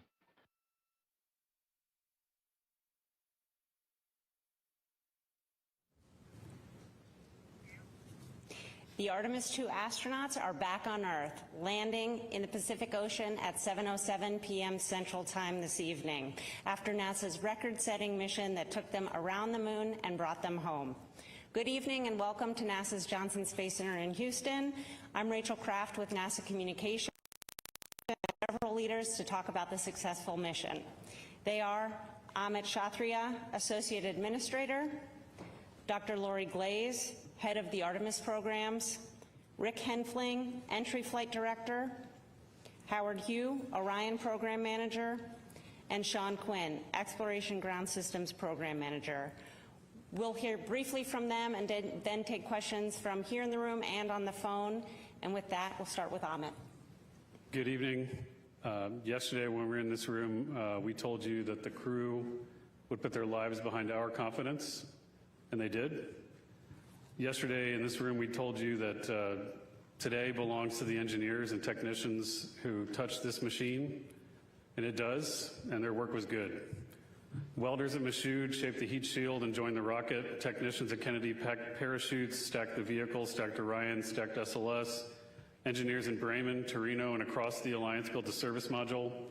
Workers at Utah cast the boosters. Teams at Stennis fired the engines. Flight controllers in this building in Houston sat console for 10 days straight and sat silent in the night for 6 minutes while plasma took the signal. Navy divers pulled the crew out of the Pacific in an incredible way. The vehicle spoke for all of them. And at 25,000 feet per second, it said the work was good. As we say in our business, physics votes last. The families of the crew said this week there had been happiness and joy, but also anxiety, wanting to get their loved ones home safely. I was with them tonight. 4 families sat through those 6 minutes, and their courage is the same as the crew that just came home. Yesterday, Flight Director Jeff Radigan said we had less than a degree of an angle to hit after 250,000 miles to the moon. And their team hit it. That is not luck. That is 1,000 people doing their jobs. You all heard the crew's words during the mission. They were incredibly inspirational. They carried the torch from Apollo through station and around the far side of the moon. Their words belong to them. We'll get to hear from them as soon as they're back here. But tonight belongs to the team that built the machine that they wrote. We talk a lot about what gets in our way. The impediment to action is where we find the way to get to action. What stands in the way becomes the way. This program faced every obstacle an institution could face. The team met each one with work, and tonight is the proof. But that work needs to continue. The path to the lunar surface is open, but the work ahead is greater than the work behind us. It always will be. 53 years ago, humanity left the moon. This time we return to stay. Let us finish what they started. Let us focus on what was left undone. Let us not go to plant flags and leave, but to stay. With firmness in our purpose, with gratitude for the hands who built the machines, and with love for the ones that we carry with us. Welcome home, Integrity. I'll hand it over to Dr. Glaze. Thank you so much, Amit. So y'all, we did it. We sent 4 amazing people to the moon and safely returned them to Earth for the first time in more than 50 years. To the generation that now knows what we're capable of, welcome to our moonshot. I want to thank our entire team across this nation and around the world who gave every ounce of ingenuity and effort to make. I am so proud of each and every one of you, what you have achieved over the last 10 days. NASA has shown that ambitious goals are worth pursuing and can inspire the world. We are so thrilled to have Reed, Victor, Christina, and Jeremy back here on Earth and safely aboard the USS John P. Murtha. Our team is fired up, and this mission, as we've been talking about, is just the beginning. To all of our new followers out there, please stay tuned. This is the first mission, our first mission to the moon, of many more to come. And we can't wait. Our teams are so ready to get to work on the next missions and explore the lunar surface and bring the world along with us. I'll pass it over to Rick. Thank you, Lori.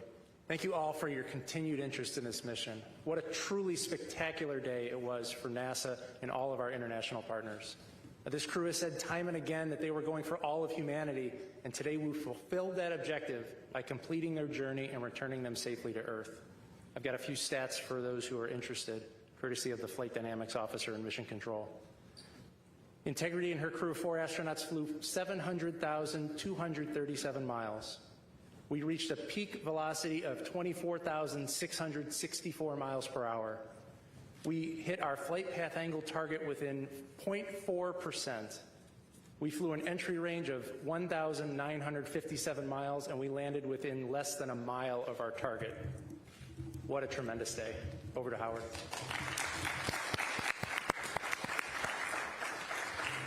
Thank you, Rick, and thank you to the Flight Control team. What an outstanding job. Wow, what a fantastic day. I mean, we've dreamed as a team of reaching this day, and appreciate Amit's comments. I mean, so many people have worked very hard, tirelessly to get this day. I think this mission has been historic and has demonstrated new capabilities for Orion spacecraft, has taken our crew farther than any crews have ever gone to the moon and back safely. 252,756 miles, and that is a fantastic feat. We got a lot more to do, and I'm so happy that we get to have this moment, but we're going to have a lot of these moments coming up. And I want to thank the entire Orion team.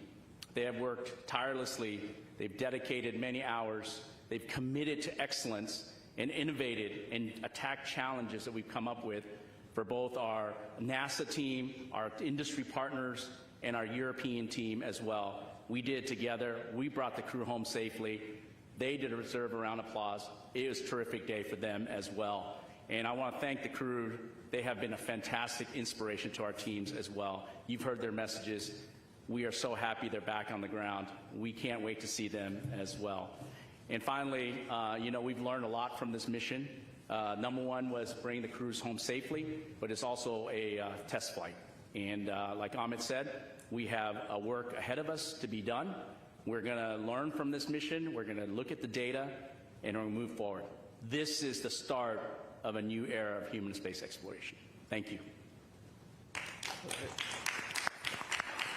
Well, thank you, Howard.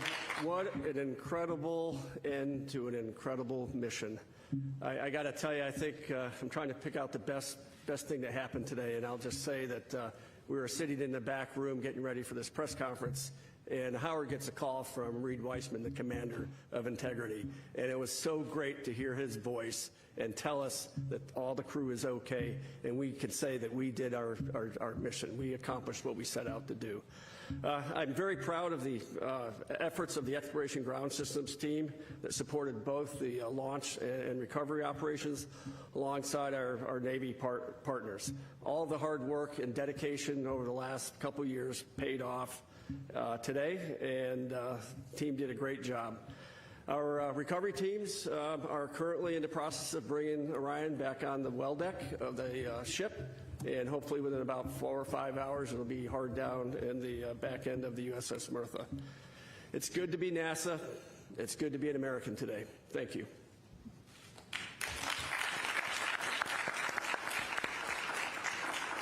All right, it's time now for questions. We'll start here in the room and take several from the phone.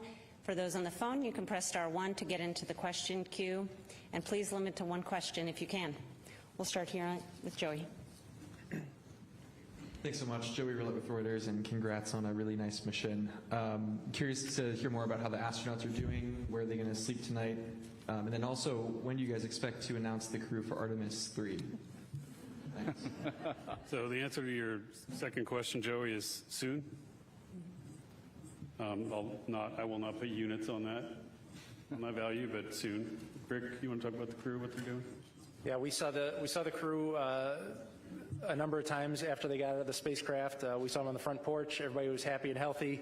I saw Victor as he was sitting on the edge of the helicopter on the flight deck of the ship, and he was smiling and in good spirits. And everything we've been hearing from the surgeons is the flight crew is happy and healthy and ready to come home to Houston.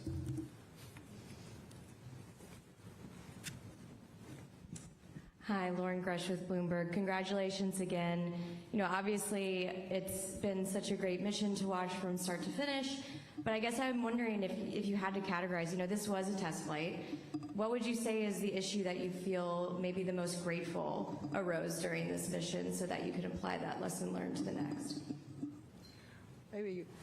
Like me, Howard, why don't you take that one? Yeah, I think you know, we're taking a lot of lessons learned.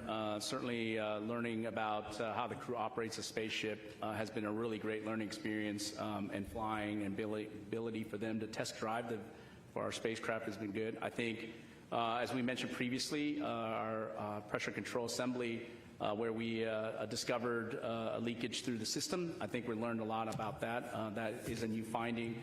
Certainly, we're going to go investigate that. We're going to look at that and move forward to make sure that we make some changes if necessary, but we'll get to all the data and we'll go forward from there. Marcia. Associated Press, Marcia Dunn.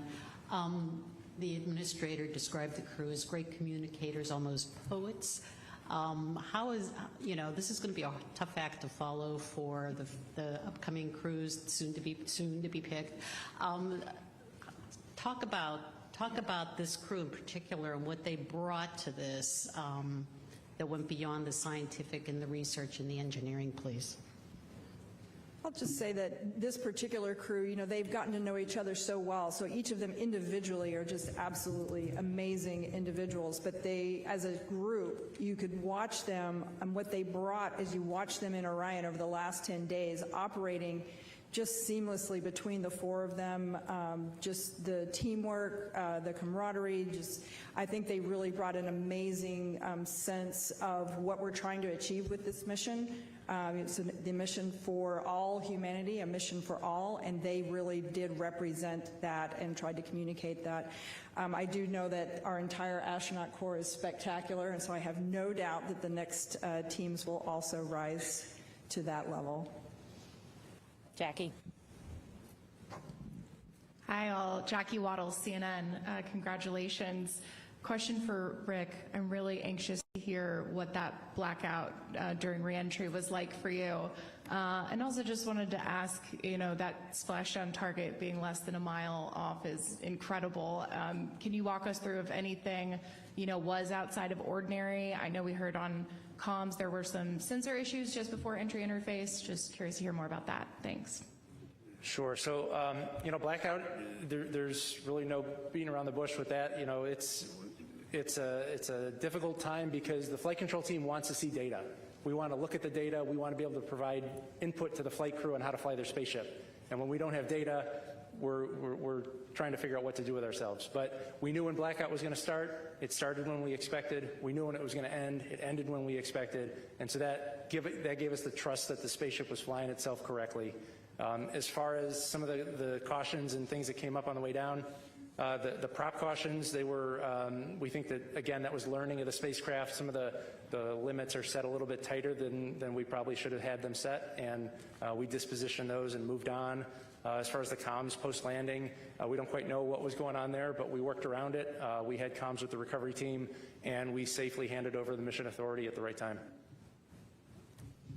Okay, Josh.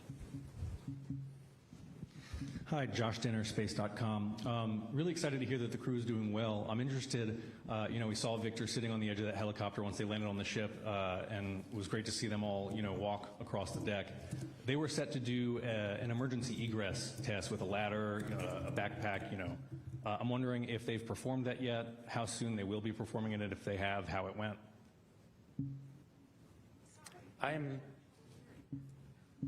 I'm not familiar with an emergency egress test post-landing. Given that this was a test mission, the number one goal was to get the flight crew out of the spaceship as fast as we could, and we weren't looking at any post-landing objectives. Yeah, we did do, I think, back when we were back on the launch pad, we did, during the CDDT, we did an emergency egress, but that's the only one I'm aware of. Yeah, but we'll check on it for you. Eric. Eric Berger, Ars Technica. Congratulations on making what I know is really hard look easy. It was a beautiful mission. Amit, you said the work ahead is greater than the work behind us. Can you talk about, as sort of NASA rises to these far greater challenges in Artemis 3, Artemis 4, and building the moon base, how important it is for you and the agency to be flying humans in deep space again and sort of to be at an operational cadence? This has to be pretty uplifting to the workforce to put the 50 years of not being back to the moon behind us.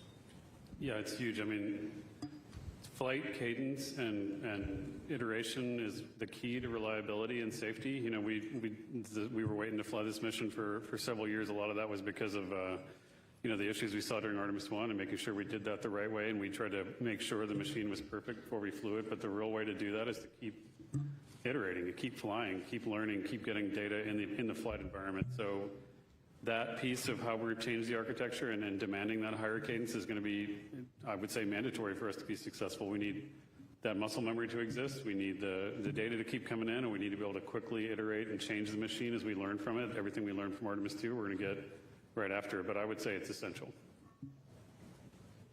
Okay, Irene. Irene Klotz with Aviation Week in Space Technology for Amit. What do you think will be your biggest challenge to ensure that this mantle and responsibility of inheriting what Apollo did does not end like Apollo? I think we've talked about this a little bit before. The architects of Apollo, Gilruth, von Braun, Siemens, Mueller, what they really wanted to do when they were given the challenge of expanding the range of action to the moon was to learn to live and work in space for a long time. They wanted to do that first. I talked a little bit about this with Rob earlier. I think, and of course, because of the nature of the environment they were in, they were in a race. They achieved their objectives. They were geopolitical as well as technological. But once it was done, it was done.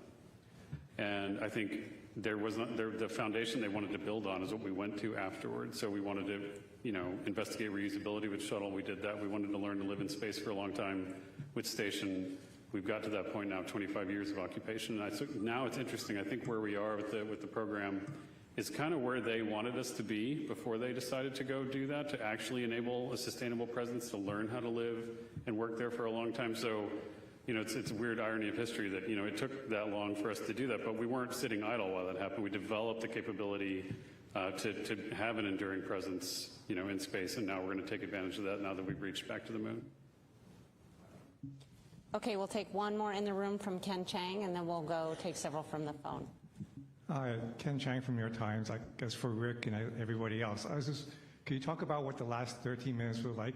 There had to have been some anxiety, and what was the moment where you could finally relax, and when did you start celebrating in Mission Control? Well, certainly there's anxiety. If you didn't have anxiety bringing this spacecraft home, you probably didn't have a pulse. We were, I have a lot of trust in my team. We've got all flight controllers in the room on entry day went through a rigorous training process, and they are the system experts on their respective part of the spacecraft. And so while there's anxiety, there's a lot of confidence because the team is there to do a job, and we've trained well, and we executed well. We all breathed a sigh of relief once the side hatch opened up. That's when we brought the team in. We said a few words to the flight controllers. And then we turned around to the families and waved to the families and gave them a thumbs up. And we all watched as a flight control team as each of the 4 astronauts got out of the spaceship and were hoisted up onto the helicopters. It was a great day. Okay, we'll take several questions from the phone now. The first one is from Micah Maidenberg with the Wall Street Journal. Hey, good evening. Question for Lori or Howard. I know it's very, very early here, but any initial thinking about the heat shield performance relative to Artemis 1? And could you walk through how the heat shield will be assessed in the coming weeks and months? Thanks so much. So I'll just start, and then I'll hand it over to Howard. How's that? So, initially we gathered a lot of data already. Certainly you saw there were aircraft that were positioned in order to do some imagery and collect data. So we've got some of those data that can be analyzed in the coming days and weeks. We also had divers below the surface that took imaging of the heat shield before it was brought onto the Mertha, so that we could understand exactly what state it's in after it landed. And so I think we've already begun the data gathering piece of it. I'm sure there'll be more assessments once we get on the ship. And then Howard, why don't you talk kind of what the next steps are? Yeah, we already have 2 of our heat shield experts on board the ship. And so when we get the crew module into the well deck, and we'll do some inspections right off the bat. Like Lori said, we've got underwater divers that are taking pictures. And then after that, once we've inspected that on the ship, we'll transfer back to Kennedy Space Center. We'll have opportunity to look in detail and do scans of the heat shield, and we'll have a lot of good data from that. We also captured a lot of great imagery. Obviously, we haven't had time to digest all that data, but we will in the next several days and make sure we understand if there's anything that happened that was anomalous. But we're very excited. The team is very excited to get that data from both the imagery and seeing it live in person. Next up is Jackie Mogensen with Scientific American.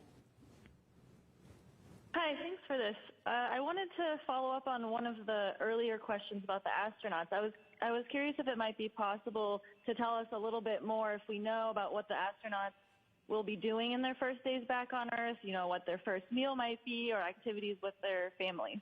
Thanks so much. Well, the top priority is going to be to get them promptly back to their families here in Houston. As far as the specifics, I'm sure each of the crew members has something special planned with their families, and that'll be the priority, is for them to take some time and spend with their loved ones. Yeah, I'm not sure we answered it, but we do anticipate them arriving back here in Houston 12 to 24 hours after splashdown, so that would be between 7 in the morning and 7 in the evening tomorrow. Next on the phone is Jeff Faust with Space News. Good evening. I wonder if you can talk through what the processing of the Orion spacecraft is going to be now that it's back. What point do you sort of extract all of the lessons learned from the mission and start applying them to Artemis 3 in order to have that mission ready to go launch in about a year's time? Thanks. Yeah, we will have what we call a quick initial 30-day report that we will put together. Every team will be doing their due diligence and analyzing all the data we have. The crew module will get transported back to Kennedy Space Center. Sean's team, Exploration Ground Systems, is going to decontaminate the vehicle in terms of the propulsion system has hydrazine, and so we'll be working through that. In the meantime, we'll be pulling hardware off the boat in parallel with other activities, and when we get back to Kennedy Space Center, we've got about 286 components we're going to reuse in future missions already, and then we're going to look at other components and determine if we can reuse those as well. A lot of work, not only on the hardware flow, but also all the analysis of the data we're going to need going forward to learn from this mission and carry forward for Artemis 3 and beyond. Okay, we'll take one more from the phone and then come back here into the room. The next question is from Richard Trudeau with Orlando Sentinel. Hi, thanks again for taking the time. This is another question for Howard. For Artemis 3, is the docking system that you have to do with Blue Origin and or SpaceX, is that, at what point would that system be sort of in place on the new capsule? And I guess for Amit, how are your two contractors progressing toward having something that can actually go up there on your timeline? Thanks. Okay, I'll start with our docking system. Our docking system is ready to go. It's already been qualified. We've already got the flight unit at Kennedy Space Center. Later this summer, we'll integrate it on top of the crew module. And we've done a lot of testing already, so the final part is actually the mechanical mating of the docking hatch and the docking mechanism itself. And so we have a standard way of doing dockings in space that we expect Blue Origin and SpaceX to work with us on and accomplish that mission. Yeah, and as far as the other part, I think we're in a massive test campaign. We've got a huge test coming up of the Blue Origin Mark I lander, which will be the kind of smaller version of the lander they want to use to attempt the landing missions. There's going to be a test flight of that this year. We also have the test of the Block 3 Starship and Super Heavy, which is coming up hopefully in a few weeks here. So, every day in this program, we're going to be testing big machines, and we're just going to keep getting side by side with them to help them make progress. Okay, Jackie, and then we'll come back to the other side of the room. Thank you, Jackie Goddard for the Times of London. My question is for Howard. As a little boy, you were inspired by Star Wars. I wondered if today is better for you than Star Wars, and for future space travelers looking back at today, what should they see as being the significance? Thank you.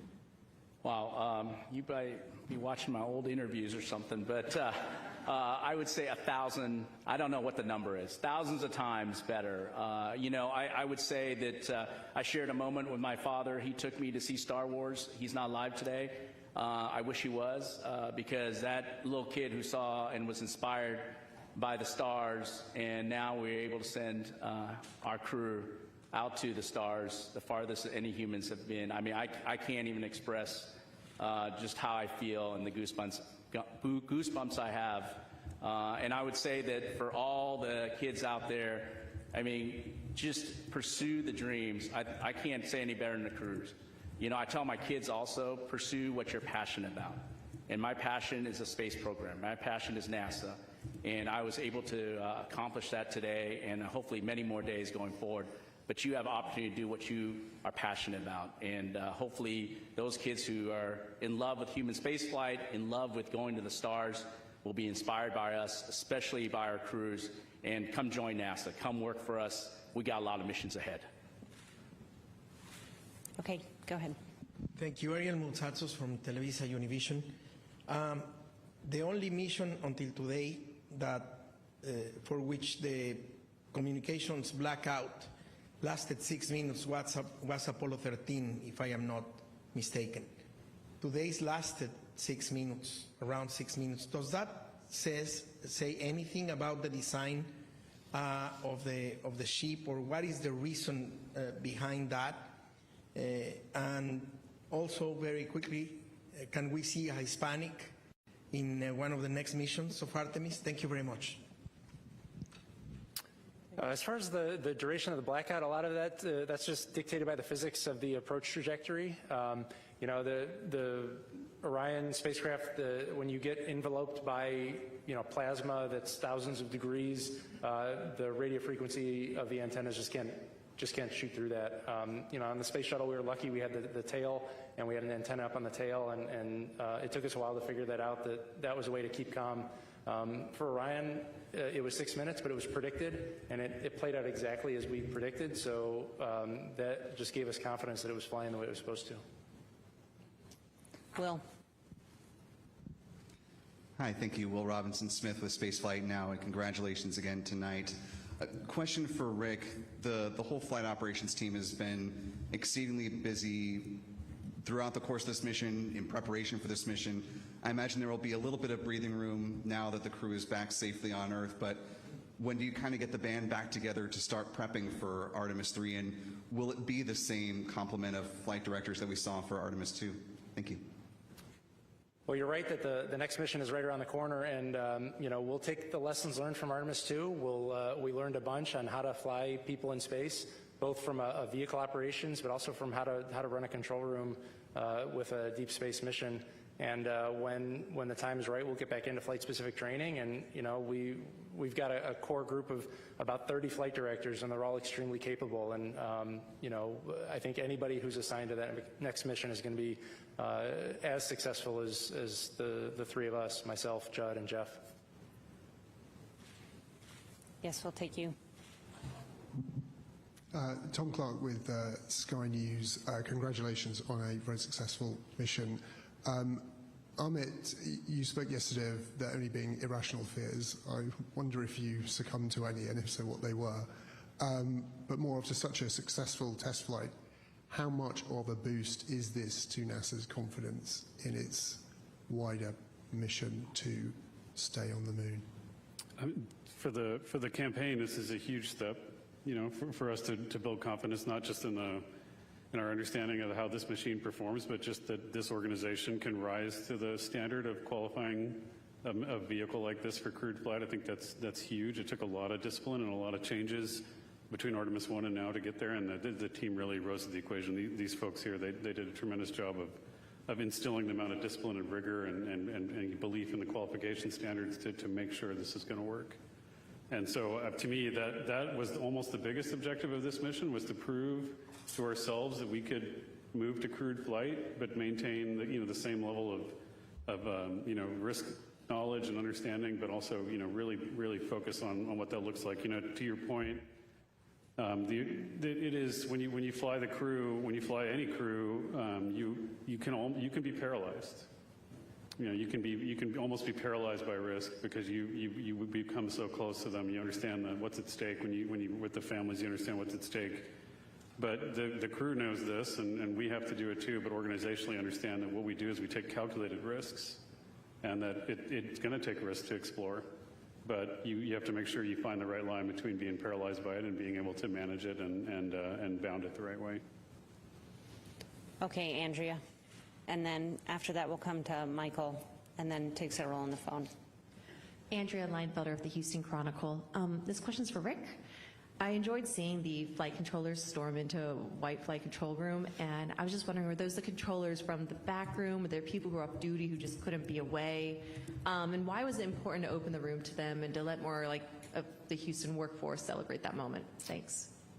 That was anybody. I made a call out to anybody who had worked the mission, no matter what shift or what room you were sitting in, to come into the room and just soak in the moment with the rest of the operations team. They all deserved it. They worked tremendously hard, both pre-flight and during the mission, and it was a time for us to celebrate together before celebrating outside of that room.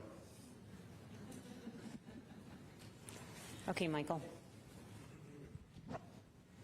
Hi, Michael Atkinson, Houston Public Media. Congratulations again. My question is also for Rick. I think that we've asked the crew several times if they've felt the weight of this moment, and I'm curious if you felt, or if your other flight directors felt the weight of this, that as you were going through all this, you're like, this is what Gene Kranz felt, this is what Chris Kraft felt. Did you ever feel that moment?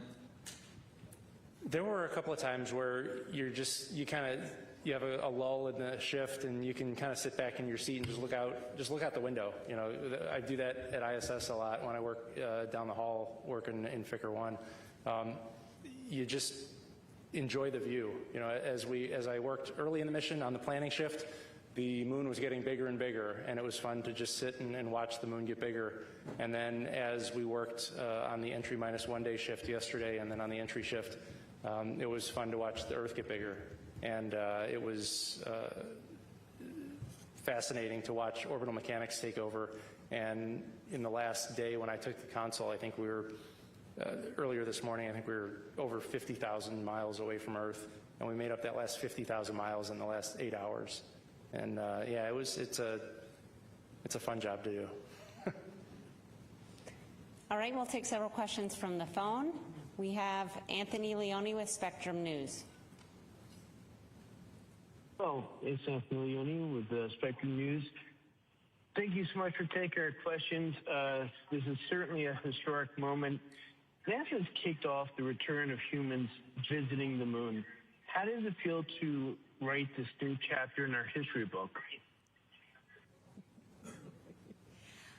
I have to tell you, my background is in planetary science, and I was an active planetary scientist for a couple of decades, and I had this incredible honor to come over and work with the human spaceflight side of NASA and the team that have put this together. But as someone who has been interested in what we can do in exploring the moon and going beyond low Earth orbit, I think the weight of this mission and just how incredibly impactful it is that we have actually achieved this. During our lifetimes here, we have done this, right? When I was, Apollo was when I was a child, and to be here now and say we actually did this, we've gone back and we're going to go build a moon base. We are going to have an enduring presence on the moon. Just incredibly powerful. The next question is from Manuel Masanti with Exploración Espacial. Thank you so much. Congratulations to everyone. Manuel Masanti with Exploración Espacial. NASA showed one more time that space is a unifying force around the world, with a crew that connected so well with people that doesn't matter which country. How important was, for anyone in the panel, how important was this mission for the agency and for the future of the Artemis program?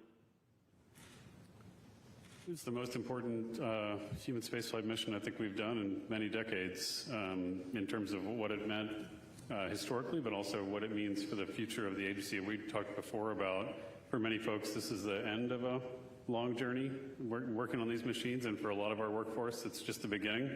But it is definitely an inflection point for all of us. So it's hard to understate, just how incredibly valuable it is to the entire team. Let's go here to Zach. Yes, thank you. Congratulations. Zachary Albert with the Launchpad from Canada. Ahmed, if you could send a message to NASA in 50 years. We've taken a lot looking back at the last 50. What would you say to the administration and the NASA then, when hopefully we've become a multiplanetary species? And for each of you, is there a word or a quick phrase on how you hope the history books classify this mission that started us going back? It's a couple weeks ago, I was with the administrator. We were doing a different event, and we were talking about how we were really going to make choices and change our focus towards the moon, towards building a moon base, towards doing incredible things again. And right before he and I walked up on stage, he turned to me and he said, at some point, people are going to look back at what we were doing, and we're going to be like those guys that were hogging out logs to cross lakes just to see if we could do it. And then, in the future, people are going to look back at us and go, wasn't that quaint, and isn't that interesting how they did that? But I mean, that's kind of where I think this is going to land in the grand scheme of things. We of course, Apollo achieved amazing things. We've done amazing things since then, but this, I think, is going to be an important step, and hopefully history is kind to us as a result. Okay, Stephen, did you have one? TJ?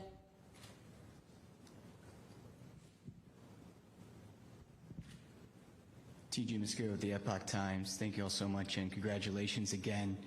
My question is about the two backups. They've trained for this mission themselves all the way. I'm not trying to ask if they're going to be trying to get you to tell me if there are Artemis 3 or not, but can you tell me a little bit more about their fate? Because during Apollo, it seemed that the backup crew of one mission was slated to be the prime crew of a later mission. So both Jenny and Andre were part of this crew in every way. They trained with them. They were in the White Room when they were closing it out. They were with them. The families were together. Jenny was with us in the viewing room today. So they're part of this crew, and I'll leave it at that. Yes. Go ahead. Thank you, Dr. Allison McGraw from Mysterious Meteorites. Given the crew's successful demonstration of the 4K video stream with the laser comms, Will there be another test of this, and what does this mean for TRL readiness level for, say, a planetary spacecraft mission? Thank you. You got it. I think we've had an incredible demonstration of the optical communications and the 4K video streaming that was just fantastic. I think we've really shown that this is an amazing capability that we'd certainly like to implement in the future. So we'll have to see how that works and see how we can make that happen. Just to point out, though, we have actually closed an optical link for much further Yes, we away have, from on the Mars. Psyche vehicle, so, Yep. So we're working on that. Mars distance. Mm-hmm. Okay, we'll come around here. Just need to wait for the mic to make its way over. Hi,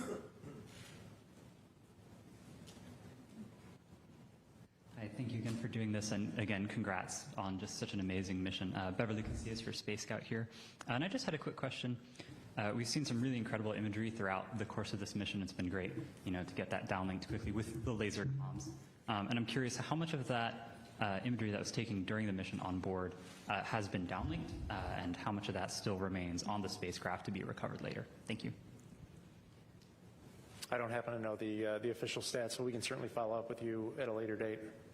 I do know that Reed had made the comment that even though they sent back quite a bit, that the stuff they have with them is pretty amazing. So once we get it off the physical media on the vehicle, hopefully we'll be able to get it to you guys soon. Yeah, we'll get all those SD cards. We'll get them all downloaded. And of course, all of the imaging that was required on Monday, that was the science imaging, all of that will be made available through the planetary data system and archived.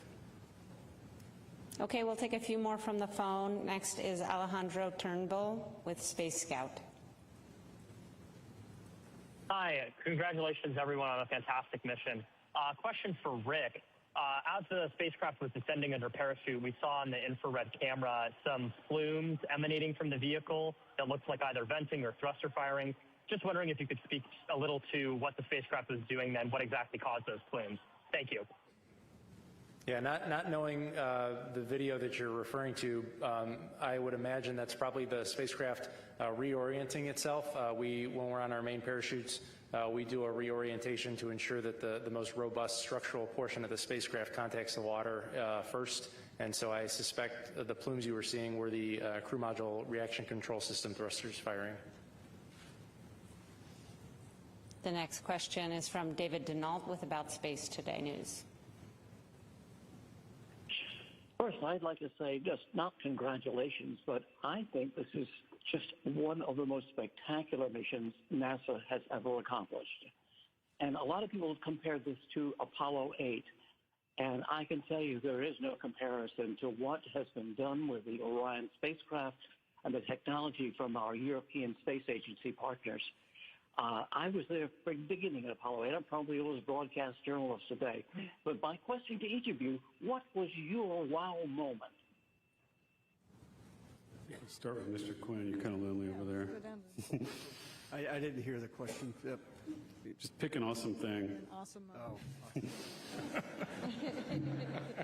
Well, being a guy from the Kennedy Space Center, the launch was a pretty special day. To see all those umbilicals clear the vehicle and the vehicle clear the tower, and have that rocket rise off the pad was absolutely amazing.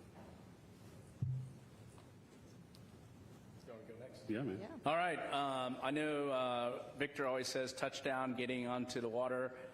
For me, the greatest moment was the parachutes, the main chutes deploying. I think seeing that, I was chanting "Go, go, go" by myself. Somebody shot a video of that. I think I was going crazy, but I just kept saying that as the drogues came out, but when the mains came out and they started slowly inflating, I mean, that was just a tremendous moment. Like I said, objective number one is get the crew home. And I know there's all kinds of things that can happen after that, but having those mains and getting the vehicle to 16 miles per hour from 24,600 miles per hour is pretty amazing. And getting those chutes down was a great moment. I'm going to vote for the naming of the two craters as my top moment. I know it's all still fresh, so for me, I'm probably going to say two things. When the crew, when Reed reported back, 4 crew green after splashdown, that's what we hope for, right? So that was pretty awesome. And then when we saw Christina come out of the capsule, then I was like, okay, we're here. Okay, we'll take, oh, sorry, Emmett. No, it's okay. Mine's easy. It'll be tomorrow when I see my friends again. All right, one more from the phone and then back into the room. So the phone question will come from Russell Pounds from Pacific Rim Media. Hi, this is Russell calling from Alaska today. Congratulations to all. And I'll tell you, there were tears of joy in the room here where we were watching. My question is about logistics. I'm thinking about all of the moving parts it takes to bring food, power, telecom, and so forth on a complicated mission. What were some of the logistics lessons learned that might be useful to organizations back here on Earth? Interesting. Yeah, I think a good start. I mean, it's incredibly challenging to get to, to plan for a mission like this. Even though Orion's a pretty big spacecraft, making sure we have everything we need. And we think we count through contingencies. We lose systems sometimes. We worry about that. We want to make sure we have everything ready to go. I will tell you, though, that, just having thought about this for a while, the logistics of flying a 10-day mission, even this far away, pales in comparison to the logistics of keeping crew on space station constantly going. So I would say that a lot of our logistics learnings have been derived from that. That's not just, consumables and water and gas, et cetera, but it's also thinking about the reliability of the systems and when they're going to fail. It's hard to predict sometimes, how to do that, sparing the machine and making sure we have everything pre-positioned in the event that we have failures. That comes from a lot of learning, both pre-flight and in-flight. And so, but in-space logistics is going to be a huge challenge for us going forward as we really contemplate a moon base, but hopefully we'll be able to feed forward, lessons from obviously this mission, but I think from Space Station Together as we build that moon base. Okay, we'll take a few more here in the room. We'll go in the middle there. Hi, Jishnu Nair, Houston Business Journal. Echoing congratulations on a great mission. While we were following along, we had a lot of voices from the space industry, especially here in Houston, kind of chime in and express their support and as well. And I know that a lot of those companies are working on specific NASA proposals or submissions, but in general, how would you say you'd like to see the industry kind of respond to the kind of achievement that NASA has done here and hopes to continue with Artemis? I'll take the first stab on that one. How I'd like to see industry respond is to take this as not just the inspiration, but the challenge.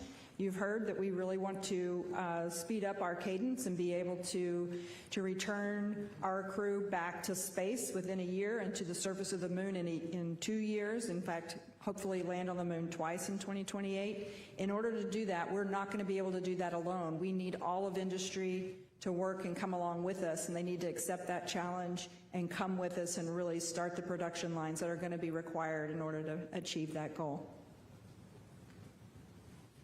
Okay, let's hear in the white hat.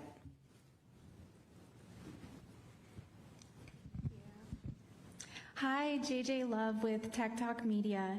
I just have some words of recognition for you all and the entire Artemis team. What you have done this week is remind the people of Earth that wonder is worth chasing, that curiosity is not a luxury, it is the most human thing we have. You didn't just test a spacecraft, you tested mankind's potential and carried all of us with you in the process. Every kid who looked up at the moon this week did it differently because of you. People who needed something to believe in found it in that splashdown tonight. So thank you, not just for the data and not just for the mission, but for proving that the pursuit of what's possible is still alive and well. We are so grateful.